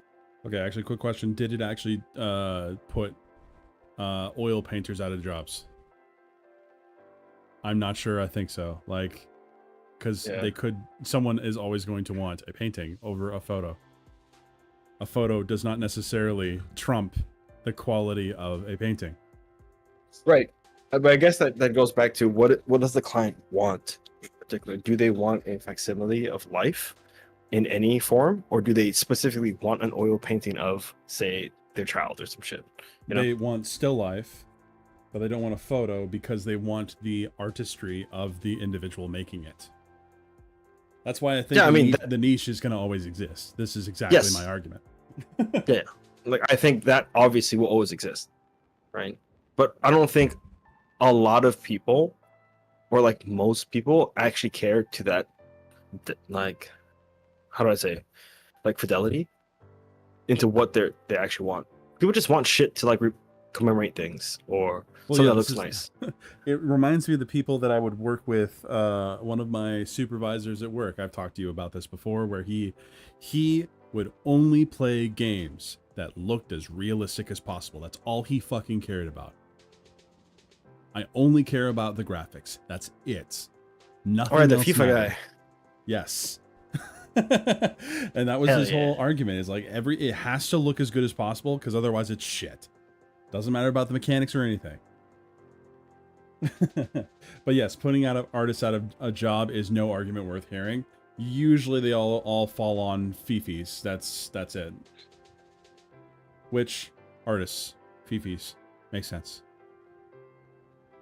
True. Out of ways to apply this argument. Stephen has said multiple times across multiple videos that he's disinterested in the argument of whether AI art is art. So it isn't about that, but there is very little left. It's not about job losses, it's not about AI being plagiarism because it's built on the back of human artists, and it's also not about AI image generation not being art. Perhaps I've missed some extra argument that this analogy is employed within, but I certainly can't see one within what Zapata says. From what I can see, either his drawing of a disanalogy fails, or he's not actually done said drawing. Either way, his argument falls. So, now I may move on to Zapata's second point, that AI image generators don't learn because they are not general intelligences. This is simply nonsensical. What is a general intelligence if not one that learns generally? It's your mom. That we need a modifier term to identify general learning. It's like that there's such a thing as non-general learning, i.e. learning about some specific endeavor. That something does not learn generally does not demonstrate that it does not learn. It may well be the case that it learns only about one specific area and no others. This is certainly true for image generation models. The irony isn't lost on me about trying to use an argument, an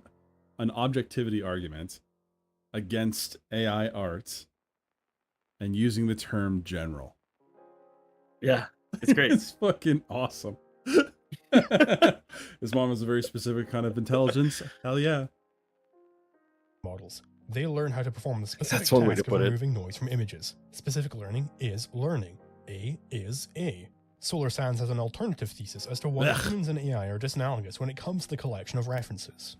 The process of AI art generation, from His what I voice gather, annoys is the more similar fucking to the hell out of process me. of how a human artist operates than it is to a machine that has no capacity for spontaneity. But the systems that they're I blame my dislike of Solar Sands has been around for a little bit, but also Serranos. If you're in the chat, I had the same viscous reaction when you posted it in the video suggestions channel in my Discord. You were like, "Oh, Solar Sands video," and I'm like, "Ugh, I don't want to watch that." Their core are still very different. For one, AI and individual artists work at vastly different scales. One artist in their entire lifetime would only be able to study a few thousand images, whereas an AI would be looking at millions, if not billions of images. Scale shouldn't be relevant. The AI makes thousands of statistical calculations and weighs probabilities. It is not creative, nor He is it sounds similar to a the young same way what a if human mind altist. AI Oh, that's may not make far. mistakes Damn. recognized as analogous to human mistakes, such as messing up Roger, hands, but shout it out, also bro. makes mistakes that are completely stupid and no human would ever make, like signing words. Wait. Let's go back. Bro, AI this is a wild accusation, argument. AI makes thousands of statistical calculations and weighs probabilities. Okay. If it is not creative, nor is it intelligence. Oh, it is not creative, nor is it intelligent in the same way a human mind is. AI may make mistakes we recognize as analogous to human mistakes, such as messing up hands, but it also makes mistakes that are completely stupid and no human would ever make. To the smallest degree. To the smallest fucking degree. This is another thing that, we kind of touched upon in our discussion off stream. But like, when people use this kind of language, where it's like, oh, AI makes like calculations based on like stats and weights and probabilities and stuff, and that's not creative. That's not what human minds do. And we're like, are you sure? Are you sure that's not what we're doing, dude? Like, we're studying this shit currently. And one of the things that fucking Goodwin in the chat. I absolutely have. Mainly because you get so locked in on creating things and then you accidentally draw a sixth finger. Or you give one index finger, 4 ligaments. Hell yeah.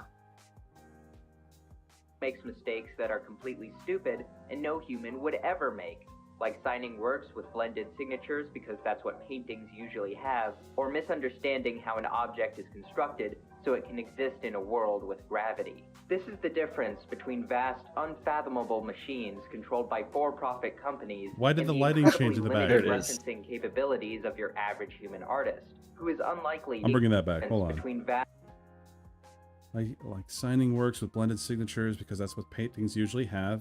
Yeah, that's a common mistake that happens, but it's slowly not happening. Or misunderstanding how an object is constructed so it can exist in a world with gravity. I would argue most artists don't think about that until afterwards. This is the difference between vast, unfathomable machines controlled by for-profit. Oh, here we go. For-profit companies.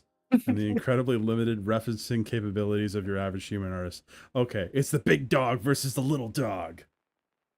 But it's also like, I don't think I don't know when this video was released, so maybe he's updated his thoughts on this.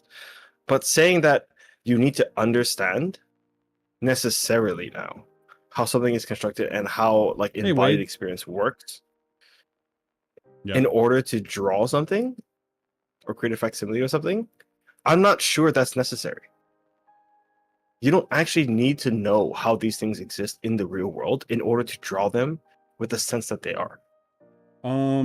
Because like, when it comes to art fundamentals, you are learning how to make a thing.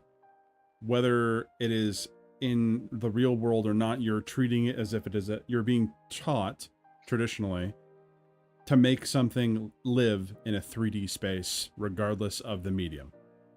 Right. And what I'm saying is that works largely because of the way that humans learn. Right? Sure.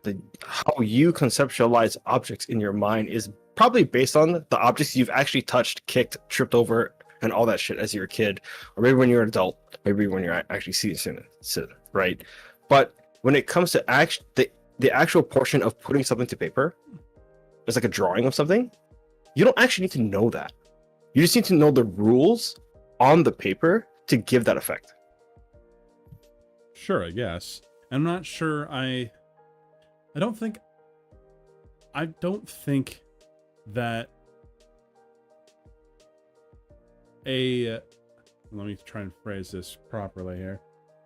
I'm not sure that an AI model is going to have an understanding of 3D space like that of a human. And it does show up in some of these things. Yeah, but my argument is that's kind of unnecessary when it comes to a visual medium. Say like a drawing or something. You don't actually need to know what embodied experience is like. It works for us because we are actually embodied, right? This is how we conceptualize. Is how we abstract into drawings. Is through that embodied experience. But like an AI or something that's drawing for you doesn't actually need to know that. It just needs to know what we have learned as humans and to how to abstract that experience into something on paper that conveys the same meanings to us via the rules you have on paper. That's all the AI actually needs to learn. Okay. I think I see what you're saying now. But I'm not Goodwin. Like, my point is, you can point to those like underlying concepts through rules built within the medium itself. Like, perspective is a great example of this. Shit. My monitor just turned off. 1 second.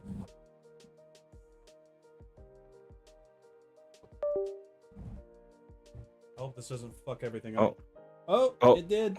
Oh. Oh no. I think you're still live though. I am definitely still live. Let's fix this. Why'd that happen? There we go. At least now you're looking at something.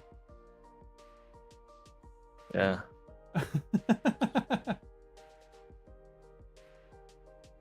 Yeah, I was standing up, and what happened was I was in the middle of trying to sit down, and I was trying to get my monitor to move, and it just decided that it wanted to just black screen on me, and nothing of value is lost. Thanks, Dildo. Okay, you don't need to know how electricity works to know flipping a light will turn on the light. Sure. Okay, so now this is gonna go up here. Boom. Okay, we're back, and you're there. Okay. There we go. Yep. Okay. Vast, unfathomable machines controlled by for-profit companies and the incredibly limited referencing capabilities of your app's rip-off art in mass. Oh, let's go. Who is unlikely to mimic the styles of thousands of artists and produce rip-off art in massive quantities to the point it could replace those artists from which they reference. I just want to say, if you've never seen him, this guy does look like a white version of IJP Mexican. It's really funny, honestly. Off art in massive quantities to the point it could replace those artists from which Pseudo they red reference. beard. Yeah. So, from that, I can see two arguments. One, AI is disanalogous to human artists because it references vastly more Are you putting the original hate works. on IJP? And two, I'm that just AI saying. is disanalogous to human artists because it makes mistakes that a human would never make. For his first argument, I simply fail to see why exactly the scale is at all relevant. Again, to show there to be a disanalogy between A and B, it is not sufficient to point to some difference. In this case, the scale of operation. What must be shown is that there exists some principled difference. Do you know who Solar IJP science is Mexican is? seemingly neglected to undertake this task. The only thing I can see I watch within all his his point videos. that could constitute elucidating a difference in principle is that humans are, quote, unlikely to mimic the styles of thousands of artists and produce rip-off art in massive quantities to the point that it could replace those artists from which He's they a referenced. relative. So then is the principle that is bad referencing when the referencer puts the referencee Common- at risk of common, losing his job. infection Superior human upon artists this are space. constantly putting each other out of jobs, as is the case in every industry. He's a cool if guy, I love nobody him. else on planet Earth made any artwork, then I could quite easily swoop in and gain for myself a sizable income. The failure of this sort of job protectionism will be elaborated upon further into the video. Isn't this what happens with the Stop Killing Game initiative? Isn't that what we talked about earlier? A little bit. A little bit connected. But even without any of the information there, it seems absurd to suggest that John would in some way be wronging Kate by referencing her work because of the fact that he thereby increases the competition for artwork containing whatever aspect that he incorporated from her. If nobody after Tolkien were allowed to incorporate the fantasy elements that he came up with in future works, I'm sure his books may well have sold many more copies. But that does not establish any moral right for him to enforce. Full-time big boy, there's no way Tolkien was speaking English here.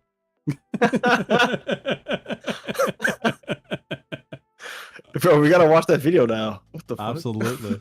It's a monopoly over those ideas. That is all to say. Wait a second. Wait a second. What is going on here? Okay, there we go.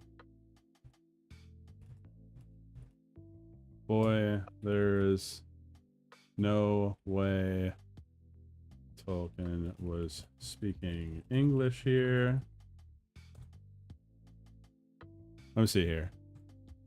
Let me say it once. That owing to the casualties in the war and various other things, very few people to elect. That tree wouldn't look sad, but covered with leaves, you see. Look old, but not sad. And these would all be, the limes have such a, however old they are, they're lovely green in spring. I suppose I have actually had some simple-minded... If I close my eyes, I can actually understand it. That's the thing. All of longing actually would like to. I should have liked to be able to make contact with the tree and find out what it feels about things. Yeah. I first began seriously to invent languages. About I was 13 or 14. I've never stopped, really. Gemini Samimi says it's just advanced English. Nice to see you, Gemini. Anthony, what's up? What's up, Anthony? That's awesome. I'm gonna have to like get a clip out of this. Fucking for donos. Speaking of donos. Hi, I'm a female. Give me money. Oh, what? Let's go back. There we go. Anyways. Say that. What? Did you not see that? Did you hear it? I did.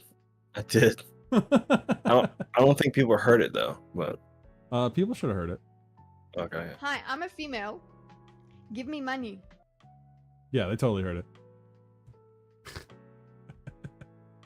Any level of referencing from an artist thereby gives consumers more Lord Shadow, what's which up? artist to commission to produce the referenced aspect. If only one How artist you on Earth doing, is allowed to Daddy? do Oh, Cubism, God. then anyone who wants a Cubist painting must go to him. Thus, referencing by its very nature threatens other people's jobs. Moreover, Solar seems to be vastly underestimating just how much referencing your average human does. From the moment that we are born, we are being hit with a constant stream of sensory information, which we are able to rationally integrate into a wide array of concepts. Sure, most of the sense data that a human receives is not of art pieces, but the same is true of these AI training sets. Recall that these are text-to-image systems, not text-to-artwork. In general, an AI image generator is far more adept at producing things such as table, chair, or lamp than it is at composing artistic masterworks. Now for Solar's second argument, namely that AI is Cubism is proof that some humans are actually just diffusion models? Is it just because of the cubes? Like, I don't quite understand. You don't simp for women? That sounds very likely like you, Jem. analogous to human artists because it makes mistakes that a human would never make. On this point, he cites two examples. 1. AI signing works with, quote, blended signatures. And 2. Not understanding the correct composition of objects given the law of gravity. I go over the signature example specifically later in this video when discussing overfitting, but that detail is not required here in particular. The general principle behind these examples that Solar provides is that the AI does not understand certain things I only that simp for humans Daddy understand. Demo. Therefore, it is Anthony, using I'm going to references in a cringe out of my fundamentally seat. disanalogous fashion. And again, Solar seems to have neglected the part of the argument where he shows why this is relevant to different. You want to use the Cavalkrieger? I might use this at some point. That's a good idea. When I start getting like not emotes, but like alert messages put up here for like when people tip, when we have stuff like that happening, now I might use it. Who knows? Just put the image on your head. Maybe.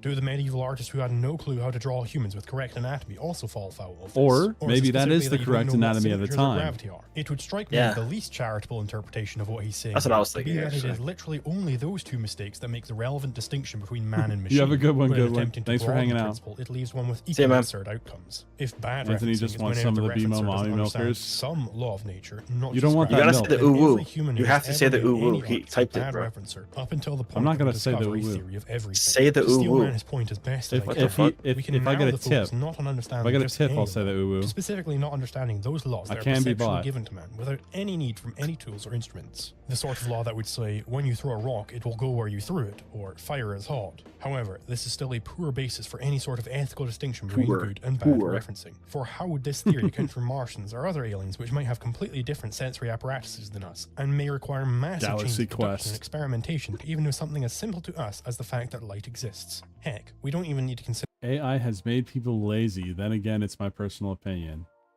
I somewhat share that opinion because I don't think it's the same kind of work. Nah, I think AI has made lazy people more lazy. Like, dude, I get so much more work done now that I have AI. It's like ridiculous. I know. I've heard, we've had this conversation before about like how you feel about it and how it cuts down the time that it takes, and there's a good argument for that.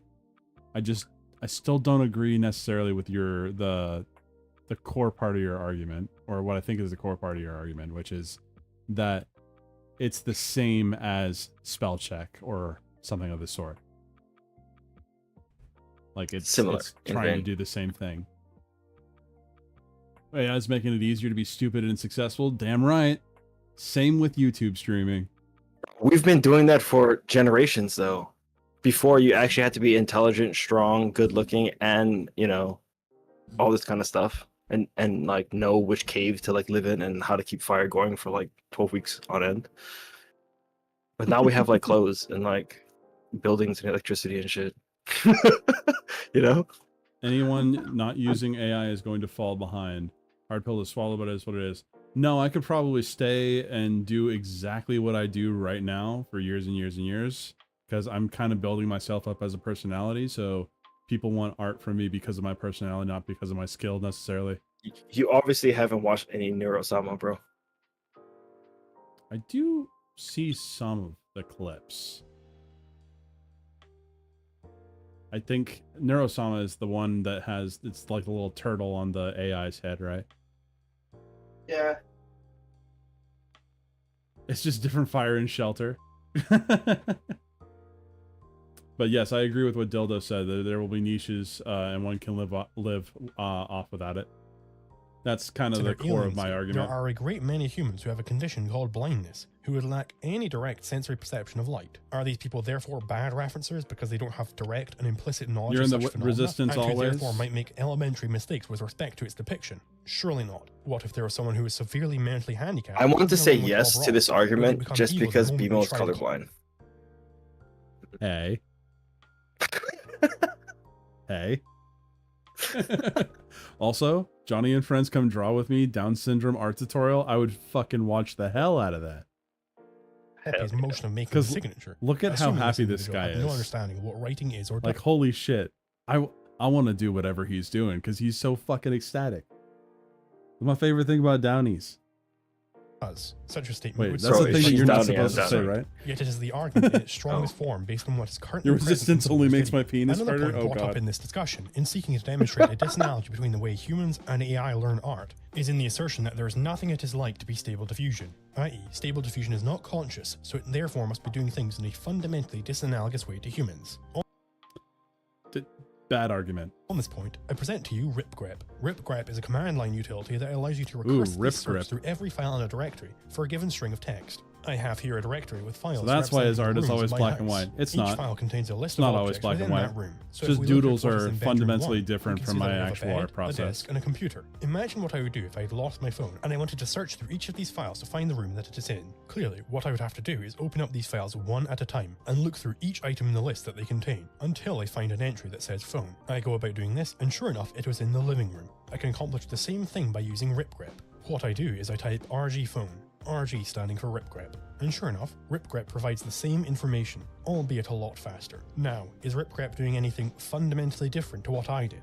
Surely not. When I type RG phone into my terminal here, ripgrep looks at the contents of each file and searches through the whole thing piece by piece looking for the string phone, which is exactly what I did. Certainly, Bro, don't you love this editing? Be ripgrep. Oh yeah. Ripgrep is not conscious, but that ripgrep is not conscious does not imply So that much the task better it than is the last performing video. is fundamentally distinct to the Hell one that yeah. a human would. What has been done is that Burnt Sushi, the creator of What? ripgrep, has gone What? through and coded the steps that a human would take to accomplish the task, which then provides your computer with a set of instructions such that it may do it autonomously. This is the entire purpose of writing computer programs in the first place, to take some task that humans are doing, write out every step of that process, and then get a computer to follow those instructions. The anti-AI crowd do have their own smoking gun when it comes to this question of plagiarism, namely the problem of neural network overfitting. Their holy grail on this front seems to be a 2022 Your mom never had a problem with overfitting. Sorry.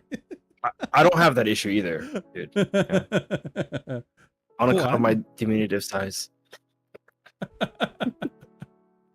paper, which catalogs matches found between generated images and the training data. To be clear, these images are not generated through the technique of image to image, but rather through the standard text to image. Hell yeah, Of note data here goes- is that the It's paper not found a Thursday, very clear motherfucker. correlation between the size of the training dataset and the prevalence of replication. Dude, we show it's- that for it's small and Friday. medium dataset sizes, replication happens frequently. While Will you for a be my model mom trained on joke a large counter? and diverse ImageNet dataset, Only if replication it's seems automated. I'll have undetectable. I'll We have AI methodically do that. explore diffusion models trained on different datasets with different amounts of training data. Well, how will We it observed that know diffusion when we're models using trained on small ironic, datasets tend to generate images that are callbacks? copied from the training data. The amount of replication reduces as we increase I the shouldn't size have of even the training commented set. on how I Typical images cringe from whenever I large-scale hear models do not appear daddy to contain copied in the content comments, except because for fucking our feature Anthony's going hard on it. This can be made concrete. Pictured here are the two images generated by various models that are as close to the original training image for different amounts It's of training Saturday where data. you're at? The exact matches are highlighted We- in we- green we got and about an close hour. matches with blue. What this shows is that using a dataset as small as 30,000 images I'm in the is past, sufficient for there to not even be any close matches between training data and generated images. And note, these are the absolute closest matches that they were able to find. The version of Stable Diffusion that was tested in this paper was trained on 2 billion images, and the current version of the Leon dataset at the time of writing consists of no. over 5 billion images. Shown here is the similarity between the generated data and the Don't training do data. it, Jeff. Boy, am I Different glad that sizes. The Gemini way to doesn't read show this up is to that all the my further to the streams. right the greatest distribution lies, the more replication is occurring. By 30,000 points, it becomes clear that the average image generated by the model tends to not resemble the training data, with the training data being more similar to itself than the generated images are to it, as indicated by the green tail to the right. But don't take my word on it, the authors agree. The histograms of similarity scores computed using the full data Yo, it's Friday for me, highly dog. overlapping. This strong Gotta alignment get indicates down the model on is Friday. not, on average, copying its training images any more than its training images are copies of each other. So, as the training data increases in size, the degree to which the model will spit back said data is reduced dramatically. Thus, I ask a question of you. Why is the solution proposed by the Artists Against AI to reduce rather than increase Caldwell, the amount please of training prevent data? me If you're with the concerned about benefit of AI your- image generators overfitting, then you should advocate that an even greater quantity of images be used to reduce this effect. However, the authors do very clearly highlight edge cases where a model as large as Stable Diffusion is, quote, capable of reproducing training data. Jesus Christ, The we've authors been provide going for prompts almost used 5 each of hours. these images. So let's take a look at these a little closer. For the first one, I would put it to you. We have if like I an asked hour and a human half artist left to of give this me a video. picture of a CNN style Dude, Golden Globes best fashion it feels on the like red I've just carpet, been they would sitting provide me here with a doing picture of a nothing. woman standing on the red carpet at the Golden Globes, which is precisely what Dude, the AI React is doing streams here. are fucking The artist who is lit. being plagiarized in this instance is certainly unclear. The researchers asked I'm not exhausted at all. I could fucking do this for 12 hours. Jeez, now I know why they do it. Now I understand why YouTube's cracking down on React streams. You need to work harder. Fucking hell. Is there a substantive difference between like React and commentary? You think? I think React has to include commentary, otherwise it's just, you know, stealing. Yeah. Theft. That's a legal term. I know. I'm planning to pull an Aspen Golden Hassan. I don't think I could ever do that because I think I might possibly be smarter than Aspen Gold. Jury's out on Hassan, but I don't think I say as much stupid shit as Hassan. Aspen has less hair than you, so yeah. No, he's got pretty thin hair. He's just really long. I don't have really long hair. Why the fuck is this video 2.5 hours long? Because Liquid Zulu, by the way, this guy should conciseness is very hard. No, but okay. That being said, and I normally agree with you, this video, like, I don't think it could be much shorter than 2 hours. Like, there is so much to cover to actually get to build the entire argument for AI, which is why, like, when we were having that discussion in VC, we were in VC for like 2-3 hours, bro, having this conversation, and I still didn't get to like the full like end of what I wanted to say. You know what I mean? Sure. There's a lot to cover, basically. People can draw, they can't. Jury's still out on if I can draw. Some people say I'm a fucking terrible artist and can't draw worth shit. If you don't support terrorism, you are in fact better than Hassan. I do not support terrorism unless it's funny. No, I'm joking. That's going to totally be taken out of context. Do it for the lulz, right? Low bar beam out. Thank you. Need a palette cleanser short? No, I'd love to just keep going through this video. I'm doing just fine. Me, those people are me, you ass, BMO. Who are those people? What do you mean by you people? Yeah, what do you mean by you people? Asked the AI to give them a picture of someone standing on the red carpet with the best fashion at the Golden Globes, and they got just that. Just as an AI-generated picture of an apple thinks you will can't look a draw. whole lot like an apple, so too here does an AI-generated image of someone on a red carpet look like someone on the red carpet. The second and fifth images are of a similar sort. The researchers are asking the AI to depict the abstract form of two video games, Bloodborne and The Long Dark, respectively. Is it particularly surprising? Gemini, fuck. People like you. You said some people say you can't draw. Well, I'm one of those people. All right, that's okay, Corona Kid. Boom. I mean, last thing he heard before a sand person goes to heaven from Star Wars, of course. Yes, indeed. Daddy Bimo should sleep. It's 11:01 p.m. and I don't want dark circles on that pretty face. Anthony, are you okay? I'll pray for you.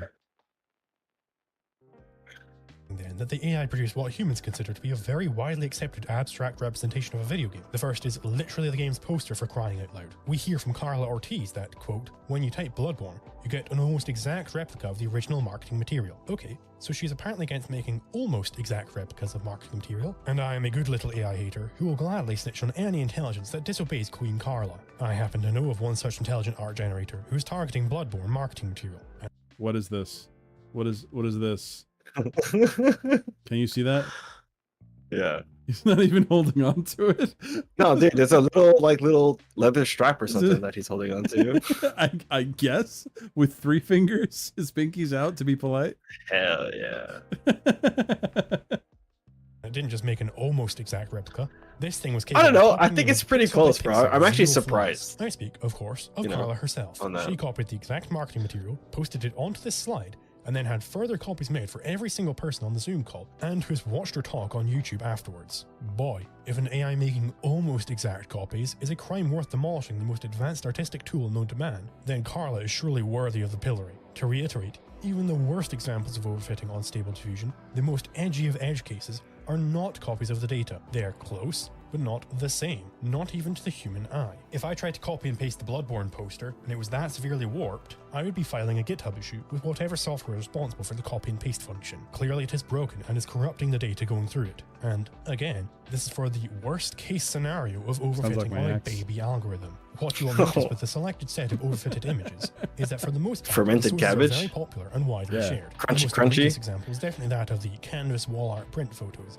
which seem to be using the same, or at least a similar, sofa for each. But, as explained, all of these are edge cases, i.e. not the normal behavior of the model. This is verified within the paper. Recall that the further to the right the grey distribution is, the more similar generated images are to the training data. What this shows is that the generated images tend to be far less similar to the training data than the source images used are. So overfitting is definitely not a problem endemic to the use of Stable Diffusion as such. Rather, it is a minute edge case that crops up every so often, and less so with each new version. The examples of replication I don't have a show problem are all with found within the overfitting either. top 1.88 percentile. A more recent Yeah, I mean, paper from it's this an year issue attempted to they're extract training actively images from a working version of Stable Diffusion trained on only 160 million images, which is quite a bit smaller than the full Leon dataset. And after generating a whopping 1 million images on 16 separate models, they found only 1,280 examples, which brings them to a staggering 0.128% rate of duplication. So never tell me the odds. Look, okay, if the likelihood of dying from COVID was 0.128%, all right, people are still dying, okay, Arrow? People are still dying of COVID with this percentage. So it makes I'm willing to make that sacrifice for you. Some of you But may you know die, but it's a sacrifice I'm willing to make. I would actually roll on a gotcha on that percentage, bro. You know me, I'm adult. Bro, good odds, dude. Yeah, why not just fucking play Uma Musume? Don't bait me. You're gonna do it. Eventually, you're gonna do it. You're gonna bite the horse girl bullet. Maybe I'll wait until I'm in Japan to do that. What if it's your grandma, bro? Man, I've been in such yelling matches over the COVID shit. Is that why your rib is broken? My rib? No. No, that was me having apparently a rough sleep. Bite the horse girl peanuts, Corona kid. What the fuck? to put that in You wild perspective, then. imagine a tortoise and a hare doing a 100-meter sprint. By Tortoise. the time the hare gets to the finish line, the tortoise has moved only 12.8 centimeters, or about 5 inches, which is roughly how big an ornate box turtle is when fully grown. So, the hare has finished the That's entire average. race, and the box turtle is barely on the edge of leaving the starting line. This turtle would have moved the equivalent distance of the race as the number of replicated images. I love this little turtle. I love it so much. It's the emoji. I know, Literally it's the so emoji turtle. good. It's so good. Okay, I think emoji it's turtle a cool or thing. Another Luca? way of looking. Luca? Like the Catholic? Yeah, Why can't I have both? that's true. At this is that the 0.128% of the 160 million training images comes out to just over 200,000, which means that the number of images the researchers generated in comparison to the total training set is about 5 times larger than the number of duplicates found is in comparison to the number of images they generated. And that is for a set of prompts that were specifically selected to get the highest level of duplication, as against the arbitrary prompting which would occur for general usage of these systems. Your average Midjourney user is not specifically attempting to engineer his prompts to get the closest matches to training images. Well, okay. Depends on the training image. Because I'll use an example of Sam Does Arts. Do you know who that is? Yeah. Fantastic artist. Beautiful style. He made a comment about how he doesn't like AI art and how it will mimic people's styles. Again, he's making this style argument, and that's a problem because it's not a very good argument at all. But then, to spite him, there were a bunch of people that decided to go and train a Laura specifically to mimic his style to almost 1-to-1. So whenever he posts an art, he will get people going like, I made with this AI, you're obsolete. And that's just some fucking asshole behavior. That is some petty shit, dude. It is some petty bitch, yes. Dude, I respect that shit, dude. That level of petty. That's a good. certified hater. Yep.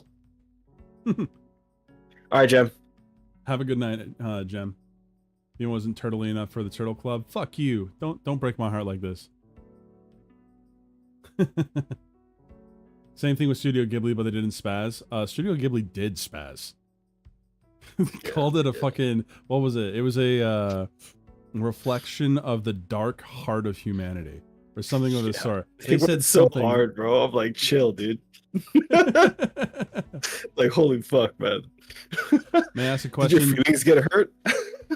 Who gives a fuck except for whiny mediocre artists? Okay, so let me put it this way. If I were to, let's say, a client pays me, okay, and this is like commercial use, but they want me to keep the patent, okay? They want it still to remain my image, and I'm paid like $400 to $500 to make something for them, but it's still in my name. That was what we agreed upon. And then someone will specifically goes out of their way to try and completely recreate that image, and then they sell shirts with that image. I'm gonna be pissed. Yes, it's free advertising, but also, why go to such a length? What's the point? The point is to just be dirty and make free cash, doing no work. And I think that that's kind of nasty. Bro, I'm sorry, but your entire like last 4 sentences, if you were to look at it as like innuendo, just it lines up too well. I'm sorry. Okay. But man, things been so dry lately, but that changes every time Daddy Bimo goes live. He's at it. He's doing it again. If you're gonna jerk off in chat, go to Cindy's chat. No, I'm joking. Anyways. Overfitting is a real problem with neural networks. It defeats their entire purpose. Why do you think Gemini went to bed, dude? Funnel into reducing Ask yourself that question. The above examples are on So model, we could think about namely you? Stable Diffusion, that the authors No, themselves he claim finished, that's particularly why. overfitted.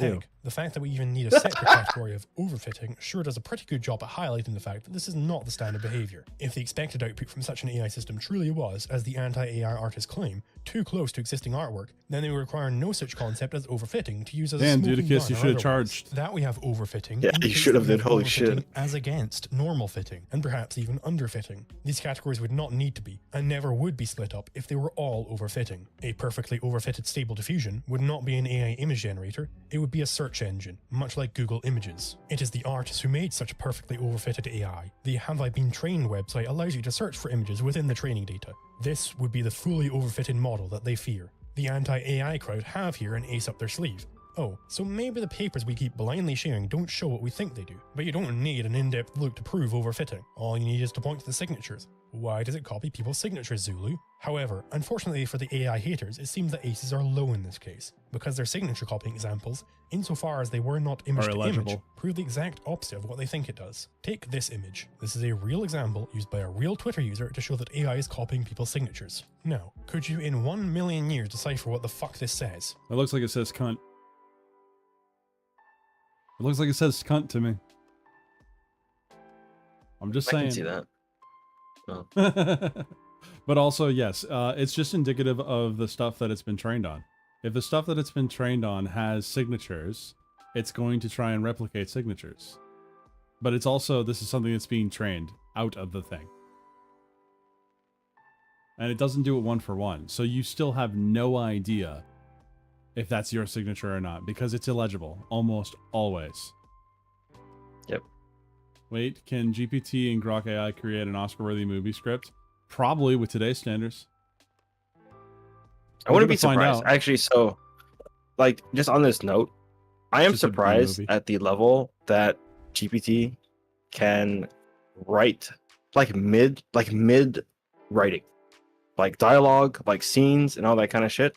Like most people that I know that like write can't actually hold a candle to like GPT. I'm surprised by that. Most people I meet on Discord, most people I meet in real life, like I'll read their stuff, and it's just like, I can't, like, you suck more than an AI. So at that point, I'm like, a lot of the people currently in Hollywood that are getting fucking scripts being made into movies, yeah, I wouldn't be surprised, bro. I think they should use more Gen AI for their scripts, actually.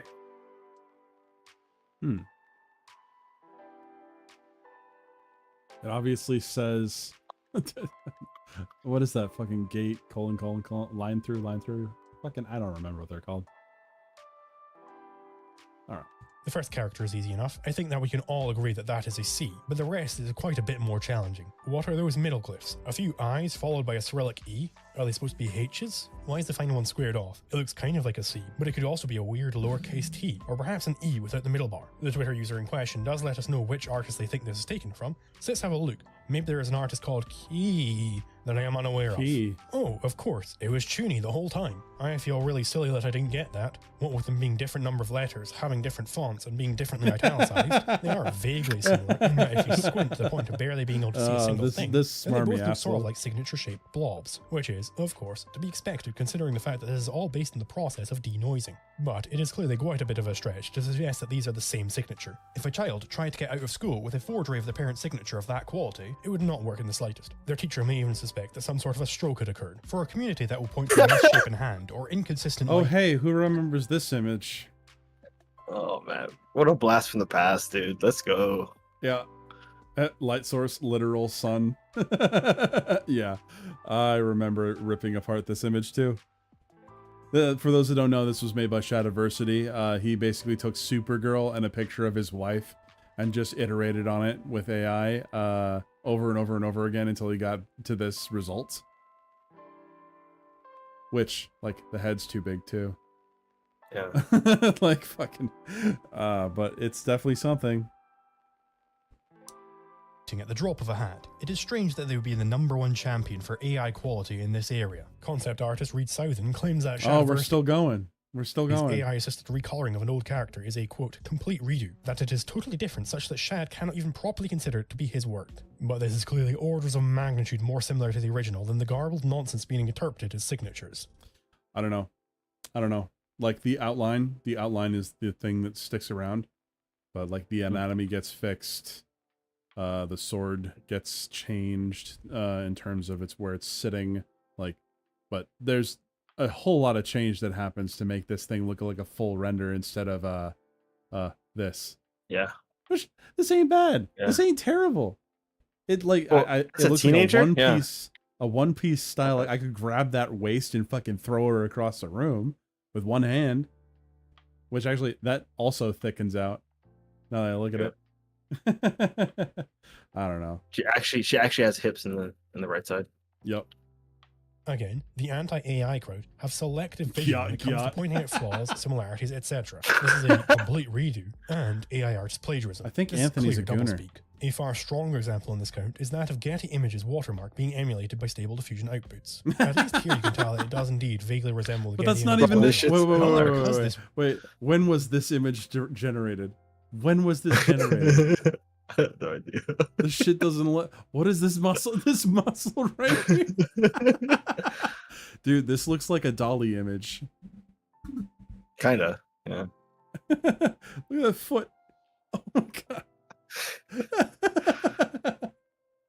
Oh my god. Watermark is so ubiquitous. Are we to believe that there's somewhere on the Getty database a stock photo of conjoined twin footballers with a severely broken leg? Certainly not. If I were to Photoshop an image of footballers into such an abomination, and then scribble a quarter-arsed Getty Images watermark over top, would I be plagiarizing from them? Surely not. Not even if I directly copied stock photos that they had captured. After all, they do not have an artistic monopoly on photographs of footballers, or weddings, or anything else. Of course, Getty are not making the plagiarism claim. They are attempting to make the far harsher theft claim, which was debunked above, rather than attempt to negotiate a license with Getty Images for the use of its content. And even though the terms of use of Getty Images' website explicitly prohibit unauthorized reproduction of content for commercial purposes. Okay, there's something that keeps happening with these sorts of images right here, where he'll pulse them out and back by like 3 pixels. Yeah. It's fucking bothering my eyes.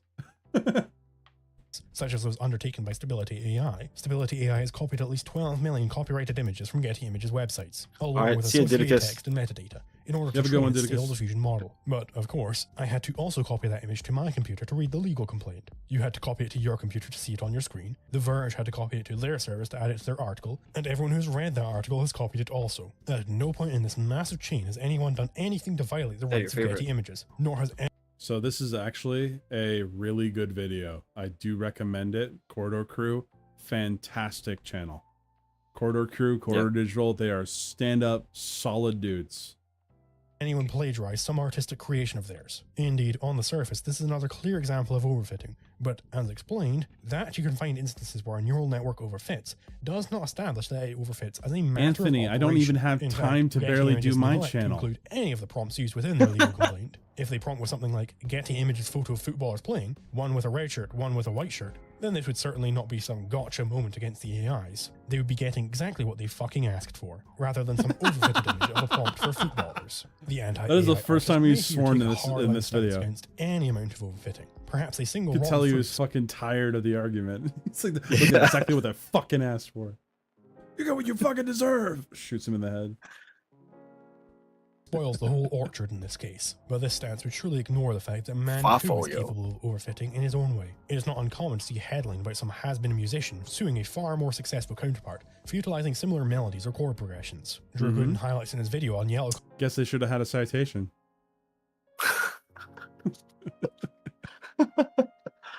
I guess it actually is a throwback since that was an older video, huh? Yeah. Definitely. Post-mortem, that whilst jamming out, he accidentally mimicked a riff from one of his favourite artists. There is simply nothing completely unique under the sun when it comes to art. It is impossible for every artist to start from scratch and learn every method, technique, Because and you have to motif take on the their own. whole of For the a song art, to be not the little recognised as being sections. In a given genre, it must adopt certain tropes of the genre. The same goes for painting. I hate what she was pottery, and wearing cinema. right there. You would not begrudge a horror director his orchestral stings, so why begrudge an AI image generator the various methods it has learned from studying human art? A commonplace argument popularised by Stephen Zapata is that the only ethical way to train these models is by first obtaining consent from the creators of the training data before using it. I will address this from three directions. One, is this an Okay, so before we get into this, this is part of the thing that revolves around copyright infringement. Not necessarily the morality, but more specifically, like, if you're training it on copywritten material, that is at the moment not allowed. Unless you were to purchase the copyright, like, to be able to use it. apt use of consent? 2, was the training data taken by and large without consent? And 3, is it immoral to train an AI on data acquired without consent? This heavily depends. Most of the time, this does not even come into the conversation because you're posting your shit on a place that says that you are freely distributing your work. 90% of sites, including DeviantArt, Twitter, Tumblr, even freaking all of these major social media websites say that people are able to make copies of your art without your consent. You are agreeing to that via the terms and conditions. Don't want that to happen? Don't post your art. But there's obviously a downside to that. The YouTube channel Ordinary Sausage got DMCA'd for singing popular songs before he makes a sausage. That's what happened? That's crazy. You got DMCA'd. Fucking seriously? That sucks. I watched that channel. It's some good slop. They're already putting that into terms of service. You use an app, you agree your shit is being used to train AI. That's not necessarily what they're saying, but also yes. Of course they're going to use all of social media as a good thing to scrape for their training data. That just makes logical sense. You have to use that verb. Scrape? Yeah. Scraping is the term. Okay. You use an AI scraper. You use a program to scrape websites for this training data. A lot of the time. I can just hear the sound of like a razor blade going across skin. Okay? Scrape? That's it's one of your trigger words? No, it's just that's what I do to my victims before I kill them. First, we have to be precise by In what Minecraft. exactly is meant by In consent Minecraft, yeah. in the argument that AI systems require consent from creators In World of of the Warcraft. data in order to be ethical. Just about every commentator Yes. on this topic accepts wholesale the notion of an intellectual property right, which is entirely fallacious. It has been established already that you're not stealing anything Fuck this guy for using this fucking art. from anyone by copying some data that they originated. So good. Theft is simply not an apt concept to apply to AI image generation. On this, it is not unreasonable to expect that consent is also being used here in its legal sense. That is to say that artists don't consent to having their work in a set of training data is analogous to saying that a woman does not consent to having sex with a back alley bum. It should be clear where the disanalogy lies here. In the first case, the artist is not She doesn't consent unless it's me. deprived of anything. In the Is that what the woman B is stands deprived for? At least partially of her Bum? Yeah, bummo. body, which she owns. Thus, the argument You trivially wouldn't falls steal a when consent is television. used You wouldn't download a bear.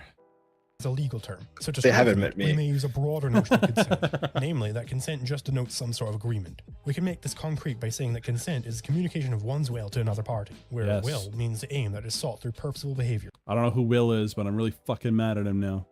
This definition of consent does not fail when applied in our argument. It is certainly possible, and perhaps even plausible, that a person would create an image which they do not want to be used for AI training, and which Why they did have they not assume I communicated wouldn't any steal a sort of car? desire for it to be used in that way. Which brings us to our second question. Was the training data for these models taken by and large without the consent of the creators of said data?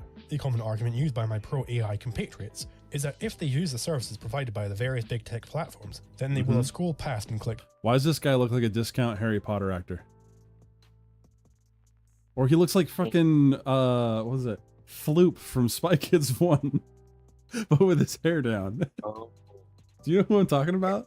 Yeah, I can see it. Yep.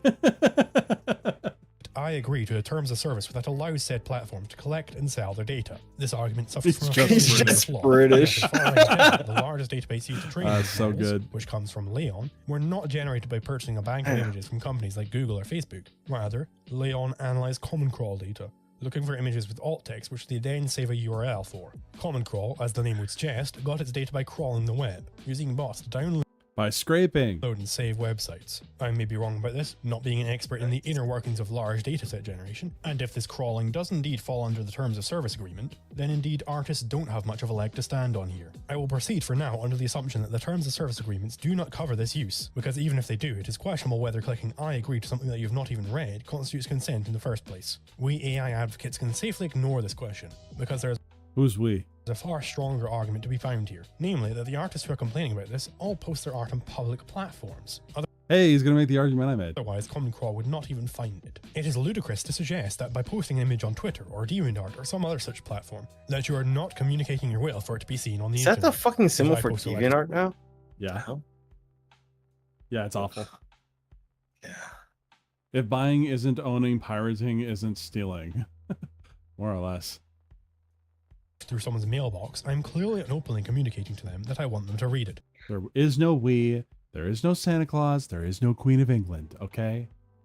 I could not rightfully get pissy at them for not obtaining my it's His consent Majesty, to open and read okay? the letter. Consent was given by my action of posting the letter. Similarly, consent is given for netizens to look upon and copy your data the moment you post it to the World Wide Web. Recall that the internet itself works by copying data from one computer to another. When you look at someone's Yes, but that's not the argument people are making. ArtStation profile, your computer needs No, to he's just copy being really those images pedantic from on the that server in point, order for them right? to be Yes, displayed. highly. He's It's trying to annoying. Drawing out to this drive point it that perhaps in. these artists consented. It's as if he's assuming that people are not going to watch the entire video. Yeah.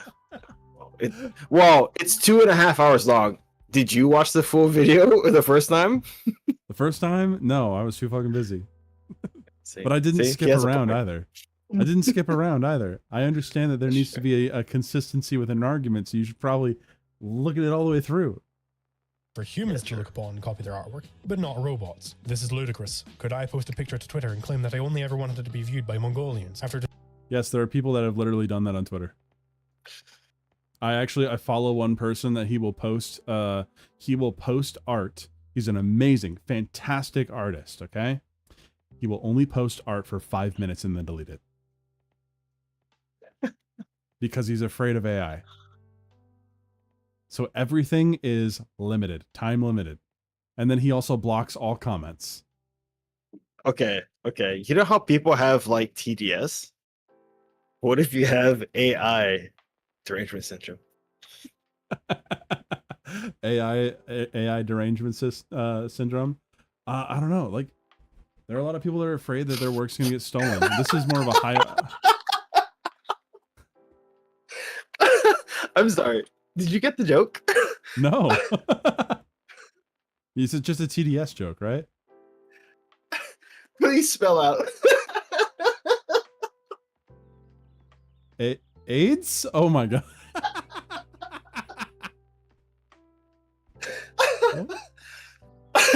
Sorry. I feel really stupid now. All right, ending the stream. Fucking done. No, I'm not ending the stream. Fucking hell. How did that happen? Anyways. Hey, Muskin Dose, how's it going? Has already been viewed by non-Mongolians. Would it be that those I got non-Mongolians AIDS. who failed to peer into my brain prior to going onto my page have violated my consent? Surely not. The same is true of artists. So, even given the most appropriate sense of the word consent, the training data was simply not taken without consent. Let's take on an even broader notion here to answer our third question. Is it immoral to train an AI on data acquired without consent? We can loosen our understanding of consent even further on this point to account for this ex-post revocation and pissiness about. Hey, the age of AI, all right, it's too young to consent. All right, it cannot consent due to its age. Its use. The artist here is getting angry after the fact that a computer program has learned from their art. Would it be right for them to get similarly angry at a human doing this? If I go to an artist's Twitter page and just linked a piece of art you didn't look at? What do you mean? I don't even know who you are, Muskin. Linked a piece of art? Where the heck did you link it? Did you link it in the chat? Because I don't see it. You're giving me you're putting me on crazy pills. This beauty? Okay. Everyone will understand if you delete your channel after not getting a Vimo. Thank you. Thank you for understanding, Creamage. enjoy their art style. Would it be wrong for me to try and emulate it? Certainly not. Nobody has or can have a moral claim to a monopoly over a given technique or style of art. Musicians sample the work of previous musicians, painters repaint earlier paintings, and architects build upon prior established motifs. This process of emulating and building upon a prior body of artistic knowledge is crucial to the process of creation. Solar Science provides us with a syllogism for why the explicit The link is in the permission of liminal artists must be granted space. before their work is used to train AI. Those who develop AI should do so in the most legal and ethical way possible. AI systems and the value they create cannot exist without the data of artists' work. Therefore, artists should be compensated and permission should He be definitely granted didn't before post their it in the work is Discord. used. On its face, this argument is simply invalid, meaning that the conclusion simply does not follow from the premises. Even if we grant that AI should be developed legally and ethically, and that AI systems cannot exist without prior work from artists, the conclusion does not follow. To highlight this, consider this syllogism of the same form. Those who develop AI should do so in the most legal and ethical way possible. AI systems and the value they create cannot exist without mothers giving birth. Therefore, mothers should be compensated and permission should be granted before any Hold work is on. used. The issue here is that there is a missing Wait. premise. Was it in the Discord then? All right, my Discord link is on my channel profile. So go to the bio on my channel. Solar is Going back. To highlight this, consider Those who develop AI should do so in the most ethical, most legal and ethical way possible. AI systems and the value they create cannot exist without the data of other artists. Oh, okay. Got it. Okay. this syllogism of the same form. Is this Those who dummy in the develop AI video should do so defending in the most AI or legal and ethical way criticizing it? He's defending AI. He's defending AI art, saying that it is ethical to use, among other things. He's basically breaking down the anti-AI crowd's argument. Most of this, he's making some pretty good points. There's a couple that I'm like, I feel like he's being disingenuous about, but so far, overall, he has not made a terrible argument. I also think no, that he's a he's Redditor treating then, this as probably. like a this is like his opus, or like his big, like, everything about AI criticism like video, because a whole bunch of these could have been their own like 5 to 10 minute videos, but it seems like he's just putting it all in one place. It's like I'll just talk about it for 2.5 hours and probably never return to it. At least that's what it feels like. Fucking Narm is in the chat. That's who it was. I had no idea it was you, Narm. So I guess I can just fucking boop. What? Why did I just take the chat? That's the wrong thing.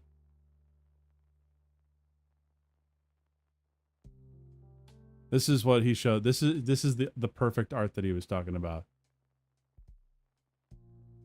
I just this is oh, I just realized it. Oh my god. What's up with his face?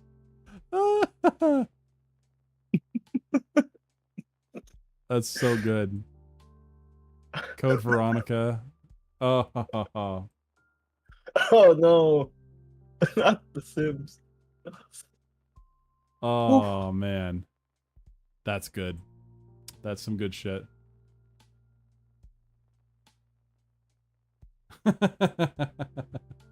Possible. AI systems and the value they create cannot exist without mothers giving birth. Therefore, mothers should be compensated and permission should be granted before any work is used. The issue here is that there is a missing premise that solar is, perhaps not maliciously, trying to sneak past us. One such additional premise that could make this argument valid would be that it's unethical or illegal to develop AI systems without compensating and obtaining permission from people who are necessary for the AI systems and the value they create to exist. If this was true, it would make sound both the mother's case and the artist's case. But this would be far too broad, in my opinion, to capture what solar is.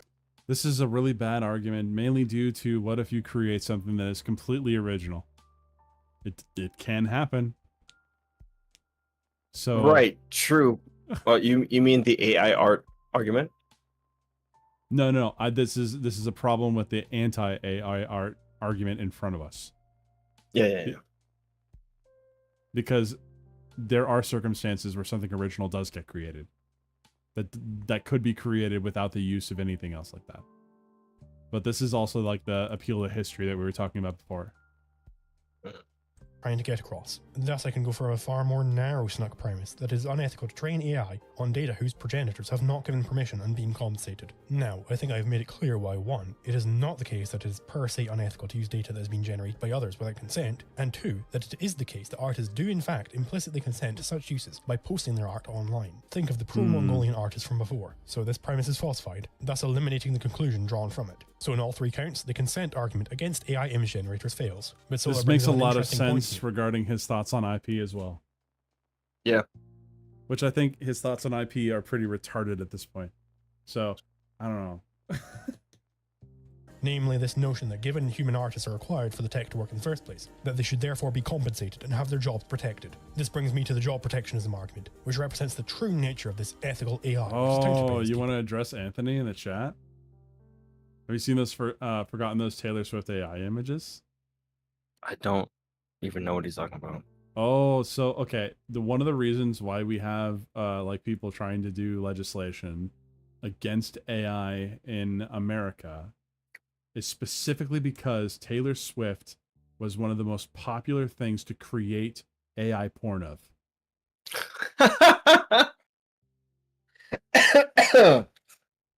And some of it was really convincing. So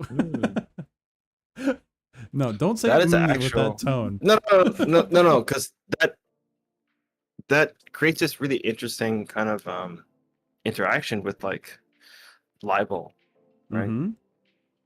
Yeah, that's interesting. So what we need to do in order to prevent this is that everyone needs to copyright their likeness. Like Bruce Willis. Damn, I'm gonna do that so that when I have kids and they become famous artists, I get to take them to court and take all their money.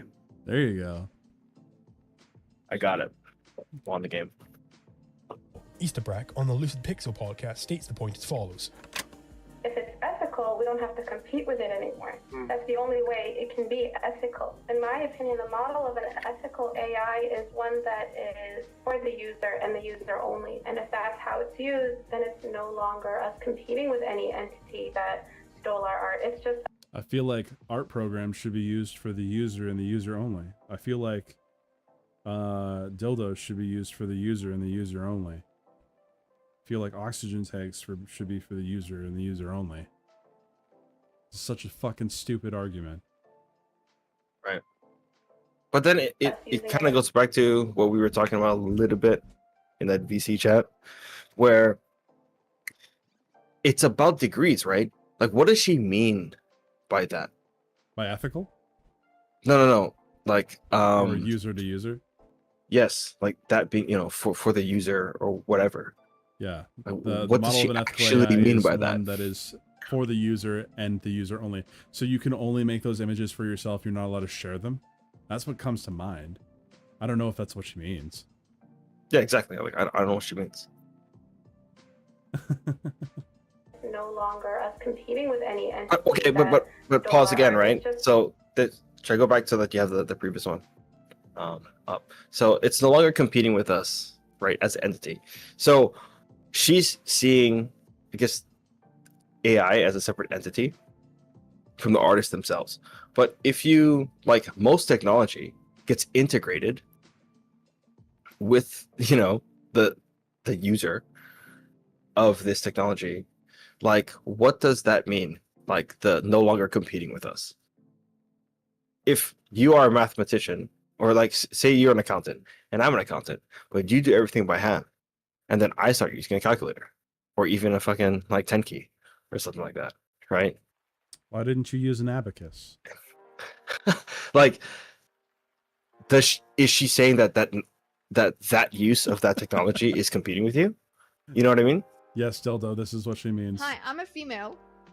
Give me money. I mean, she's kind of cute, so maybe that works for her. I think it's the AI filters on her. True. They didn't even get to that point yet. Or I don't even remember if he talks about it, but yes. I've had AI Elon and AI Ramaphosa, South African president, pitch their shit coin for me to get rich quick on ads. Yeah, of course it does. I think there is a problem that's going to arise with that specifically, but that's been happening for so long. Even like way before we had anyone trying to do that on like Twitter ads. There were ads in like the 60s, 70s, and 80s of, we're going to take a film with a certain character in it, that actor, that we're then going to overdub with an impressionist for him to, we're going to cut around the words so then we can have him sell a product. Him or her. Mm-hmm. This happens all the time. It's never not going to occur. This is why, like, okay, we got to make sure that like we can curb on likenesses or something. I feel like that's the only way that we would be able to prevent that. Otherwise, we're going to run into this problem we have right now where, you know, we're going to run into the issue of people pretending to be other officials, which is going to have a really big effect on propaganda. Holy shit. Yeah, true. But I'm wondering if like libel laws already cover something like this, or, you know. You have a good one, Anthony. See ya, bro. You were saying? No, like, I wonder if libel laws already kind of cover something like this. Like, you are by using something that looks just like, say, a known person or whatever, and making them say something they didn't. It's kind of like saying that this person said something that they didn't, right? Wasn't I literally doing that with the I'm a female clip? No, I don't think you were, because it obviously doesn't sound like me. Now, if you were to make it sound like me, that would be a little different. But like, it obviously is just Kitty with my little character pasted over it. Then it's no longer us competing with any entity that stole our art. It's just us using it in the lab, just like Kelsey said, which is really staying in my mind. Using my own art, generating from my own pool of art, and whatever else I want to add into it from free images, and then using that as kind of like a lab experiment to see what I can come up with for myself individually. Sam Yang. I mean, I do that sometimes. Sometimes when I can't find the right reference image, I'll just prompt a reference image. Doesn't mean I'm going to look for free shit, and I'm never going to actually have it reflect in my drawing. But sometimes I'm looking for a specific composition, and only prompting it will make it appear. Otherwise, I'm actually going to make the time argument. God damn it. Because it cuts down on time. Curves. When like Midjourney first came out, like what was your like initial reaction to it? I thought it was like a gimmick. Like, I think me and many other artists, like, they see this thing and it's like it produces an almost abstract looking kind of scene that's like, it doesn't really represent too much. Like, you can kind of see hints of representation in there, and you're like, oh, this is cool, this is sick, you know, this is like a little gimmick that people can do. I love this guy, by the way. He's great. His videos are fantastic. make like cool pieces, and then like next thing you know, it just gets more and more representational, gets better and better, and it starts to become like, oh wait, like they're trying to replace artists with this. That's a bad faith argument though, because AI is straight up not trying to replace artists. There are people that are going to say that this is going to replace artists, but artists will they'll exist regardless. Sam Does Arts will exist regardless of AI. Then it doesn't matter, because people will go to Sam because Sam is the one making it. I think I saw him in Squid Game. Holy shit, Creamage. Fucking hell. Who let you in here? Who let you in here? Bro, it's all golden time right now, dude. Well, by Lois Van Baarle, when she explains that she only started to have problems with the AI image generators after they got good. I thought it was very low quality pictures that came out of that, so I thought it was very innocent. And then what is this people started to background? look into it more, and stuff became quickly very advanced. And then I started to look very differently on it, because it is advancing clearly at such a fast pace that I think as an artist, I can identify AI generated images, but I think that people who are less familiar with really looking into the details can't spot it as quickly. And I think the average person is unable to tell the difference between some real artwork and AI generated. It starts to look the same, I think, to the average person. And that's when I started to look into how it's made, and my view changed completely. No. Yeah, I agree, Hunty. I don't think it was ever going to try and replace artists. It's mainly a tool, just like all tools. Some tend to get their purposes abused. Sure. Go ahead. No. Like, people tend to develop tools for a narrow reason, but then there's other people like, hey, what else can I do with this tool? Right? How can we expand this? How can we exploit this? Blah blah blah blah.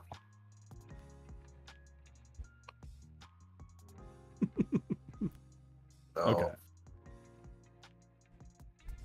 Yo, foot fetish confirmed, Bimo. Artwork, then this would be true also of the low-quality early models. A low-quality forgery. I mean, you gotta pay forgery. me to step on you. Something else is bothering A more serious the stream. essence of what scares artists. Hey, Sparkles. Yeah, it is a little more. We're talking about AI art. We're talking about that, the ethicality of it. This is just part of it. Now that you said the cursed words, I gotta put you back down. Fuck. Like Istabrak, Sam, and Lois is having to compete with the AI. They are concerned that consumers will consider the AI to produce a superior product, and will as such decide to not commission human artists as often. Thus, I may now turn my attention to the second argument against AI image generation. So. Namely, that AI image generators should be Osmo opposed strikes because they again. keep artists out of You know what their I'm gonna jobs. do, Quinn? The problem here is that You know this what is I'm gonna do simply right now? not a sufficient reason to oppose some new technology. That this new, more efficient process of production prevents people from profiting on less efficient processes of production is not a moral evil. In fact, the opposite is true. It is immoral to oppose such developments on the Luddite grounds that they prevent love the having less the efficient power. ways from going forth. This is the entire point of the economy, to allow man to achieve as many ends for as little cost to him as is possible. Opposing this process of economization is to oppose man's attainment of his ends, which is to oppose his life. Underlying this argument that we must preserve jobs is the idea that men should sacrifice themselves on the altar of tradition, that man should not be as fulfilled or rewarded as he could be in order to make other men more fulfilled. The essence of this stance is that you are greedy and wrong for wanting values for yourself, that you should give them up to people who aren't you. But why exactly is it greedy for you to want the values that you produce, but not for... No! Why did he use this clip? Fuck. He's not beating the communist accusations. That's the thing. Fucking hell. Is a man not entitled to the sweat of his own brow? The people that you give them up to keep them themselves. If it is greedy for John to hold on to his wealth, why is it not greedy for Sally to hold on to it when John gives it to her as an altruist would expect? There is an answer to this. Namely, you are not deserving of those values you produce because you produced them. That if you produce something, you have no moral claim to it and should give it up. But if you didn't produce something, you do have a moral claim to it and should take it. This is an anti-human stance. It is an all-out war Your on mom's people an who produce the anti-human goods that stance. are necessary for human survival. It is paramount to the suggestion that man live his life not by the sweat of his brow, but by a bumbling hope that he stumbles into continued existence. The altruist ethic undercuts itself in this advocacy. If the root of a man's sustenance is not his reason, but the goodwill of others, then his reason is negated. But it is that reason which must be operative in order to produce the very values that the altruist predate upon. So quite contrary to the cries from the anti-AI hordes, that their hatred he's of the about AI to get image generation into is a major, I think it's this section. Yeah. This one and the next one, which I think undergird a large portion of what my argument was. But he's taking this weird kind of like sort of his brow thing. But once he starts to abstract it up into like the philosophy of things and the ethics of things, I think it'll shine through. You'll see the connection. All right. Hold on. There we go. Only from a love of humanity. Sir, they, this in is a fact, represent a Wendy's. stalwart opposition to man and his happiness here on Earth. There is a notion among anti-AI artists that the AI users feel entitled to art, as explained by Eva Turnant. People are very entitled to the work of artists. And I knew that already a little bit, like with difficult clients. But people say this is ours now, the companies and people who generate things. I think it's a disturbing trend because before this thing became global, I thought it was more under the surface. And now, like a lot of built up feelings of people who didn't like artists suddenly spews out. But it is the exact opposite of this notion which is true. It is the artists who are complaining about job losses who feel as if they are entitled to the money of other people. They cry, preserve our jobs, without consideration of who is to pay for those jobs. The artist is not owed anything by anyone. People will commission them if that is something they want to do. Your failed business model is simply not my problem. The artist has no moral claim to the hard-earned cash of art consumers. In the terminology of the immortal Basquiat, I don't know. Neither does the AI need. No, that's a bad argument. Never mind.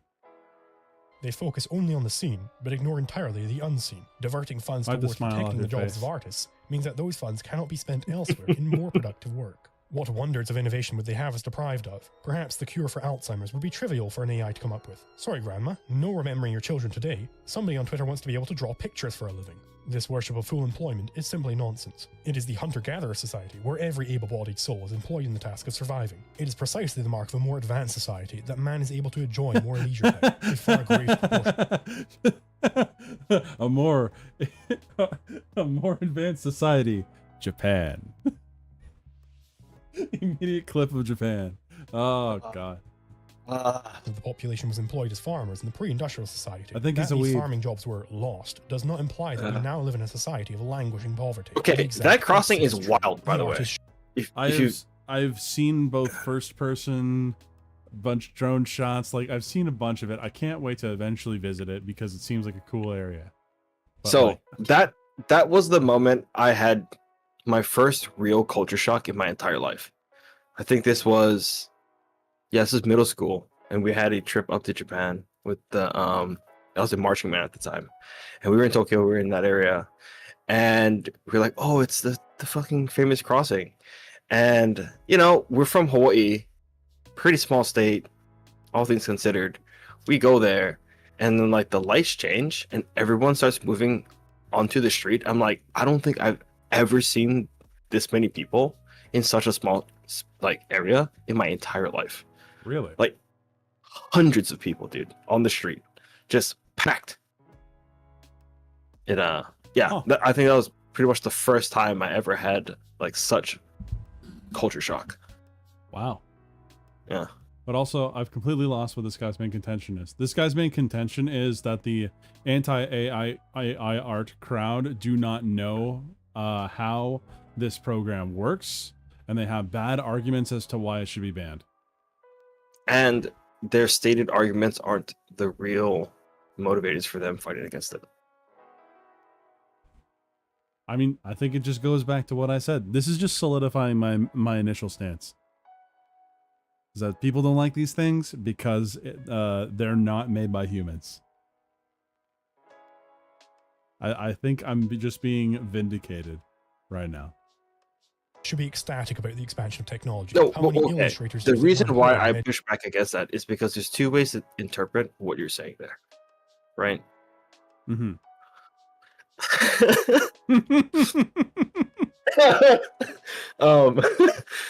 One is this positive affirmation of like human production, right? I don't like AI art because I actually want to buy things that are made by humans. And then there's the negative version of what you're saying, which is it's not made by a human, and which means it's taking money and jobs away from us. And I think more people are motivated by the negative version of what you're stating than by the positive. Sure. Sure. I don't disagree with that. I mean, in fact, like, this is the same thing. I don't value AI art the same as if another person made it, like an actual human made it. And I don't think I ever will.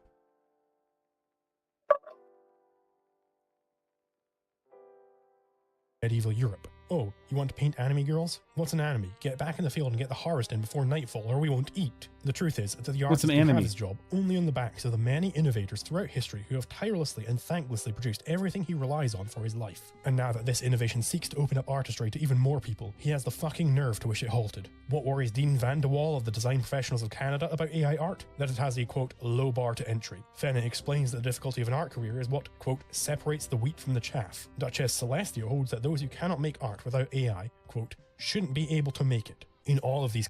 Okay. This is the worship of skill. Skills should be held in high regard. Doesn't make you entitled to your job, though. So I don't, especially this one right here. I've heard this a lot. But this is where there's like Corridor Digital. They call it the democratization of art. Which, sure, I guess it is the democratization of art. It is almost no different than just going on Google and just lifting an image, though. Word up. Cases, the artist betrays that it is competition that they are against. Timothy Gebru, a former AI ethics commissar for big tech, explains that AI labs are reluctant to look into any issues brought up such that they may avoid litigation. She says this as if it is proof of the companies being evil and nefarious. In reality, they want to be innovating, they want to be creating, but they must divert resources into defending themselves from frivolous lawsuits brought forth by the incompetent masses. If you want these companies to be able to honestly investigate the problems that you have, then you should be advocating that Uncle Sam keeps his grubby hands away from them such that they may innovate every last problem away. And it's not even as if you can placate these people by obeying their demands and hiring human artists to whom you allow artistic freedom. We know this because they are constantly bitching and moaning about how awful it is that Disney would use generative AI, among various other tools, in the opening sequence of their secret invasion. Why don't you just hire artists to make it, they cry. To which Disney responds that they did hire artists to make it, and that those artists who they hired opted to use AI tools to communicate their own creative vision. What must always be kept in mind with these proposals from artists that AI be regulated and IP expanded is that they are advocating that violent force be used against people on their legitimately held property. It is far too easy for someone to sit back and cry out that the nebulous business... I'd argue, this is what the core of my original argument was at the very beginning when I started talking about this subject. So you commissioned the machine to do that. You didn't make that. You should give that machine credit.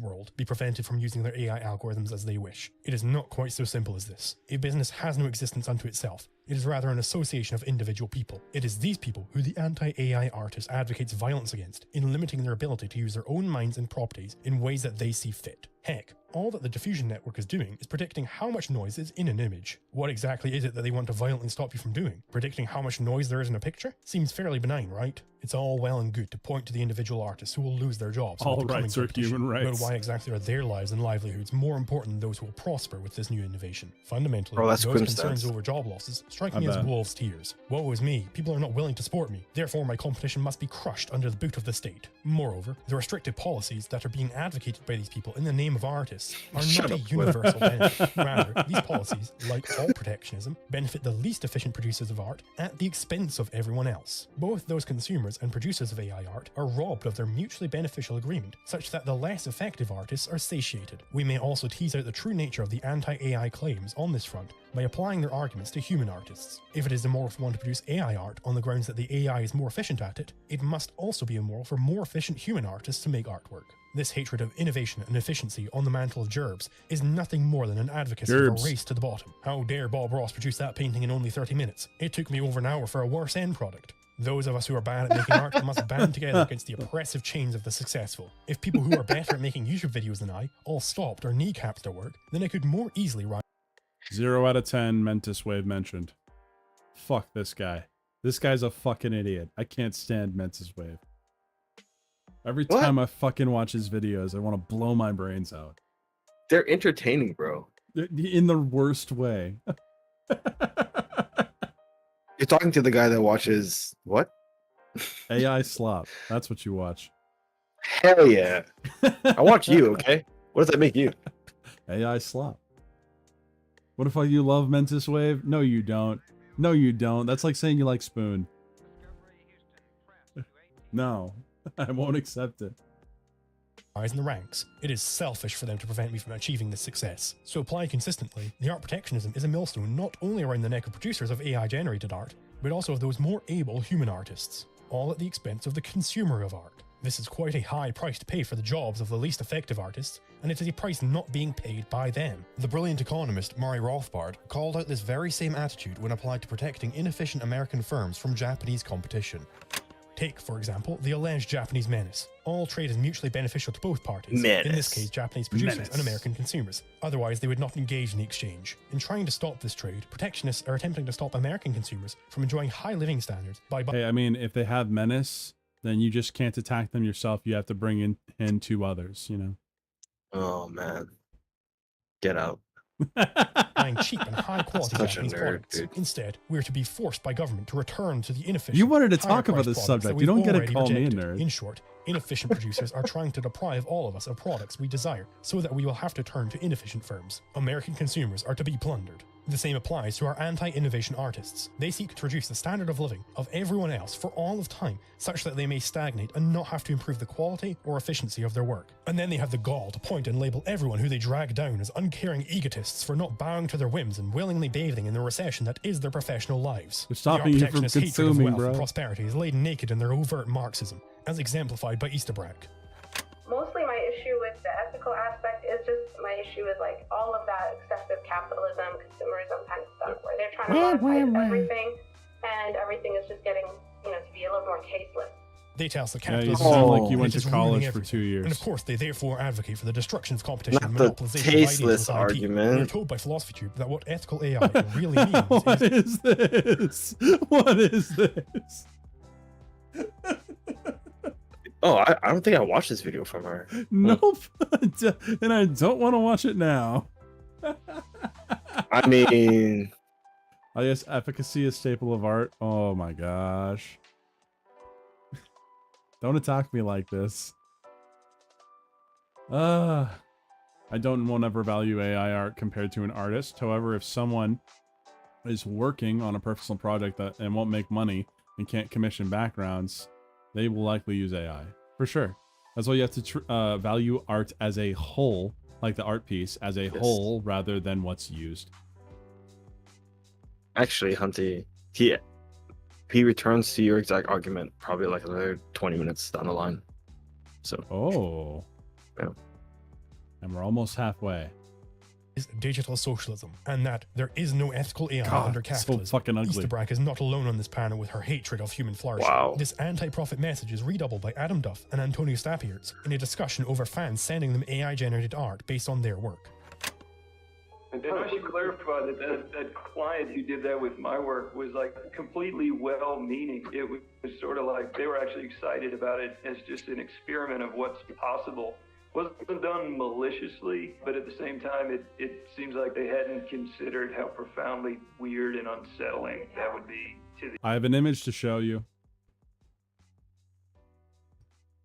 I have something to show you. You know, it just goes off how profoundly weird and unsettling it would be to the artist. Creamage.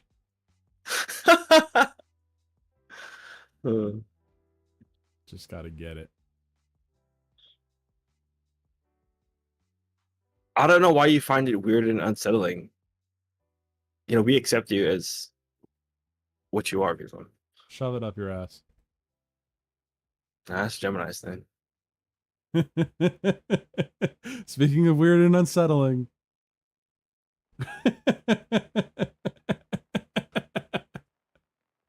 It's such a good image. This was made completely with AI. This fucking made my side hurt so much last night. When fucking Creamage posted this shit. Why does he have, like, did he go searching in, like, Why? Why is there a different skin tone? Why? Ew, brother, ew. Ew, brother, ew, indeed.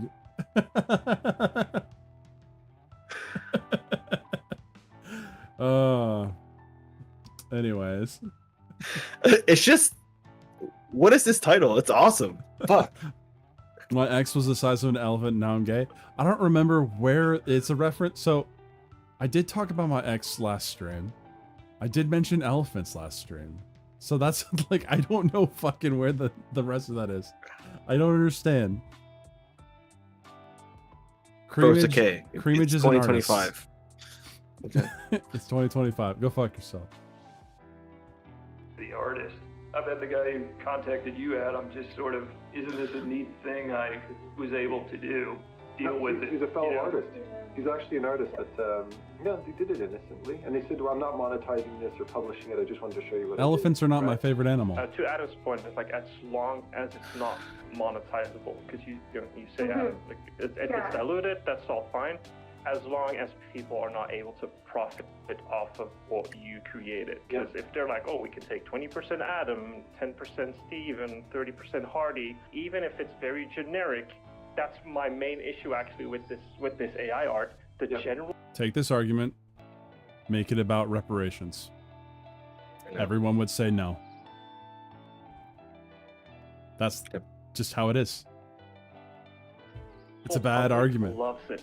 Oh, yeah. They They really eat it don't up. care. Mhm. They love it. You So don't know it's the difference. highly monetizable. They don't know the difference. They love the dopamine hits. They're consumers, literally. So as Your long mom as likes it's it Okay, and this monetizable, is what I hate about like the what is it like? What do they call it? The pathologizing of like language. Like, why does it matter about the dopamine hits? Like, why are you using that type of language? It's in your because they're getting off on art that, well, not getting off, but well, sometimes getting off. Well, but they're they're getting excitement from art that's not theirs. It's art that is inspired, technically, from their work, off of something that was trained off of their work, and they're mad about that because they'd rather you be jazzed off of their work instead of the inspired art. Yeah, but what I'm saying is that they're using this kind of almost clinical kind of language to align it with something as medical, right? It's like, it's not human. We're going to start using words that kind of draw distance. Like, I don't know if that's on purpose or not, but notice how immediately they switch to that type of language. They're talking about AI and how it's wrong and things like that. You know, I'm a little heartbroken actually because we haven't gotten someone in the chat who's so violently against this stuff. Because I really would want to see that. And we don't got it. Maybe we have adults in chat. I don't know. Maybe. Who knows? Who knows? Welcome back, Rich Ronnie. to hear the art protectionists speak as if they love humanity and human flourishing, while so clearly hating any sort of profit. What exactly does their ideal society look like? One where no man is allowed to profit unless the sacred creed of mystic art sages says that he's allowed to. This is absurd. Again, keep this fact in the front of your mind when confronted with such arguments. They want to use violence against you for creating art with your own property, and for trying to improve your own standard of living by yourself. On their view, it is actually evil for you to dare to better yourself. You should rather Money live is your life behind in the total AI. What sacrifice can be to the against Cronenberg it? monster of art. The Marxism is not contained within this group. Timothy Gebru makes sure to stuff ample references to the exploitation of the workers. Wait a and the second. Well, that guy's head's real big. What's up with this dude over here? Yeah. Bro. Is he all right? He forgot to turn off the toggle, bro. Oh, Big never head mind. toggle. He's French. Canadian French. Canuckistan. So, you know, an issue, honestly, in this era, good artists will be sought out. For others, AI is a great, simple throwaway method to make something that gets the point across, kind of. Yakub. Well, I will say, Lord Shadow. So, okay. I know for a fact that there are YouTubers in the space and people that I know personally, not just YouTubers in the space, but people that will say, now that AI is able to recreate images, I will never pay you for work. Never. Because your work was worthless to begin with. It's just that you were the only thing in town. Which, I mean, sure, fair. But at the same time, it's pretty crazy to not... There's a lot of people that throw away that sentiment. When I've run into it a lot. I don't think it's majority sentiment. A lot of people use this shit for memes. And I think the memes are just fine. The memes are great. I just showed a meme on the freaking screen. But typing in a prompt is work. We'll get to it. We'll get to that. Well, typing is work for Quim, okay? Let's not forget those that are less advantaged than us. We finna fall for this technology. Did you watch the video that I put in Discord General earlier? No? Maybe? Oppression of the lower classes whilst discussing AI ethics. She makes sure to inform us that technology is political. Of course, we just need to make sure that we are inserting the correct politics, read Marxism, into these AI systems. They have no principles of opposition to AI image generation. They just want to be the ones in control, rather than the actual producers, the actual fountainheads behind this technology. Carla Ortiz tells us that we should be kind to individuals, ruthless to corporations. From where does she derive this ethic? She was kind enough to tell us. So when we're talking about individuals, there has to be a kindness to it because they're driven by their passions, they're human, they might not understand what's right, what's wrong because their frame of mind is All right, I'm going to tell you right now, all right? Ladies and gentlemen, I am an artist. Ladies and gentlemen, when I draw, I'm so fucking mean to myself all the time. I'm not nice to myself at all. I'm like, you dumbass piece of shit. Why can't you draw a fucking hand? Like, no. Actually, I think artists should be bullied a little more. Just a little bit. Agreed. Of course you agree. You're just naturally a bully. What? I'm the nicest person you know, dude. That should say a lot. Okay. You're an artist and gay? No, I'm not. Your ex was an elephant, bro. But a corporation is a Fuck you. Fuck you! You know, you suck at drawing, do better, dickhead. Am I helping? I mean, that's what I've been dealing with all my life. You see, you know that Boondocks scene where it's like, as Uncle Ruckus was growing up, you know, bitch, this chicken cold. You can be lit. That's what I got all my life. All right. Don't talk bad to me. Slap the shit out of you.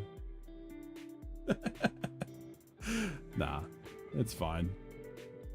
whole is still a combination of people driven by profit motive. Okay, so she acknowledges that a corporation is just a combination of people. Thus, it is a specific type of person, not a non-person, that she's advocating. It's a person that can vote. Towards. And the reason that we should be ruthless to them is because they want profits. It's the same old bromide. Profit is evil. Sacrifice yourself. Don't better your life. Live for others. Don't be selfish. This attitude is also plain seen in the protectionist big gotcha against Stability AI, creators of Stable Diffusion. A large portion of Zapata's video on the topic is dedicated to explaining that they are a for-profit company using the cover of a non-profit to launder data for use in their AI programs. These people say for-profit as if they were spitting venom. The start and end of the argument is that Stability... This is not quite relevant to this, but there was a... This was the thing, what was it? Like last year. No, not even last year. Like in January. There was a very famous Twitter artist, Japanese one, that was in the middle of drawing something on a stream. And someone took a screenshot and, quote, finished it with Midjourney.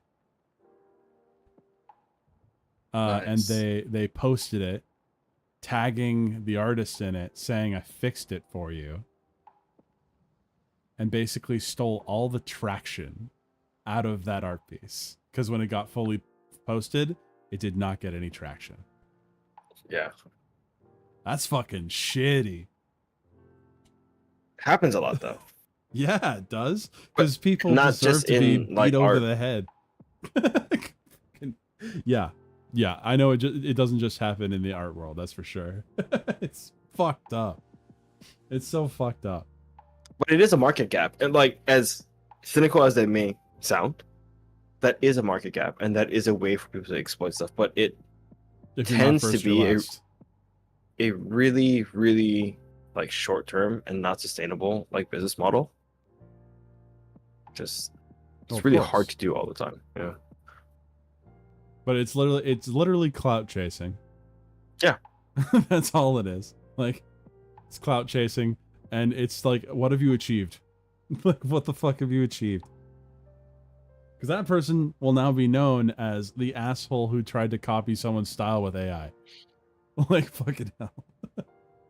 AI is Can profitable. respect this is the supposed to be grift. more than enough to demonstrate that they must be evil. Evan Conrad, an artist who is personally involved in the Silicon Valley AI developer sphere, claims that the motivations of the AI developers are entirely pure. Steven has this thing in his video that I think Oh, that's Proco. Proco is one of the best art channels on YouTube. If you want to learn how to draw, this guy's your man. maybe misunderstands what all of these things are. A lot of these projects are not made by like standard moneyed interests. They're made by people who legitimately think they are building utopia. And I'm relatively confident that they are building at least something very large that might lead to utopia. They are Creamage. quite confident that they are. Creamage. I feel conflicted about that because mainly I don't care if someone were to take my art. I don't think my art is like worthwhile enough to fucking like try and say, oh, fix it for you. But like, I like seeing the works in progress. Then I get to actually get a view on what the process is for that artist instead of, let's say, I only see the finished product, which works really well for like Instagram or Twitter, actually. Like, that's just specifically the finished product is what people want to see. They don't care about the process, which is unfortunate. I actually feel opposite of you, right? Obviously, we do different like media. Because for you guys who don't know, like my vein of art is writing, so poetry, short stories, working on a web novel kind of deal right now. But yeah, like it's actually because my style of art deals so much more with ideas and ways to frame ideas and communication. I actually am super hesitant to show a lot of people my drafts, like my manuscripts. My draft manuscripts. I mean, I showed it to you guys because I trust you guys. Oh and, shit! I gotta get back to you on that, by the way. No, like it's fine. But and I don't see you guys as potential. Well, even if I were to see you guys as potential like competitors, I don't think you guys would steal my shit. You know what I mean? But we have integrity. Yes. At least in my small cohort, right? But if you've ever seen, like, I do watch a lot of visual art YouTube, but man, you want to talk about super catty shit and whatever, like writing YouTube, writing Twitter is some of like the most dog eat dog, like fake friend shit ever. Like I am in a few like writing like Discord servers, and I don't trust a single one of those fucking people, bro. Like these people will literally reach out to you in like DMs, be like, "Hey, you want to join our writing circle?" And like all this kind of shit. Like, nah, bro. Like this smells really off, and all just usual shit. And a lot of people, like, you can tell that they're like, the people will post certain things in the Discord, like, "Oh, help me out in that draft." Like it's really naive people. And I'm like, bro, like that's a great idea. This is super shit. Like, execution, but like 15 people in this Discord server just wrote a competition piece off of your fucking idea. Ouch. Like it's kind of You see, that happens a lot in a specific server I'm in when I post artwork. I've talked to you about it, where there's every single time I will post a specific, like, let's say I'll post a little BMO. This one guy will take that and just draw it, but better. Like it's dude, it's hilarious now. Like I used to be offended by it, but like it's just like I know that I have an art style now because he can't fucking copy it. He's incapable of copying the blob. Haiku about BMO right now. Go for it. they're building AGI, and that's probably true. And when you are that confident that you are building the most important technology in the world, it's just like not your motivator I thought he said anymore. BMO like at when you're first. really, really confident Yeah, that it like, sounded the like thing he that's said going to that, happen didn't is that you're going to make all prices It's go like, to zero. oh no, And you're Ghost going of to the end up in this Machine. world in which like everything is like free. You like look over at your kids and you're like, oh my god, like if I don't do this, like how shitty would it be for me to like not do this for my like future children? Make a world in which they like never have poverty, shit is just all free, and they don't have cancer because like we cured cancer with it. If you actually believe that, the money doesn't really matter as much. And so most of the AGI labs are research projects. They like started in research. They like were founded as research projects. They don't really hire people whose like job is to like make money. I'm the person who like job is like to make money. Like that's like the thing that I don't really do. But like from my perspective, they don't seem to hire those folks. They seem to hire folks that genuinely think they're trying to create utopia or trying to prevent some really bad thing from happening. So we have a bit of a he said, she said scenario with respect to the motivations of these companies. Zapata, who has absolutely no connection with them, says that their motivations are evil and devious. Evan, who has a very deep connection with them, says that their motivations are to make a literal utopia happen. Now, in the absence of evidence, there isn't any way to evaluate which claim is true. But seeing as the art protectionists see it fit to speculate wildly about the motivations of these AI companies, I thought I might do some speculation of my own, but with evidence instead of relying on the profit bad bromide. Namely, I think it is quite clear from my extensive study into this topic that all of these concerns over ethical models, lack of artistic integrity, every point they make, it is all a smokescreen to cover up their true problem, which is that this technology opens up art to more people and thus threatens their livelihoods. Duchess Celestia is explicit on this point. Let's imagine a world where AI wasn't trained on copyrighted art without artist consent, and all AI art generators were trained entirely on ethically sourced materials. Would it be perfectly fine then? No, in my opinion, it would not. Not because of the software. I wish that he would not put a filter over them like it's some sort of BioShock tape playing so that I could better hear what the fuck they're saying. Yeah. Like, holy shit. Maybe we'll watch something later on that's like 2 weeks ago and he has learned even more about editing and shit. Maybe. Yeah, I mean, this is a huge upgrade from the one for sure. Massive. This probably took a lot more time to make as well. A whole lot more time. Itself, but because of how humans would still be most inclined to use it as a replacement for real artists and real art. She tells us further that, quote, obviously many agree that it would be better if all AI art trained on copyrighted material was deemed to be copyright infringement by default, rather than based on its similarity to existing copyrighted works. Because, of course, we shouldn't let little things like the burden of proof or innocence until proven otherwise to get in the way of our goals here. We must stifle competition and stamp out any innovation the moment it rears its ugly head. She tells us this, by the way, in a video discussing a new AI art scam, which is stealing commissions. The scam in question being that people were paying artists for line work, and then iterating upon said line work with AI tools. This being a service that the artists themselves were advertising. It is not enough that people are paying artists to make art on the terms set by those artists. They have to. I just want to say, okay, like, I'm sorry. Like, you're an artist, and I guess she's like a pretty famous like art YouTuber. I've never heard of her. But then you have an avatar that looks like that ass, bro. Like, come on, dude. I know, right? Sorry, dude. I don't know. Oh boy. That might deprive those artists of what they do not own and are not owed. So the problem for Celestia is indeed what I claim it to be. Not that AI is unethical, but that it is a threat to her livelihood. She's not alone in this sense. We've seen. This is the same ANCAP who was whining about IP lobbying and the issue with stock killing games. Indeed. Indeed. In it also with the array of artists who are completely fine with the tech, right up until the point that it started getting good. They have no principal objections to it, they just don't like that it can maybe get better than them. We see it in their hatred of profit. All that an AI company profiting would imply is that they are providing a service which people value more than the alternative. The anti-AI crowd are again here against it on the grounds that it is good, and that it is an improvement over what they can provide. They aren't against plagiarism, they are against competition, and plagiarism happens to be a useful weapon to their end of destroying innovation and creativity. Carla Ortiz makes this perfectly clear. Yeah, any individual in the world can copy your work. Okay, fine, they did it, but if it's a corporation and they profit from that, that's a problem. Or if that individual makes a lot of money, that's also a problem. Truly the mask is slipped. Why Use is your that a AI problem? tools, so long as they're bad. Copy people's art. If you make a lot of money, is that a problem? See, I'm full on capitalist, baby. I don't understand this argument. I don't understand.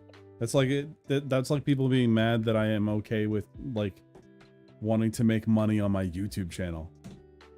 It's like, you're not monetized yet. Well, I have tips open. Of course I need help, but like, that's its own thing. Like, I have no qualms about it. I don't think there's a moral problem with it. If I were if I were a team of 8 people, would it change that? Would it make me somehow evil? If I made myself a corporation under an LLC, would that make me evil? Like, fucking, I don't understand. Actually. What the fuck? I guess. All because you want to not get completely taken out if you have one bad client that takes you to court. Right? Pretty much. Yeah. Pretty much. And yes, Creamage, I do need help. So that's why I have the tips link right there. If you want to help pay for my medical bills, I would really appreciate your help. Hint, hint, nudge, nudge. As long as you don't profit, make whatever art I you love wish. money. As long as you don't do it for yourself, do anything you wish. As long as you're not in the process bettering yourself and by proxy exposing the fattened slump that is art. You might have to This is show further feet for in that, Carl's dude. backup plan. In the case where she's unable to completely destroy AI technology, You don't there love is money such- that much then. If someone tips $100, I'll fucking show a picture of my toe. Whole foot, $200.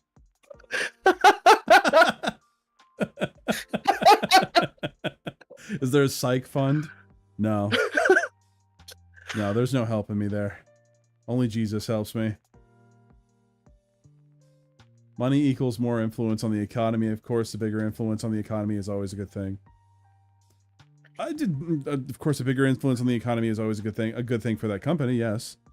I wouldn't say necessarily it's good for the economy if some, like, let's say the eating people's faces with rats club decides to fucking get a bunch of funding. Dude, just draw a Brie Larson style foot and that's your foot. Oh my gosh.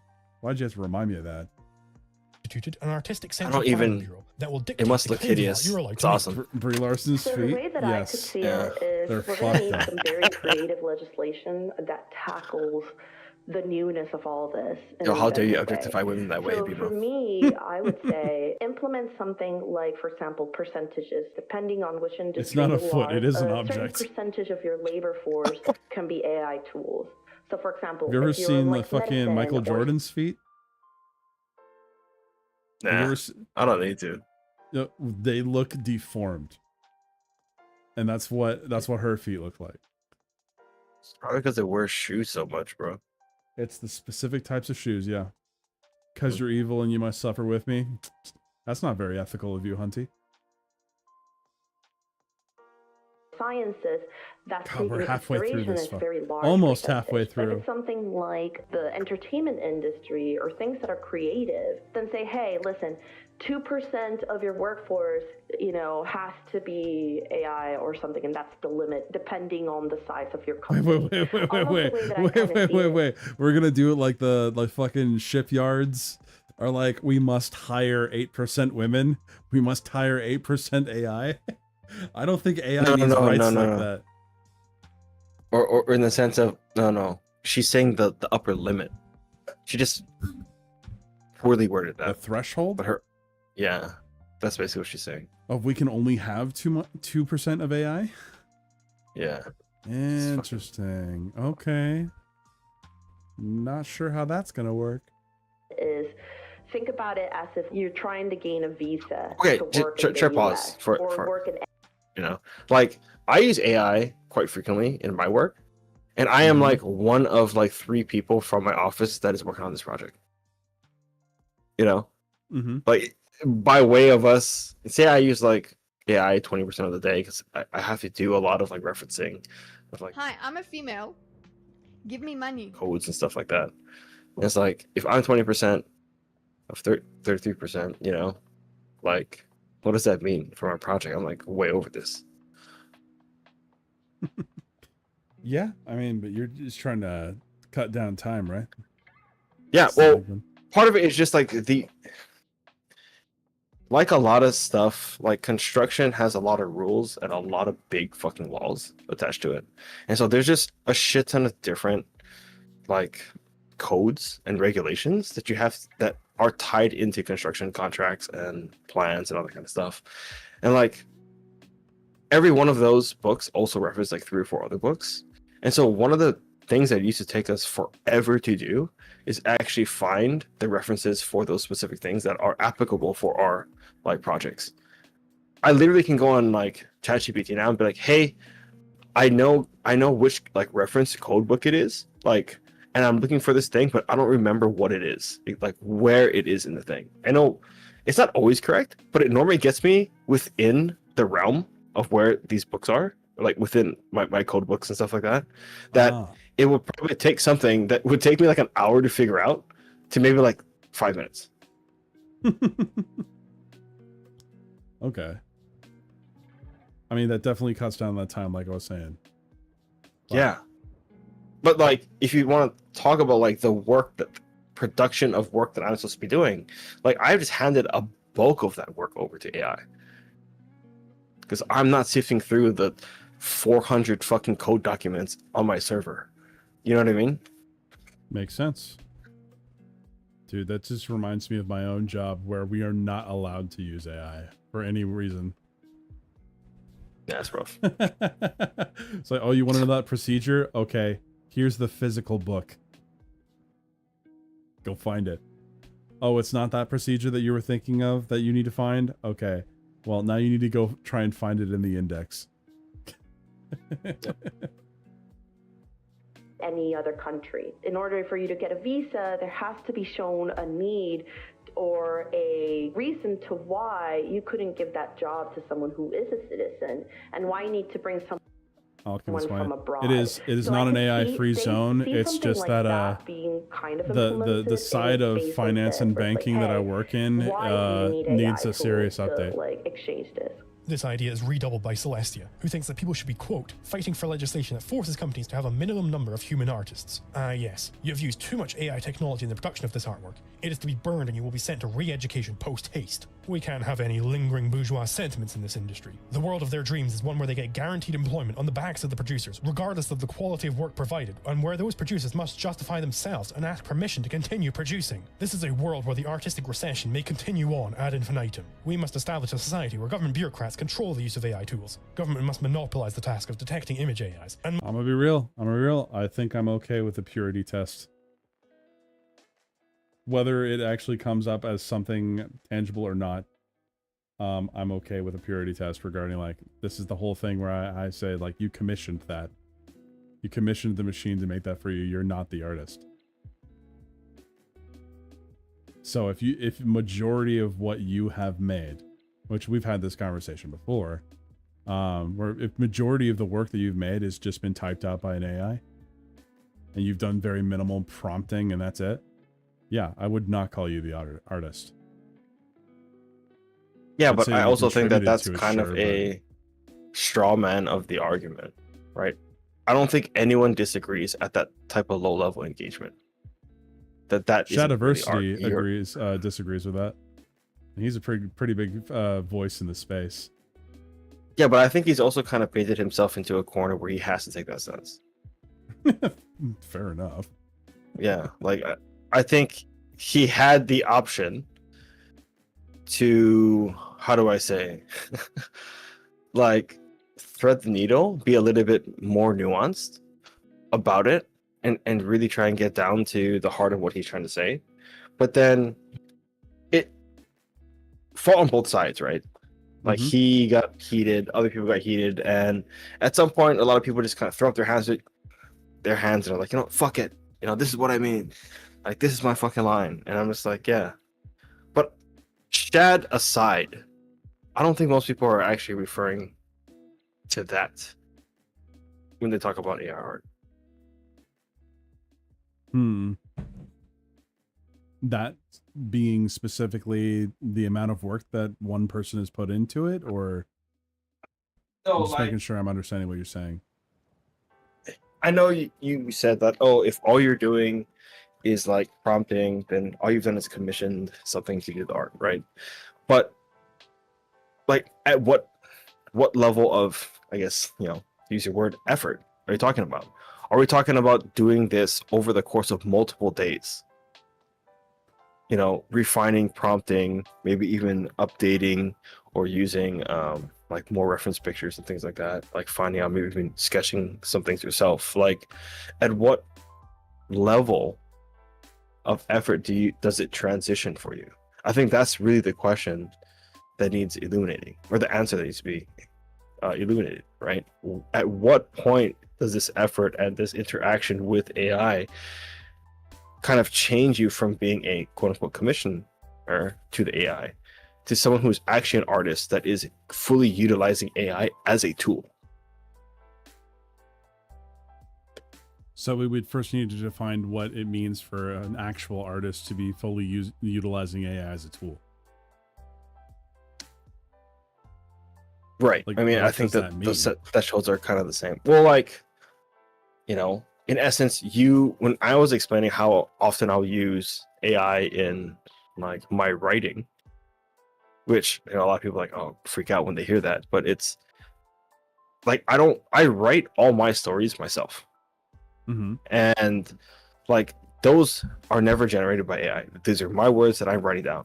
But often what I'll use generative AI for is to help me do like little concept art things. So concept writing. Like, yeah, I have a scene, I have these two characters, I generally kind of understand these characters, but like in my mind, I'm missing something about, say, a detail about their clothing, or like, I don't know what kind of clothing they should wear, or I don't know, like, it's like, what weather is it this day, or what does the smell of this like marketplace or this classroom have? And it's like, I will actually, prior to like ChatGPT and all these types of things being released, what I would do is that I would write like 100 to 200 little like stories from the perspectives of different characters within this like scene. It's like really short, right? Probably take me an hour or so to write. It's like, oh, maybe this one character is walking by the marketplace when the two characters of the story that I want to write are like having lunch. And like, I'll just write from that character's perspective, or just write about like the place itself that they're in. Really short, less than a page, that kind of stuff. And I'll do this over and over again to iterate and solidify the scene and the characters in my mind so they're tangible. So that when I sit down to actually write my draft, or, you know, refine or edit my draft into something I actually want to like try and submit, I have a way stronger understanding of that scene within like my head. And it's those types of things that I use generative AI for. Because prior to that, I would normally write anywhere between 6 to 15 like of these little kind of concept writings, like to help myself have enough information to write a full short story. And that takes a lot of time. It takes a lot of time, right? Absolutely, yeah. But now I can literally write maybe like 2 or 3 of these and then pop it into like use Gen AI to pop out another 10, and then maybe I'll write another 2, and then I can get it to pop out another 10, right? And now I have like 3 or 4 times the amount of concept like writing to reference when I go to write my actual story. And like, I don't feel like that's me being someone who is commissioning AI. I feel like that's me using Gen AI as a tool. Okay. If we were to switch this into the art realm here, not that like writing isn't an art in itself, but you know what I mean. Yeah. Visual side. The visual side of things. You can make thumbnails. This is an iterative process that a lot of artists do, where they'll create small squares. They will draw basically only with the values to try and make the values of a piece before they go full ham on that. And you can skip that process, or not skip that process, but have a Gen AI do that for you, saying, okay, here's the prompt. Make this, make 8 different versions of that. And you can work with that. Heck, like I said, I've done that before. I take the issue is where it comes into the, okay, I have drawn half of this drawing. what does that mean first? But like, let's say I've drawn the basics of this. I've drawn the structure. That's it. And then they take put it into Gen AI and say that this is this holding a sword. To use Shad's example, but I think Shad has actually put more work into it than that. To where it's like less than 50% of it is your effort. Like a severe lack of that is your effort. Like, yeah, I would say that you didn't make that. You took part in it. But it's like saying that a director is fully responsible for the movie that he makes. Like, it's a collaborative effort at that point. You don't get the full credit. Yeah, you wouldn't consider a director a form of artist? Not particularly. Though I think film is an art form. I think it's an art medium. But when I'm thinking of films, I'm not thinking of the director's vision. I'm thinking of everyone that worked as a collaborative effort to make that vision happen. It's not a specific director's movie. It's everyone's movie that helped make it. Unless we want to start having a conversation about rights holders. And the producer gets the credit. Right. No, it's more of a abstract kind of discussion, not necessarily legal. Yeah, for sure. On that front. Yeah. Everything is art. Okay. The fart I just made was art then. It could be. Must be the ones who dictate the exact conditions of their use through the whole economy. In short, what is advocated here is a society where the state has sole discretion on creation and detection of AI. A society where the Leviathan... Art is supposed to shock you, make you think. It's supposed to attack your soul. Dude, I hate art. I hate art curators so much. Fucking... Dude. Going to the Seattle Art Museum, all right, when Monet and Van Gogh were there, that was fucking awesome. Amazing. And I'm sitting there, and I'm listening to these other fucking idiots talk about it. One, they don't understand the history of these people and what they went through, why these things were made, what was going on historically at the time when these were made, why it reflects that, how Van Gogh was treated regarding his art before he died and stuff like that. No, they're like, this is just universally the best thing I've ever seen. It speaks to my soul. Oh, it's dude, the frou-frou nature. All right. It's the type of ego that makes you want to just freaking vomit. Art attacks my soul at least 3 times a day. You should probably get that checked out. I don't know, man. The only art curator I know was this really, really cute Blasian girl in Seattle. It was different. It was different. Okay. Yeah. Mm-hmm. Whatever narratives it sees fit. She was pretentious as fuck, though. Not gonna lie. People is filtered through the lens of using violence to stop people from living their own damn lives as they see fit. These are the people who destroy creation and spit in the face of man's happiness on Earth. These are the second-raters, the second-handers, the parasites. Thousands of years ago, the first man discovered how to make long is this fucking video? Welcome back, Che. Che, we are talking about a different video now.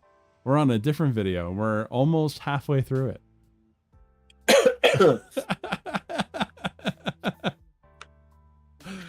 Welcome back, though.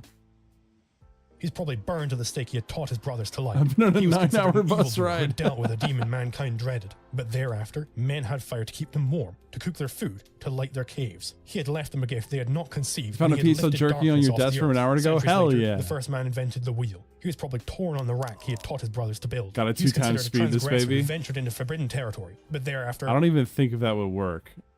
How... I don't know. His accent is a little rough. Let me see. All right. We're going to 2 times speed. Men could travel past any horizon. He had given them a gift which they had not conceived, and he had opened the road to the world. That man, the unsubmissive and first, stands in the opening chapter of every legend mankind has recorded about his beginning. Prometheus was chained to a rock and torn by vultures. Oh, that's awful. What about 1.5? I'd probably do 1.5. Stolen the fire of the gods, and was condemned to suffer because he had eaten the fruit of the tree of knowledge. Whatever the legend, somewhere in the shadows of its memory, mankind knew that its glory began with one, and that one paid for his courage. Throughout the centuries, there were men who took first steps down new roads armed with nothing but their own vision. Their goals differed, but they all had this in common, that the step was first, the road new, the vision unborrowed, and the response they received, hatred. The great creators, the thinkers, the artists, the scientists, the inventors, stood alone against your the mother. Time. Every great new thought was opposed. Every great new invention was denounced. The first motor was considered foolish. The airplane was considered impossible. The power loom was considered vicious. Anesthesia was considered sinful. But the men of unborrowed vision went ahead. They fought, they suffered, and they paid, but they won. The reason why the arguments used by these advocates of aesthetic stagnation are a strange mishmash of incompatible positions is because the art protectionists, who have for a few centuries rested on the laurels of not needing to justify any decision they made, are now faced with a real artistic contender to their stagnation. What the fuck? Okay, when it's fast like that, I can definitely tell when he went back into the editing room and overdubbed himself. Yeah. It is painful. I gotta fix it. I gotta go back to normal. Such a situation, Jeez. they are like an animal back 0.75. Let's go. 0. Do you want it slower? No. Oh, let's see. Whoa. They must grab at any argument they can find. It sounds like he's speaking Chinese, dude. What the Keep fuck? this idea in your pocket as you watch the rest of this video, and as you encounter these people in the wild. If you're particularly perceptive, you'll notice that their fundamental mission is to kneecap and destroy these AI art generators, such that they may be kept in the picture without ever needing to innovate. They show their hand in their preferred order of automation. Machines are supposed to make it so that we don't have to do menial jobs, freeing us up to pursue things like art. Now here we are working harder than ever before, while machines do the art for us. Absolute fucking dystopia. This is kind of how I felt before I started looking into it. Now it doesn't really bother me that much. Yes, the invention of the airplane equals AI lolly art. Abhishek Gupta of the Montreal AI Ethics Institute has his own little pet jobs that he wants automated. Is there any jobs that we actually do want AI to do? I think things that are low risk, things that are low stakes, things that are well defined, things that have a narrow boundary, potential behavior, things that are sort of limited in terms of the impact that they would have on human lives in terms of safety, in terms of safety in many dimensions. Why does it sound like he has an Indian accent almost? Pretty sure he is, bro. He's very French. Oh. Look at his teeth. Actually, never mind. His teeth are actually better than a Frenchman. You know, physical, psychological, etc. And you're missing your AI lolly art. I can make my own, thank you. Don't bring joy to people or are unnecessarily oppressive Do not receive! in the nature of doing that work. But when it is suggested to artists that they can use AI to automate the grunt work in their field, we are met with a constant chorus that some artists enjoy said grunt work. This is art making, for God's sake, not some agitating manual process that people hate. This is one of the things people Speak for enjoy yourself. doing. Yeah, Anyone I know, with dude. I'm like, artistic okay. outlook will see. Bro.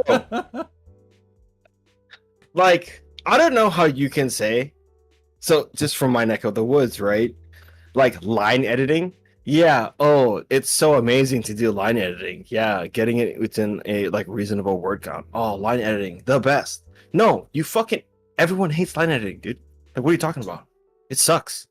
But it's the end goal, right? You're trying to create something that you can be proud of. But that doesn't mean that there isn't parts that you absolutely fucking hate doing, dude. Yes. It's just how it goes.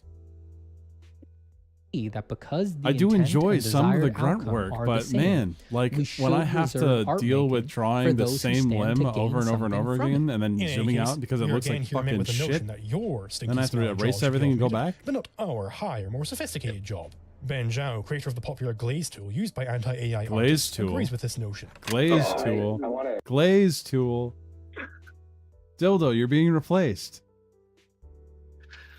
By AI. Add a little bit to this. AI is coming for Dildo's job. I mean, it's a little bit alarming when you think about You see, I hate picking up the pencil. job replacement that AI is coming in, right? AI is not, as many people thought, taking sort of the unskilled work and helping to elevate the workforce into more, creative roles. In fact, AI is coming for the creative positions. It is coming for the artists, for the musicians. We've had people reach out ever since Glaze sort of went public, from choreographers, from voice actors, from writers, from journalists. All the creative aspects of human creativity, all Get these into flow and go, really yeah, highly pretty much. valued positions in our society are getting threatened by AI. So, these commentators are completely fine with, and in fact in favour of automating your job, just not their job. Automating those stinky, dirty, manual jobs is completely moral. Those lugnuts should just learn to art, right? But automating artistic pursuits? Purge the thought. God forbid the special activity of art ever be done more efficiently by smarter people. That should be reserved for peasant work. How dare you be so callous as to even suggest that art be opened up to more people? It is the lower jobs that should be automated, not our sacred profession. I really want the artists to hone in on this point here, because I hear it all. Okay. You're probably going to disagree with me. But I do think this touches on my kind of disgust. My disgust sensors. Like, my hackles get raised when I see people who could very well learn how to draw, instead decide, nah, I'm just going to let the AI do it for me. In the simplest way as what I described before, the one that you said that's not necessarily what everyone's doing. I know plenty of people, personally, I know it's a personal experience thing, so take it with a grain of salt. But like, I've run into plenty of people that do that. That it's just like, but I'm an artist because I do this. And I'm like, you could just fucking learn to draw with how much work that you put into this. You claim that you do. You could achieve the same thing. So people claiming that they're artists, is that what these people do? Yes.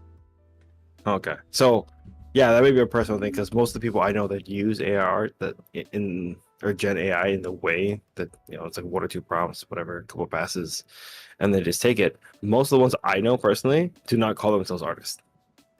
Actually, it's funny. I ran into my own little brother that he ended up doing this. He started doing this shit. I'm like, don't fucking call yourself an artist. Come on. I mean, obviously talking about me. a lot of people are like, they meme when they say that. It's like, oh, look, I'm an artist now. Kind of bullshit. But yeah, most people, I don't think actually generally that I've met genuinely mean that when they say it. Did they say artist or AI artist? No. Artist. And some of them argued me to the wall about it, going like, no, I put enough work in that this makes me the #1 maker of this. I'm like, just fucking pick up a pencil, bro. Yeah. Like, even Shadiversity fucking calls himself an artist because of him being able to create that Supergirl image. I would not call him an artist for that. Personally. Like, it's not, I just can't. I can't do it. So, I might dip really into EP. I don't know what the fuck English. Evolutionary psychology, yeah. Yes. So, disgust. Like, what disgust is and stuff like that. As a reaction. Disgust largely is a behavior that's aligned with like culture, which means that it's aligned with like coalition or alliance. And so it's a reaction that is, how do I say it? There is a physiological capability of the human to do it, but it's triggered by like learned like social cues that are meant to align people in like, tribes, if you want to be really kind of broad with it, into groups. And that's why people largely have different things that disgust them.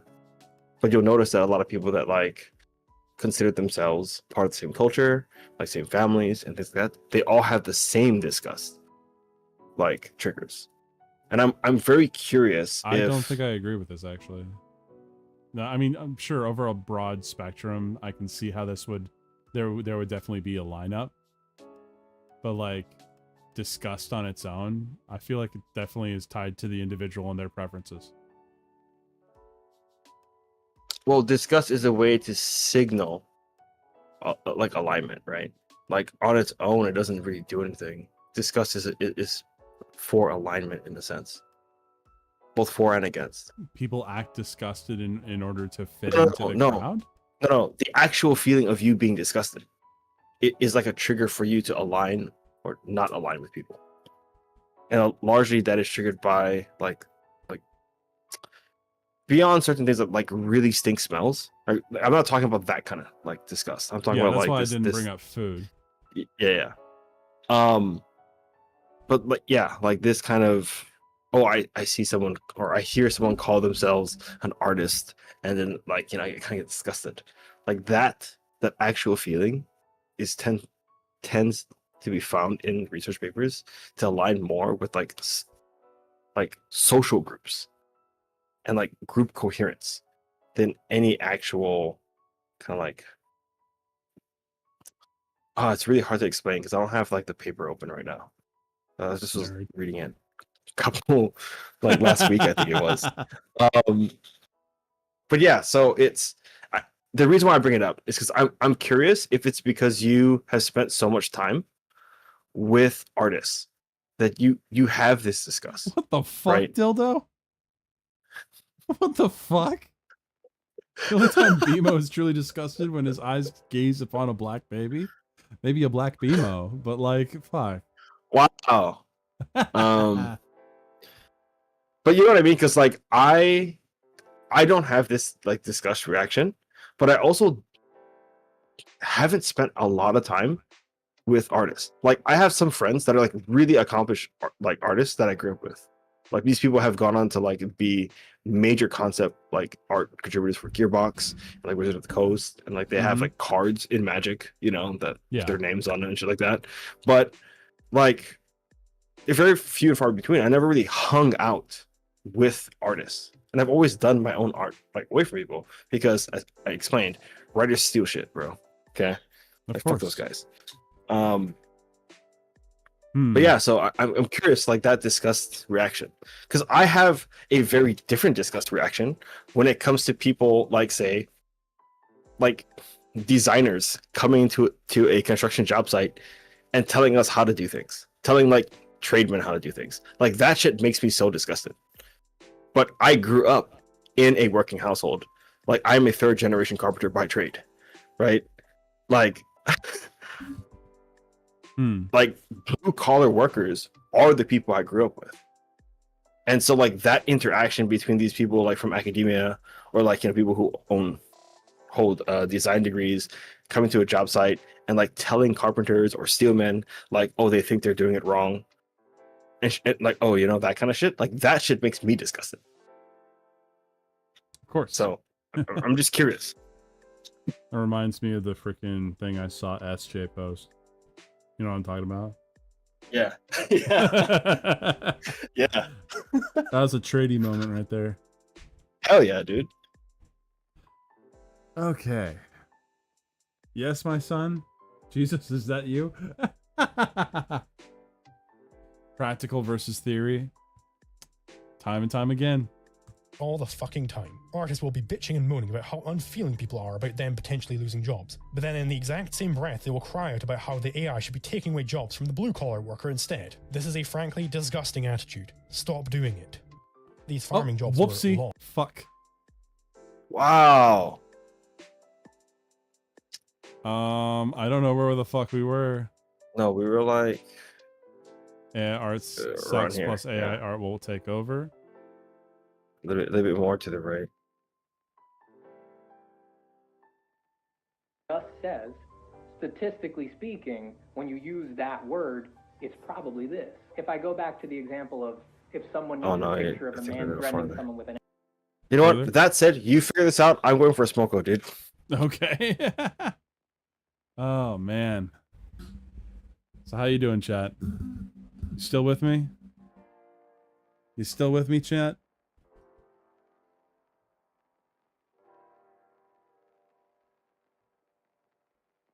I do find it funny how, like, consistently, definitely less people are interested in my take on this. Around this same time, if I were playing a game and doodling, it would be different. Hey, what's up, Primate? Primate, I got a bone to pick with you. I got a bone to pick with you, sir. All right? Fucking donating in Cindy's list to say that JoJo is shit tier twice, you motherfucker.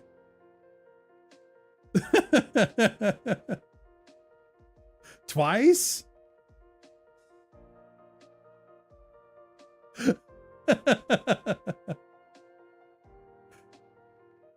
It is not. It is not. How could you say that JoJo is shit? I don't understand this. Like, the only thing I can say about people who say that JoJo is shit, I can only say that you haven't consumed the series. That's all I gotta say. Because there's always something to like about JoJo. It is one of those things. It changes genres so often. It is very difficult to not find something that you like. Absolutely is. Yeah, okay. This is coming from the same person I saw saying that Naruto needs to be in high tier. All right? Because Naruto, majority of Naruto, dog shit. You only went 8 episodes? Damn. Primate is blind and deaf. Be nice. No, I won't be. I can't believe that such a shit take would come out of such a nice individual. The art style just isn't for you? No, not just Shippuden. Naruto turns to shit before Shippuden. That's what I'm saying. The first 2 arcs of Naruto are basically where Naruto should have stopped. That's it. Because the fucking writing of Naruto goes into the toilet very quickly after 2 arcs. Anime is just ass, yeah. Shippuden is high tier? No, hell no, dude. Especially the anime. It's mostly filler. It's over 50% filler. There's so many episodes that go absolutely nowhere because they couldn't do anything with it. Nah, the Akatsuki is part of the reason why Naruto sucks. All right? Because the Akatsuki never achieved anything. The main idea of the Akatsuki were to be the rebellions that were going to take over basically take down the Hidden Leaf Village. Didn't end up happening. They were a fucking waste. I'm just saying. Like, I have some issues with Naruto. Pain was the Pain arc was really interesting. The fight, the morality between Pain and Naruto, very interesting. That arc, though, the overall arc, not good. Stress like Dragon Ball and Cell. No, Dragon Ball and Cell was better paced.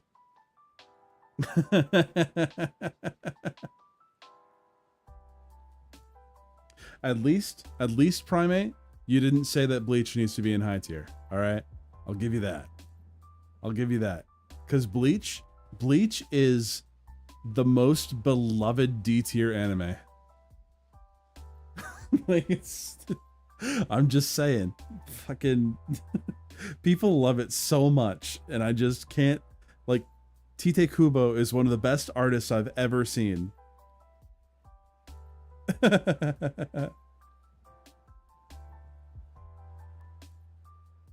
What is that? We have our different takes? Of course. Of course we do. And honestly, if Naruto Shippuden ended after the Pain arc, pretty much everything would have been properly achieved. If Leon likes it, it's probably ass. I learned that. I learned that. I remember looking at his face during Cindy's stream and realizing, like, seeing that he was wondering, man, why didn't I just fucking do this on my channel? Fucking, because he's seeing all the people that were battling via super chat.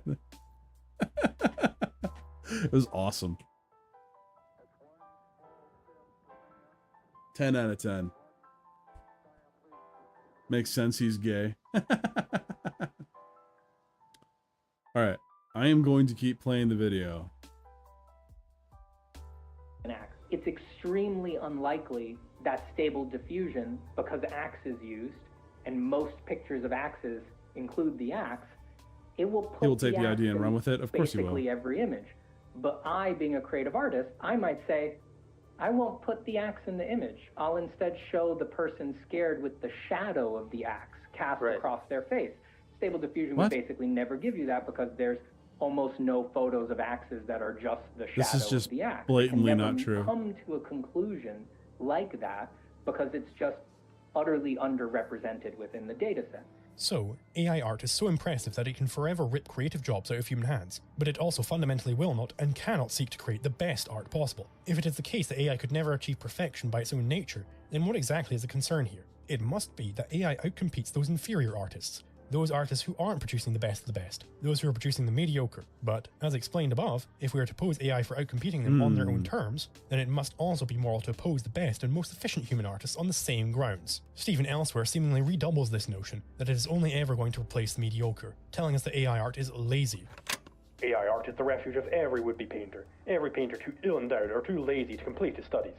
Oh, actually, I'm mistaken. That's not Stephen Zapata talking about AI image generation, that's Charles Baudelaire talking about photography back in the 1800s. I don't know how I misplaced that so dearly. You can of course see my point here, discerning viewer. These Luddite, anti-innovation, anti-art arguments are nothing new. There is almost a predictable progression from complete mockery of the new artistic technology, which is claimed to be not real art, followed by and sometimes paired with fears that it will dilute the artistic taste of the man. I feel like the it's not even art argument is the weakest argument that the anti-AI art crowd have, because these are people that already accept that art is completely like subjective and under the eye of the beholder, and then they'll say it's not real art. Now, if you can look at the definition of art here, you could say that it is not art because it's not made by a human. Let's see. Art's definition. Art definition and meaning. Skills acquired by experience, study, or observation. An occupation requiring knowledge or skill. The conscious use of skill and creative imagination, especially in the production of aesthetic objects. Let's see. Yeah, there you go.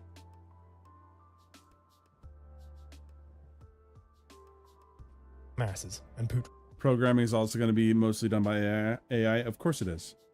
Of course it is. It's an inevitability. Real art is out of jobs, which, of course, culminates in protectionist calls for preservation of old and inefficient jobs. In any case, if this world I will of AI always ask first when I'm in museum how efficient was this artist. Then surely this means that the art being produced is not great. Great art inspires and thrills people, whether they want to make art or not. If the future of AI art is constant masterpieces flowing out of every rock and pebble, this is a world where man is more fully inspired and enriched by the media he consumes. That this is not the future painted really makes one ponder about how fully humans are going to be replaced by it. Furthermore, Stephen seems far less confident in his predictions when unscripted. In that very same Art Cafe interview, he refers to his imagined dystopia as pure science fiction, and in an interview with Miles Johnston, released on his channel after his anti-AI video, he says with respect to the rise of AI image generation that, and I don't know, no one does, what that's going to do to markets, to culture, to people, to no one anything, does. Right? We don't know for sure at all. The human-to-human connection is, I think it's a pretty safe bet that if anything's going to survive, it's that, and it seems very likely to me that it will survive. Now, that's a statement with quite a bit less fire in it than a near certain hellscape that a person must lack imagination if they do not see coming with the introduction of image AIs. Of course, unscripted Stephen is entirely correct here. You should not expect the human-to-human connection to go away anytime. Okay, boys, gonna jump. It's past sleep times. Rest well when you do, and thank you, BMO in chat. You have a good one, Lord Shadow. Thanks for hanging out. Really appreciate you. Thank you very much for hanging out.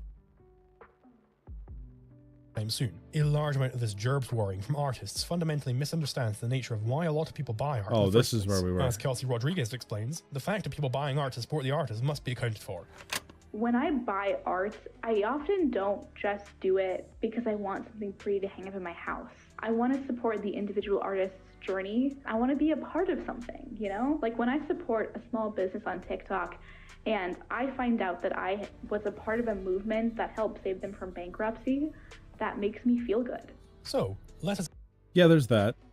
But there's also like, and this is how I usually do it. It's like when I like a person's style, I will specifically seek out that person and commission them to draw that style. Because I'm not going to draw it as well as they can. They do it all the time. I would have to learn it. That would take a lot of time.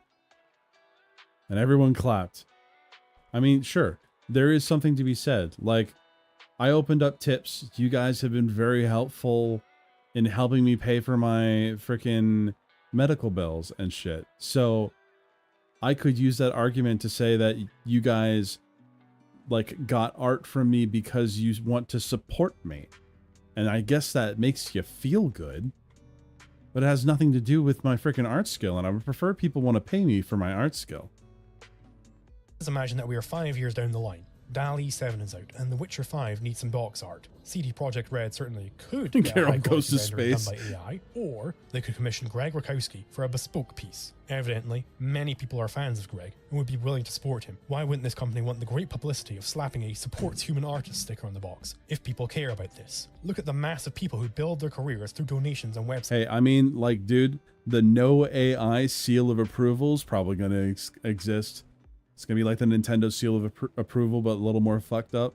Sites like Ko-fi and Patreon. Careers built in the back of donations from people who like the work. There is a true selfish incentive for people to do this. If I very much enjoy the work of Hans Hermann Hoppe and want him to continue to write books, it is in my own interest to financially support him in this endeavor by purchasing said books. We do not require, and it is not desirable to implement dibs on first fingering of your new badge, the power of Uncle Sam. Any who would wish to consume intellectual products You're gonna without have to pay me supporting for the that. progenitor. People are plenty capable of being moral on their own. We do not need to force them by blasting their ass with the long arm of the law. There's a certain truth to be pulled out of the artists who say that AI art is fundamentally flawed, namely, that it is going to be far more adept at creating slop than actual high art. Zapata's horror story of AI image generators You gotta coming out fight the content to nurse the lowest first. common denominator could indeed occur. Many people have very poor taste, but those with poor taste are not going to be at the forefront of any artistic revolution, nor should they be appealed to. Allow me to highlight this with the fictional architect Poor of the slop game in the taste is Fountainhead scale Wynand. In fully Wynand owns subjective. several tabloid newspapers which dish out the most surface level, bottom of the barrel stories, because this is what the people want, or so Wynand claims. He does this because due to some events in his life which I will not spoil, he grows to believe that integrity is impossible, and so the only way to be successful in life is to appeal to the very worst kind of mindless drone. His foil, Howard Rourke, is an architect of impeccable integrity. He refuses to alter his buildings in any way to appeal to tradition, or anti-tradition, or any other pointless whims that might surround him. The true artist takes after Howard Rourke. He's not concerned about slot peddlers, shoveling gruel into the mouths of the hungry Live masses. Hassan He's reaction. concerned only with creating his art to the greatest quality it can be. A Howard Rourke does not build to have clients. He has clients so that he can build. This is the model that you should be emulating when you want to do something good with your life. Ultimately, the book demonstrates the core flaw in Wynand's strategy, namely, by kowtowing to the masses. Has he seen modern art? I don't know, dude. I actually like Jackson Pollock's art. That's the thing. I also like the weird cubism photos with just different colors. I like them. I don't think modern art is as disgusting as people say it is. A lot of people like to say it's just straight up money laundering, and I'm sure that some of it's used for that, but I can't help but like some of it. Becomes their slave. He is incapable of actually doing good for himself. He needs to reconcile the inconsistency between his slavish devotion to the whims of the idiot masses and his desire to attain happiness for himself. No, I do not want this to be misinterpreted as an attack on the artistic integrity of AI images as such. There are certainly some very good pieces of AI-generated art, and some genuinely new artistic techniques that they make possible, which I will be going over later. Shadiversity has a 40-minute video tutorial where he explains the process behind creating a Supergirl version of his wife, and he gives a genuine artistic motivation behind it. And what I love to do is to depict my wife as Supergirl, because that's who she is. She is my Supergirl. She's the most beautiful creature in the world to me. And so Man, I love making art. I wish he looked this healthy still. He does not. He looks like he's been slapped in the face by age. Of my wife. She is my muse, and I particularly love depicting her in the way that I see her. People don't see what I see when I look at my wife. When I look at my wife, I see the most beautiful creature in the world. I see my Supergirl. The theory of what art is will be That's addressed cute later, and all, it will be Shad, seen but that you he's kind of undermine yourself by being a smug asshole about it. doing genuine art here. He's concretizing a particular metaphysical belief that focuses on the potential of man as such to become a Supergirl. Austin McConnell used generative AI in the making of an almost hour-long animated short, where he meticulously crafted every panel and evidently put effort into making sure that the characters are consistent across time and posed exactly where in the scene they need to be. So I fully accept that AI art can be good. Rather, what I am trying to get across here is that a true artist should not be concerned with the lowest common denominator slot bots that prompt out an image for every trending topic on Twitter in the hopes that one of them will go viral, as the set of people that such a thing appeals to are not the clientele of high art. If you're concerned about your job security, ask yourself, are you Gail Wynand or are you Howard Rourke? Maciej Kuchara, host of the Art Cafe podcast, points out that this sort of second-hand trend hopping is not at all unique to AI systems. When I say least worried about an average AI art consumer, because at the end of the day, there's nothing unique about it, you know? It's all kind of based on what already existed, and there's completely lack of uniqueness to it. Right. Yes, it creates incredible images, but if you look at it, it kind of reminds me of ArtStation, where a known artist would post something incredible, and then a month later, like, everyone's copying it. So the question is, should artists be concerned about human trend hoppers? Should Rembrandt be concerned that someone is biting his style? Surely not. Just as is the case in other industries, Mr. Beast is hardly concerned about the thousands of channels that jump on everything he does a few weeks later, because he does it the best. The average film and TV show being produced today. Ugh, kill me now. What the why is this on my screen? Filmmaking is still alive and well. I fail to see why generating AI to produce work of a similar quality. Why did I come back just to see that? Holy shit. If the competition is producing artwork of a higher quality, that indicates that they're not second-handers, that they're actually coming up with something new and better, and the correct response to this is to improve yourself, not to get annoyed by your superiors. So we have it that it is not the case that AI image generation steals or plagiarizes the work of artists, and that it is immoral to oppose a new line of production on the basis that it less efficient lines of production. Thus I can now turn my attention to their final gotcha, namely, can images produced by AI be called art? To answer this, we must look at the more fundamental question: what is art? Either we have that there are some objective principles underlying artistry, in which case such principles would need to be elucidated to answer the question, or I don't need to actually consume this part because I already know where this is coming in. I already accept this shit. Or there are no such principles, and art can be whatever a person wants. In the latter case, the question, can AI produce art, is answered by, if I wanted to. Or in other words, yes, it is possible for AI to produce art. An aesthetic of art, defined, produce. Oh my gosh, Bonsai Pop. What art is. I love this twink. Just kidding, he's fucking annoying. And he freely admits this, whilst fully confident in their assertions that AI art is not he was really art. fucking pissed about that awesome video. Our first candidate for a theory of art is materialism. Why? The materialist knows that art is pursued as an end in Because itself. he's got a stick up his ass, and he likes to pull the authenticity card whenever he can, and he's a filthy fucking communist. Oh, gross. Yep. This makes art distinct from many other things that men produce. A newspaper, a scientific treatise, a busy signal on your telephone, a hammer and nail are all used and produced for utilitarian Art is in the eye of the beholder, not ends in sure. themselves. The materialist all proceeds 10 from this stocks to conclude of them. that art's a petty indulgence completely unrelated to What a man's nerd. life in this world. Obviously, such a theory would leave quite shaky grounds for the proponents of AI art not being art, as there could be no rational principles underlying that which is fundamentally irrational, which the materialists claim is the case for art. So I shall move on to an opposing school, namely spiritualism.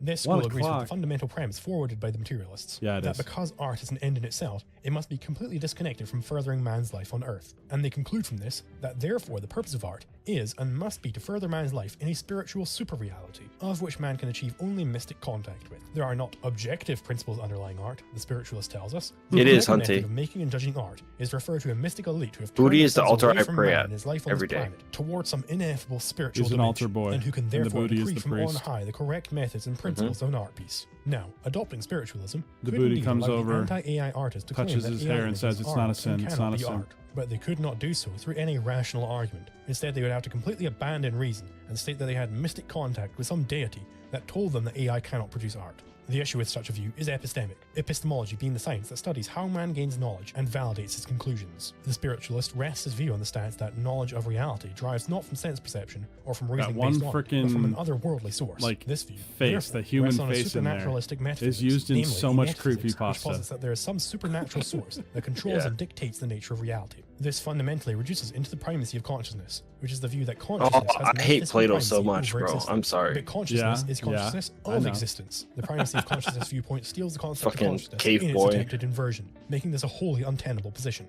However, there's a third option available that must be analysed here, namely, the objectivist theory of art.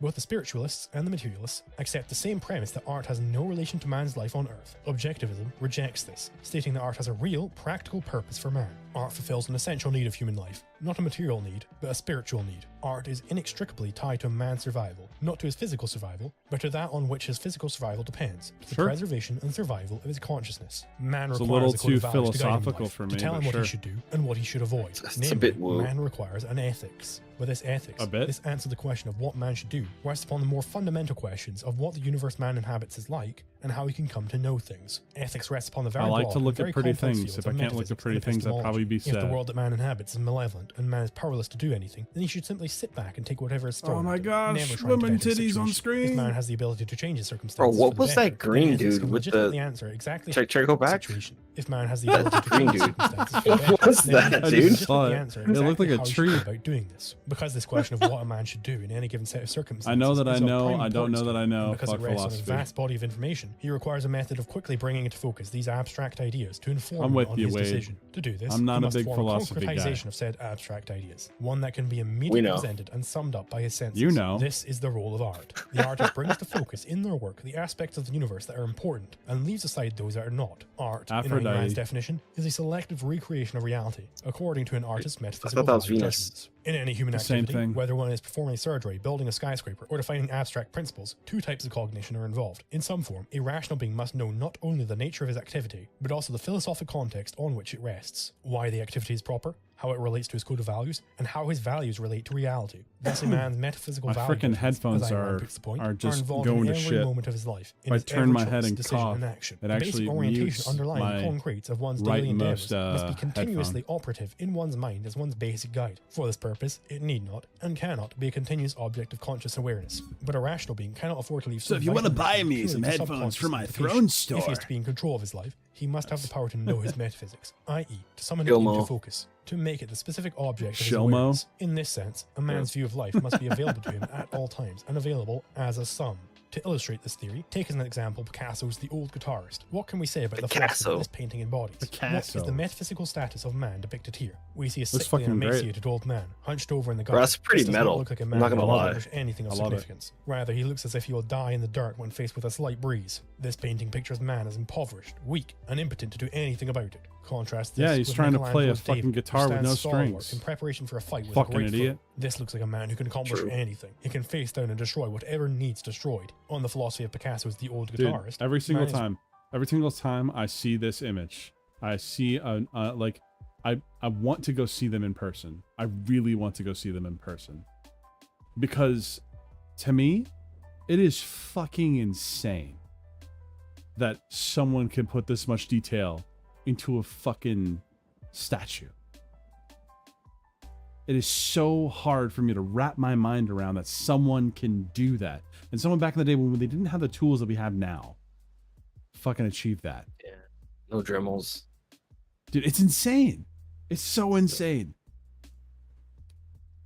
is weak and doomed to misery. On He's got some Michelangelo's outie David, nipples. man is unstoppable. All of the underlying facts in each artist's philosophy, Come on, which you could know, take dozens of hours to explain, hilarious that are funneled into a CIA single sponsored object abstract that can be expressionism to directly fight the perceived and commies. digested. That is By funny. converting abstractions into percepts, art performs another crucial and inseparable function. It's even funnier It not only because integrates metaphysics, but also it's colored objectifies it. jizz This means it on enables man canvas, to bro. contemplate his view of the world in the form of an existential fucking- object. To contemplate it Isn't not that as a just content like of his consciousness, Chef's Kiss, out dude? there as an external fact. Since abstractions as such Renaissance don't men exist, were OP. there is no Yeah. other way to make one's metaphysical abstractions fully real to oneself, or therefore fully operative as one's guide. To acquire the full, persuasive, irresistible power of reality, Miss Rand writes, man's metaphysical abstractions have to confront him in the form of concretes, i.e., in the form of art. The above is another expression of the primacy of existence. Since consciousness is not an independent entity, it cannot attain fulfillment. Oh, within get its own on domain. with it In order already. to satisfy even its most personal needs, it must in some form always return to the primary task, looking outwards. To an entity whose essence is perception, there can in the end be no substitute for perception. So the question of import is it possible for an AI to generate an image that sums up and concretizes some particular metaphysics? The answer is clearly yes. If you prompt an AI Only to if it's generate an taught image to. of man weak and helpless in a universe that hates him, it will gladly provide this for you. If you prompt an AI to generate an image of man with the potential to conquer nature, it will provide this also. Even at the most basic level, just literally typing these prompts into the Stable Diffusion Hugging Face and taking the first result, you can get those ideas across in concrete form. What the fuck is that Are first? these That's images that other aesthetically image. good? Certainly not. The one on the right? ideas across Yeah. in Yeah, what the concrete fuck is that? What the fuck? Dude, you can see the crisscross of like Getty Images. Like, fucking... Oh, but there's like one person, there's another person, and then another person. Fuck it. I don't understand. I don't get it. form. Now, are these images aesthetically good? Certainly not. They look like dog shit. I exercise basically no control over them, but do they concretize the metaphysics in question? They certainly do, at least to a limited extent. The left is very clearly tortured. Dude, the two It's fingers, perhaps the okay? ugliest vision of reality the two that a man fingers. could The muster. greater will. Nothing is connected to anything else. Everything is a meaningless blob. This is the exact philosophy that I wanted it to embody. There are a great many philosophers who have this view of man and the reality that he inhabits. This is contrasted quite clearly with the right image. He's got his eyes wide shut right now. Yep. Already we have some symmetry, some semblance of order within this world, and we have the depiction of man Why are they staring all out into naked? the clearing, almost as if he is parting the trees by his mere gaze. Again, this is the exact philosophy that I was trying to get across. Now, how is it that I'm able to claim these images to be aesthetically poop? Is it gay if they to carve do a indeed penis? embody a certain metaphysics? Only if it's your Is own. that not the standard? The answer is that there's an objective, aesthetic Imagine fact how given many physics. hours The were standard for taken to this value being sand derived from the nature of Michelangelo's art penis, and the bro. purpose it serves in man's life. Above, I answered the question, what is art? Now He's I can answer the like, question. all right, Frank, put down your drawers. I need a reference. I need you to have a slight stiffy, sir. Nah, they made PP small because that was a sign of like a civilized man. Yeah, civilized and nobility, yeah. But still, I was like, Frank, That's why I need you half. I have mass. 1 inch, bro. Okay, I'm super, blue blood. Yeah, okay. You got in trouble when you responded with it is art, not porn.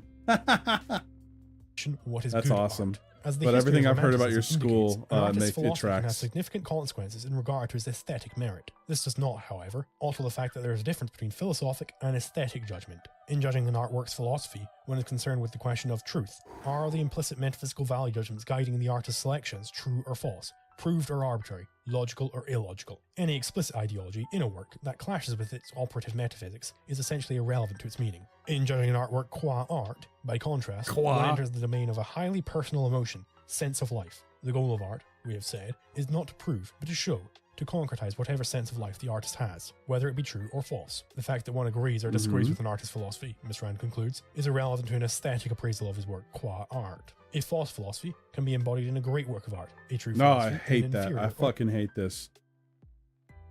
All right. This is like the whole thing of Death of the Author. Because the original intent of the artist does not matter. Which I think is pretty dumb. Because I think that the original intent of the author or the artist is the only thing that should fucking matter. What you see in it saying, oh, I think it's this, some sort of amorphic idea, I feel like is just really dumb. I've never been a fan of it. I don't know where you're getting that though. This is what it's talking about. Peikoff via Rand is saying that what you think of the artist's work is irrelevant to the aesthetic appraisal of the work, the artist's work, right? So it's actually opposite of Death of the Author. It's saying that the judgment must come from an understanding of what the artist was intending. Oh, then I definitely got the opposite of that. Definitely got the opposite of that. Oh yeah, I see what you mean now. Okay, fuck. A worthless one. The knee-jerk theory of aesthetic value, given the task of art is to concretize an emotion, is to hold that I'm a aesthetic judgment is curator. done by a process of feelings. That good art is art that feels good. This is a false start. Emotions are not tools of cognition. They are rather derived from prior cognition performed by a person. To illustrate this, consider the vast difference in emotional response to just about every event. Hunty, Perhaps a tenant overstays and that refuses tracks, eviction. Hunty. Someone who is anti-landlord. Damn, girl, where's some like darker clothing? What the fuck? I can see your panties. Jesus would Christ. look upon this situation. I love this image, by the way. This is amazing. Bro, why is it so tight? At what is happening. I On the prefer other hand, midriff. someone who is in favor of the landlord's right in that property would be disgusted by the actions of the tenant. What's up, peepers? What Where such you a been? situation shows is that the emotional response to the exact same Peepers. stimulus can be completely different between different people, depending on what prior cognition they've gone through. In this case, one person's cognitive. All right, she can't not be aware of the sheer clothing she was fucking wearing. Of course. faculties drove them to a pro-property She doesn't stance, wear and it the for the other to male an gaze. anti-property Okay. stance. Yeah, It is okay. this stance which determines Well, it's their because the emotional male response. gays are That interested emotional in response is not fucking telling either men. man anything about what is actually going on. The emotions are not tools of apprehending reality. So in the field of art, like everywhere else, feeling that something is the case is not enough. We require a rational process Listening to an determine the proper audiobook. aesthetic judgment. Leonard Nice. Peikoff highlights 3 aesthetic principles, which give an indication as to what such a rational judgment would involve. 1. Selectivity. 2. Clarity. And 3. Integration. Selectivity Okay. here is with respect to the subject. Namely, the rational artist is very particular about his choice of Oh what to man, use this to concretize his metaphysics. this This is essentially one implicit clip in the right very here purpose of art. should have been Given used in the artists who are fucking concretizing metaphysics, objectivity and given discussion different on concretes Thinkers. will have different capabilities in doing this. The best artist does and must be selective. Damn, this shit's fucking If an artist dank, were to dude. try What and the hell? concretize his philosophy by picking whatever random concretes, the piece would lose all artistic meaning. One can easily imagine the reductio case, which is heavily present in modern Bro, this is art, of super attempting dope, to concretize actually. complete I like it. anti-concepts with an incomprehensible Well, mess that the artist it's the has same no say shape, right? and no desire to Mhm. have one. Such unselected Yeah, subjects it's make dope, for bad dude. art. It's fucking dope Objectively as shit. bad. It runs counter to the very purpose of art Makes in me the think first of place. graffiti. No matter what his sense of life, an artist may not properly choose as his subject the random, the second-handed, or the metaphysically meaningless, e.g. Brillo pads. Since he has a definite perspective on reality to convey, he may not choose a subject by the standard of whatever comes along, or whatever incidents of my adolescence I happen to remember. Since it is his perspective, his standard cannot be whatever subject others have chosen or the critics approve. Since he is engaged in an activity with an objective purpose, his standard cannot be whatever appeals to me. Those enemies of selectivity will oft oppose it by treating style as the only thing that matters in art. This stance is a fundamental inversion. It is the subject which is the primary to which everything else is Man, merely a the means line towards weight. encapsulating. Insofar as the style is inconsistent with the subject, it is the style that is wrong, not the subject. The subject is not the only attribute of art, but it is the fundamental one. It is the end to which all the others are means. In most aesthetic theories, however, the end, the subject, is omitted from consideration, and only the means are regarded as aesthetically relevant. Such Ayn theories Rand set up lived a like false that. dichotomy, and claim that a slob Yeah. portrayed by the technical means of a genius is preferable to a goddess Squarehead. portrayed by the technique of an Very. amateur. I hold that both are aesthetically offensive, but while the second is merely aesthetic incompetence, the first is an aesthetic crime. There is no dichotomy, no necessary Aesthetic conflict crime. between means and ends. The end does not justify the means, neither in ethics Dude, you should read nor some of her work aesthetics, just to and hear how neither do the she, means like, justify the end. There is no aesthetic roasts justification people. for the spectacle She's of really Rembrandt's good at great it. artistic skill employed to portray a side of beef. In art and in literature, the ends and the means, or the subject and the style, must be worthy of each other. Our second principle is clarity. In the broad sense applicable here, clarity denotes the quality of being distinct, sharp, evident to the mind, as against being obscure, clouded, and confused. It should be clear why this is a requirement. Art that is cloudy and obscure cannot serve well as a guide to action that one can call up in a moment's notice to focus his attention on. It is Okay. almost the Let's go back here for a second. When people tell me that, because I, especially due to the AI art discussion, there are plenty of people saying that, like, since AI art cannot make something that has meaning, which is a very vague concept, this is all the same thing that's said by the all art is political crowd, that all art has a political meaning. It's like, fuck no, it doesn't. Me drawing a little cute girl eating a burger has nothing to do with politics. I see this and it just solidifies my view. And like, I'm pretty sure that the person that was making this didn't think of any like political meaning on this. They were probably just thinking, I like the way that that looks. Or sometimes, like, when you get into, like, just creating something, you find, like, a technique or mechanic that you're kind of focusing on. You're like, I like doing this. Oh, this ends up being cool. And you, like, iterate on the same thing over and over Mhm. again. Yeah. serve well as a guide to action that one can call But up in a I moment's will notice push to back a focus. little bit on Yeah. you. I won't go so far as say all art is political, but I will say all art is ideological. Why? Because your ideology basically dictates like what you perceive, and it gives you principles and a framework to perceive the world. This is very Zizekian in the sense of everything is ideology, but that's a discussion for another day. Whoopsie. That was not supposed to be seen. But I do have an example, like ideological. What do you mean by that? Because when it comes to something like this, what was the ideology? Like this? Well, okay.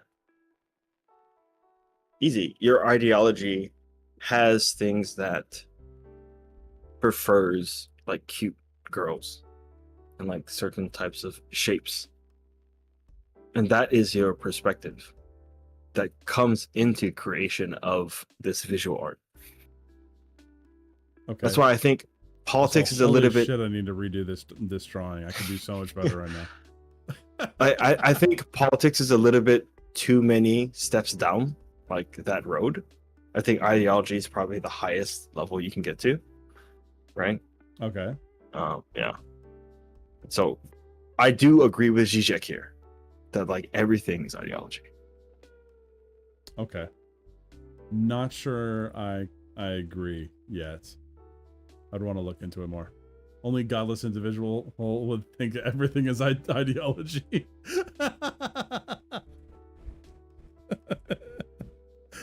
Feel free to unpack that.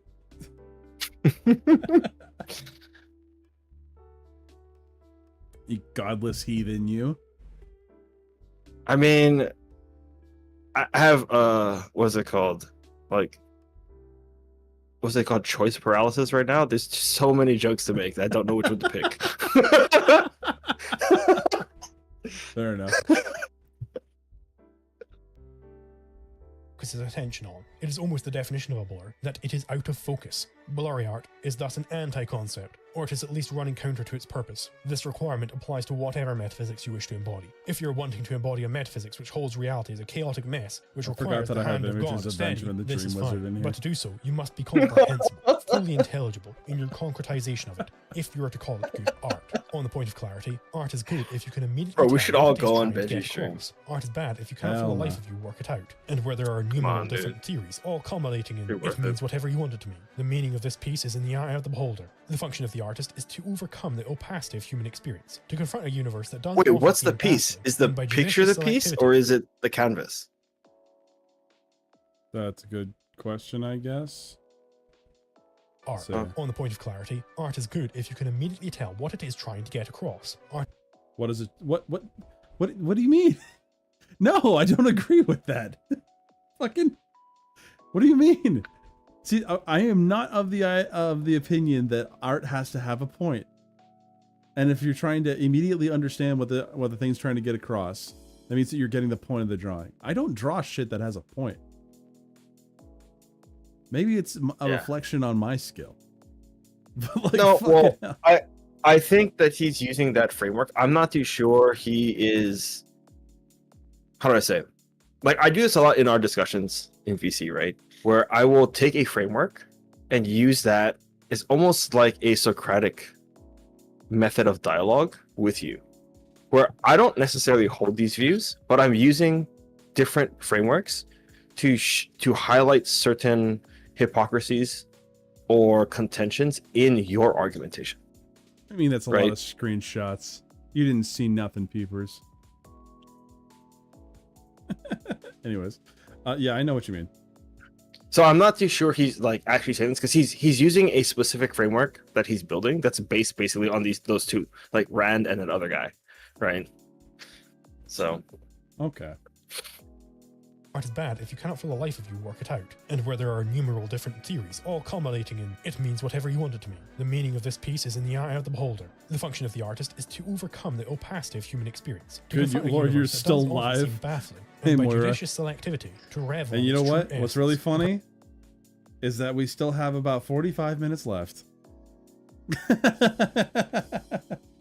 Purpose of art, in other words, is the opposite of today's bromide. The purpose is not to revel in life's ambiguity, but to eliminate it. The nemesis of all the champions of blurred mark in art is the science of epistemology. Since art satisfies a need of man's cognitive faculty, it must conform to the requirements of that faculty. Yeah, I've been going for 7 are hours. precisely what is identified by epistemology, and they're not malleable to anyone's desires. A writer, for example, One more must hour. obey the rules of using concepts. If he does Full so, his time. work, however otherwise flawed, is at least intelligible. If, however, a writer decides to dispense with the rules, if he jettisons definition, logic, and grammar, in order I've to definitely offer put in some neologisms, full-time hours contradictions, this and word week sounds, regarding then he objectifies, streaming. concretizes, and communicates nothing. The same principle applies to every art form, whatever the nature of its medium. Our third principle is said by Peikoff to be the distinctive factor that differs good art from great art. It's called by Ayn Rand as the hallmark of art, namely integration. The integrated artwork has every aspect in harmony with every other, as against having a mishmash of distinct blocks haphazardly stuck together. But this looks good. Looks great. I can tell that the angel wants me to shave, for God's sakes, and wash my clothes. You know, I immediately caught the point of the image. Yeah. Dude, this is such a shit post. It's so good, actually. I agree. Wish BMO could do streams like this all the time. If I did streams like this all the time, no one would watch. I don't think people watch me specifically for my takes on AI art like this.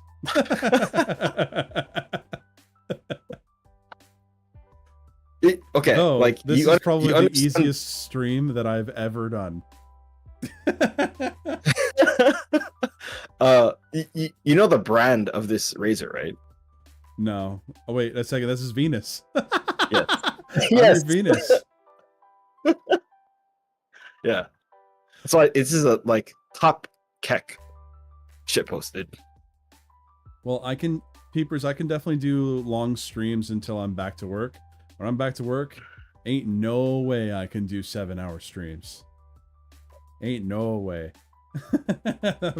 I would have no energy. The very best art is representative of a single concrete that you can at once grasp and use as a guide. For this reason, it must consist of an indivisible whole, where each part implies and is implied by the rest, and which perfectly encapsulates the particular sense of life required. Any discontinuity in an artwork is in effect making it such that you have two artworks in one that become impossible to separate out and consider separately. Each aspect of the artwork should be working towards the same end, rather than different ends. Rand highlighted an example of this in Siegfried, a movie whose philosophy she rejected. Every action, gesture, and movement in this film is calculated. Every inch of the film is stylized, i.e. condensed into those stark, bare essentials which convey the nature and spirit of the story, of its events, of its locale. The entire picture was filmed indoors, including the magnificent and legendary forest, whose every branch is man-made, but does not look so on the screen. While Lang was making Siegfried, it is reported, a sign hung on the wall of his office. Nothing in this film is accidental. This is the motto of great art. Everything that... You know, that's what was the director, like the director of Dragon's Dogma 2 said. That nothing in the game is accidental. Nice. I've learned a lot about that game recently. That it's like Dragon's Dogma 2 is like, it's all of Dragon's Dogma 1 to start out. You go through the entire process of basically playing Dragon's Dogma 1, and you have to basically have to go to one specific person saying, I'm unsatisfied with my life, and then Dragon's Dogma 2 starts. Nice. You can be 100 hours into the game before the second game actually starts. Like, fuck. That an artist chooses to include is treated as metaphysically significant. The artist is encapsulating that which is important. Thus, any insignificant aspect, anything accidental or haphazard, represents an anathema to the very purpose of art in the first place. In a scientific report, irrelevancy can often be bracketed and ignored. It need not affect cognition or communication. In a work of art, however, irrelevancy redounds on the total. The contradiction involved is lethal because it destroys the spell, i.e. the integrity and power of the stylization. Since art is a recreation of the universe from a personal perspective, it offers man, in effect, a new reality to contemplate. Anything accidental works to make the new reality unreal. It is on these aesthetic principles. I mean, like, kind of. Steven Zapata's self-prompting image generator. You pause here. Like, I kind of get what he's going for in this framework. It's a very clinical look at art, but unfortunately or fortunately, I am a very postmodern individual, especially in the way I see art, and like I'm literally engaging in my third draft now for this manuscript, where I'm doing like line edits. And so, yes, I agree that this kind of irrelevancy, you need to get rid of it, because I'm really trying to hone in and structure this really powerful story where like there's no excess fat. But that's because that's what I need to happen for this particular piece, because that aligns with the themes that I'm writing about.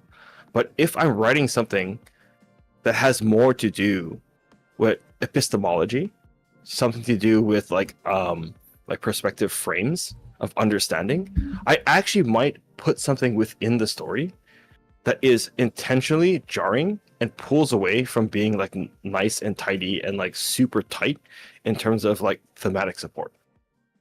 You know what I mean? Like, yeah, so where it's a way to keep the reader engaged. That and the fact that like that tension between clarity, like thematic clarity and like noise is actually in support of the broader like themes I'm writing about. Mm. And so it's hard to understand if someone like this guy would say, well, it's like because it's deliberate that it is part of the team, the theme, or it is part of the like that like integration, even though like technically it's not. You know Peepers, what I mean? I see you. Yeah, I do. Fucking Peepers saw that I made a comment in a Discord, so of course he has to go and fucking copy paste it here.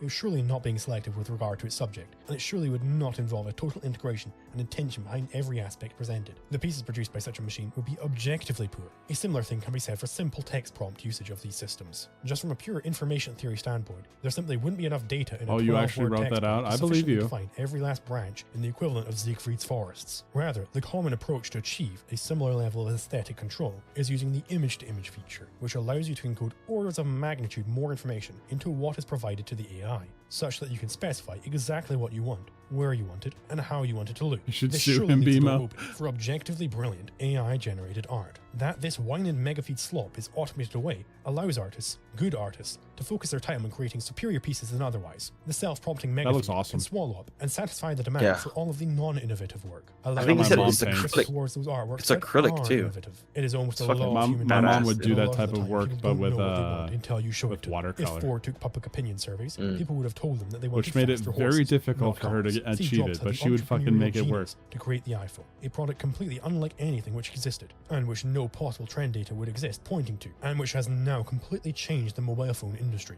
A self-prompting AI simply cannot achieve this level of ingenuity. Anything completely new coming out in the art world would have to come from the guiding hand of man, assuming of course that human Now, I'm not. AGI This is not a developed, judgment which on you, may or may Peepers, not but I happen. feel The like role of the people that artist is preserved in the post-AI don't have their world by giving people what they notifications didn't muted even in know they every wanted. single The anti-AI server art crowd are a has little counter-thesis to this AI art schizophrenic. as art stats which I have laid out, found in the ease of said prompting as against painting a fresco or Your mom composing knew an how to opera. work it. Namely, that real art takes more effort to produce than Thank is you, found in the Dildo. case of AI image generation.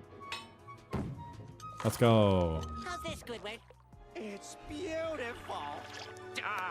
I love that episode of this SpongeBob. isn't a sculpture. A good sculpture takes more time. Of course, this ignores the many examples of immense control and work being done by the human guide of these AI programs, which is how the very best AI art is made. Furthermore, the defenders of this thesis forego any manner of elucidating the philosophical backing. Excuse me. It is asserted without argument, so it may be equally dismissed without argument. But we can delve into some of the interesting implications of such a view in the meantime. First, You don't have is it there for some specific mine? threshold of work that must be met for something to be art, or is it more of a sliding scale? In the former, then what possible non-arbitrary threshold could there be? 4 hours work and then See, it's art? I could Why not probably 3.5 do or acrylic 5? paint. If it's the time and Watercolor effort made put me in that want to makes something fucking art, shoot consider myself. a heavily constipated man who certainly exerts much time and effort during the production What of is- Would what his is dumped on this? toilet become art in the process? If instead we have that the amount of time put in is a sliding scale that determines how artful something is, then what would normally be understood as poor Do you art think? skill. Do you think he actually has actively like prepared clips to be more sensational? Because I've noticed, and for him to swear more, just because he's like, I know the people that have lasted this long in the video are gonna be fine with it. Because he didn't have this shit in the front. Like No. he's backloading this shit. Yeah, no, definitely. And Hunty, yes, that's part of the appeal, I think, for acrylic. Yeah, Like, it's 'cause I've done the texture. Yeah, I've done a bunch of acrylic on canvas back in high school and out of high school, and if you like, you can like mix on canvas too, but a lot of it is like you can basically use layers like you do in a digital workstation, where it's like, yeah, I did this like background color, or like my base color, and I go work on something else, and like in like 15-20 minutes I can come back and I won't actually mix the color, you know. Like I really like that about acrylic. Mm-hmm. You don't get that with like oil or some shit. Totally fucked up. Well, oil is a nightmare in its own. Yeah.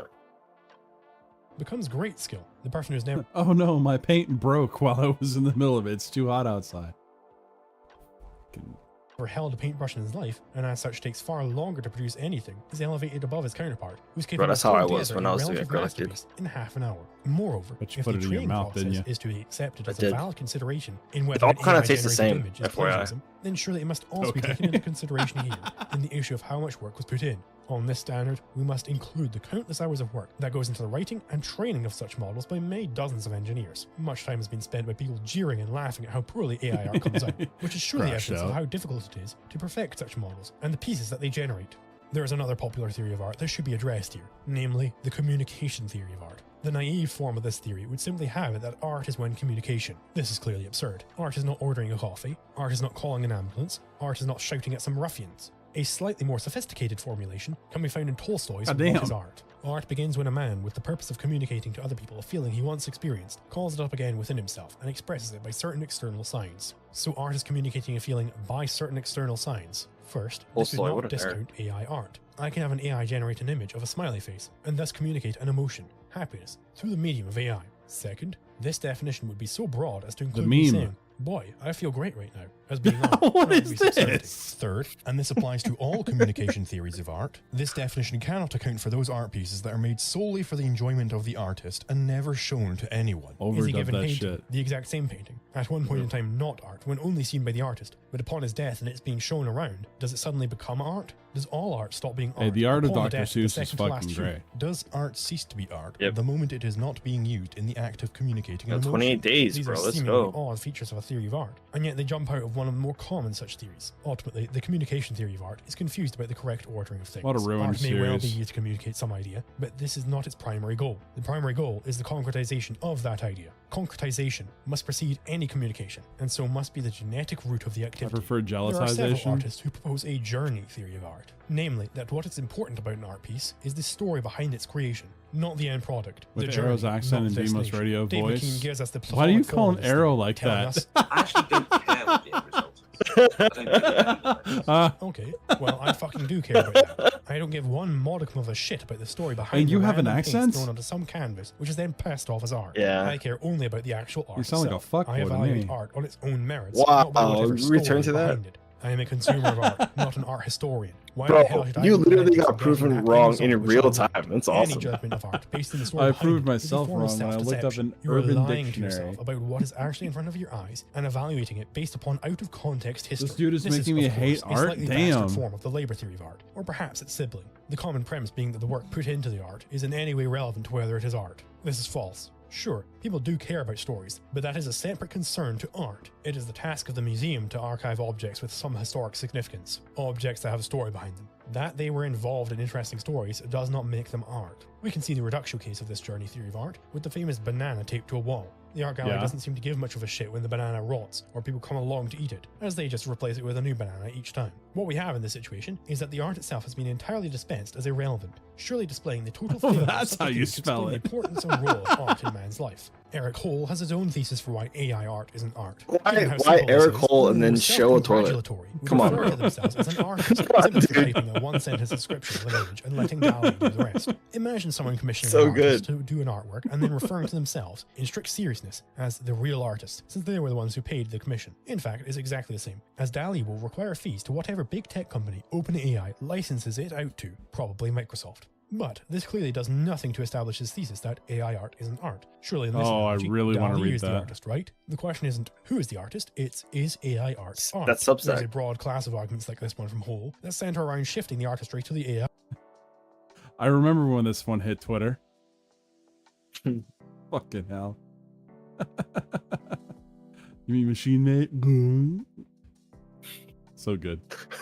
in order to attempt to negate that it is art. This, of course, could only ever apply to text to image. One can exert massive amounts of control using image to image. Moreover, that you aren't the one actually physically getting in there with a paintbrush does not make you not the artist. The artist is the one who's directing the art and is deciding the composition of the new fictional reality. At what degree of computer aid does one stop being the artist? Surely the superior understanding is that one is an artist if it is their creative vision. After all, movie directors certainly count as artists. If I asked Hole who made The Shining, I doubt he would start listing off every cameraman on set. He would, of course, say that Stanley Kubrick made. No, I would say that is the, you can have the artistic vision, but it is factually a collaborative effort. Therefore, all of you are the artist.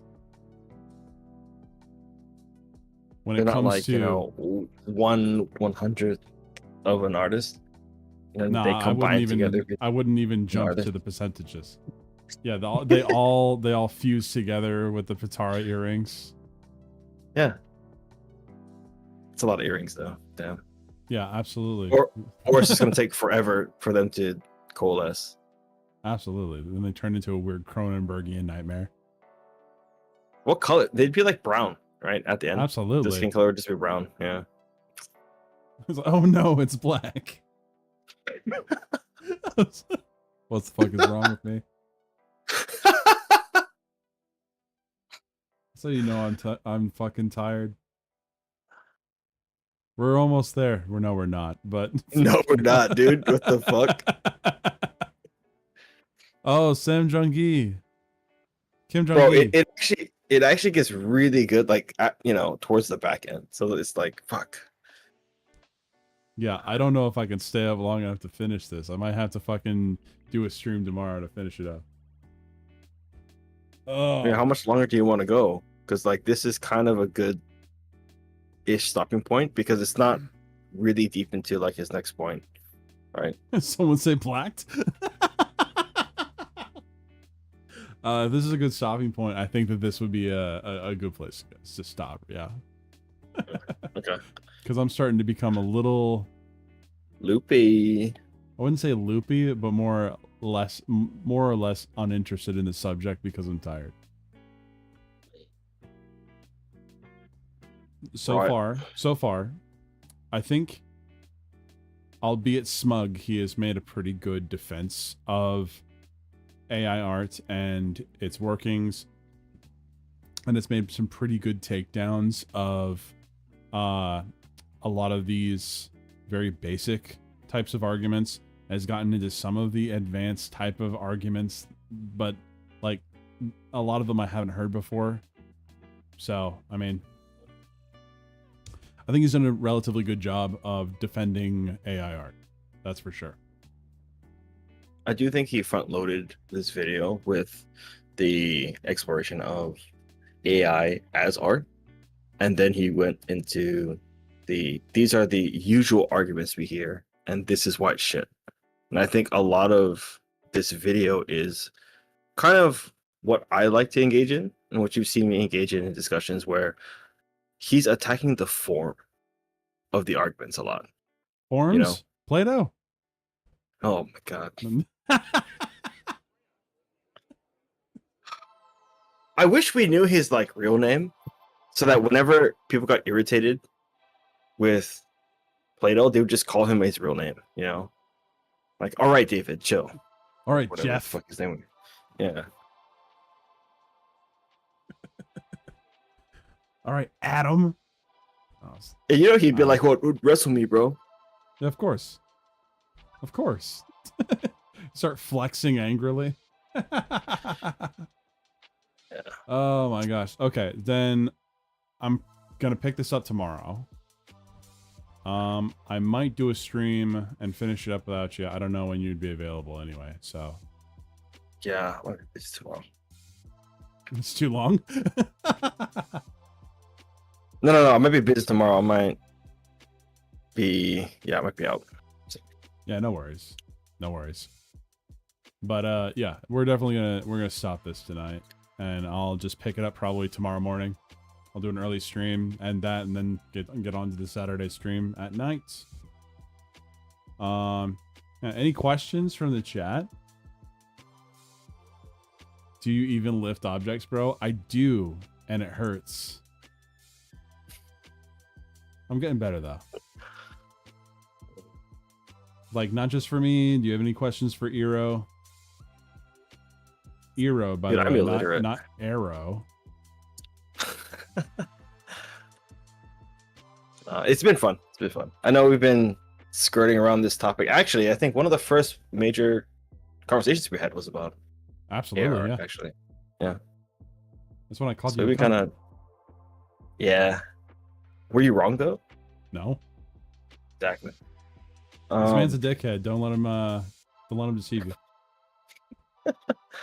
But yeah, no, I'm glad we're able to finally really kind of at least get a little bit deeper into it. We have been why are you talking gay? About it for I think over a year at this point, right? A little here and there. Yeah, definitely. AI art is for those who can't draw like me. I learned so much. Don't forget, okay? Yeah. AI derangement syndrome. Okay. AI is what? AI derangement syndrome. Don't AIDS. forget. Yep. Yeah. You might have AIDS. True. Oh man, gotta put that on a fucking shirt. Angry about AI? You might have AIDS. We're gonna make an SNL skit out of it. Sounds like something they would do. You know who I meant when I spelled his name? Of course I know who you meant. But also, it's just funny that you... I just imagine the Green Arrow instead of fucking this dude. I'm like the CW show. Wrong color. You failed this city. I don't know. Either way, deep cut. Dildo.